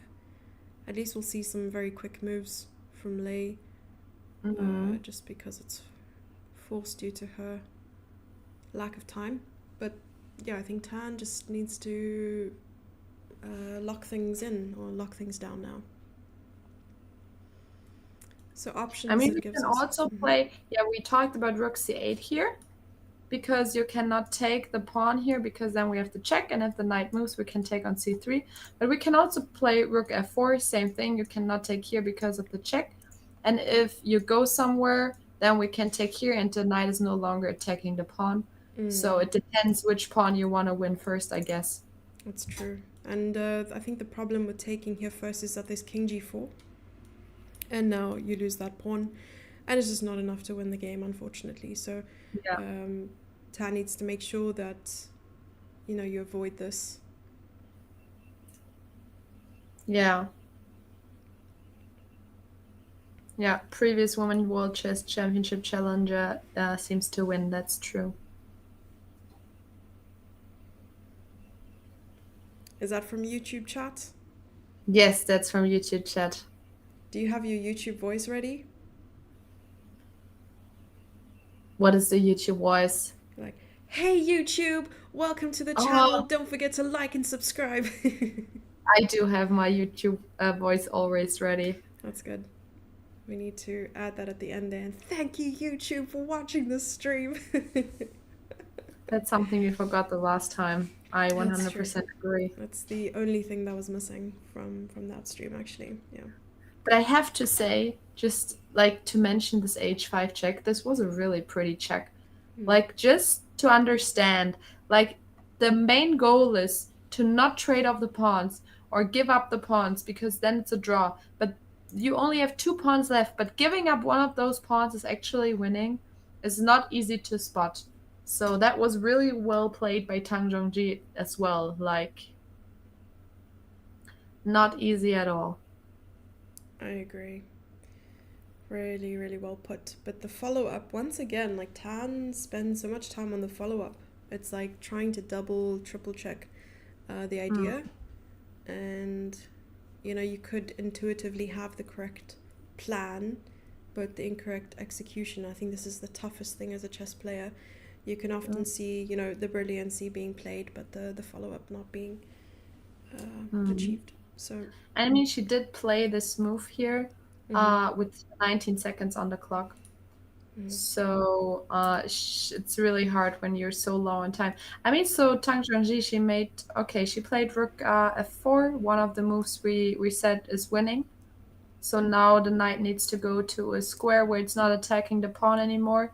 And then we can take on f3, and then we can take on c3, and then we will take on a4, and then we will win the game. Something like this. Yeah, this is world class play right here. In the end game, we might see, okay, knight b6 instead of knight b2, and then rook capturing on the f3 square. And yeah, perhaps the knight will just return, or c4 is being played. And probably, oh, very well spotted. Very well spotted. Because, Knight needs to move, and then rook before next move. exactly. Um, yeah, I think And if it's. you play something like c5, we can go with the rook behind the passed pawn, and you're not gonna promote the pawn any farther. And if you try to protect it with a knight, we just get our knight in there as well. Exactly. Our king, I'm sorry. Yeah. No, I fully agree with you there. Like bringing the king in, very useful tool in the endgame. And unfortunately, I don't think the h pawn is going to really.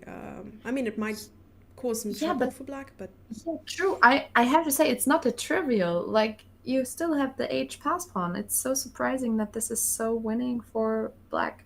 hmm, exactly. And this stops rook Oh my b4. god, rook b4 is still winning. Yeah? Oh my gosh, right, because you're queening first. That's Oh, rook b4 so was played. No? Okay, you're no, playing it, sorry. that's so pretty. No, it's not. Oh, Yeah. I played it. I thought, but that is so Yeah, pretty. it is. It really, really is. Wow. That would have been like a perfect end to the game as well. Wow. I'm trying to understand because now, yeah, it's mate This in is one. checkmate. Yeah, all right. I That missed is that. so pretty. Wow. That is so pretty. Yeah, I think Wow. Tan knows she's winning. She's got that feeling. She's got the instincts. She's got the intuition, spidey senses. I like to call them spidey senses.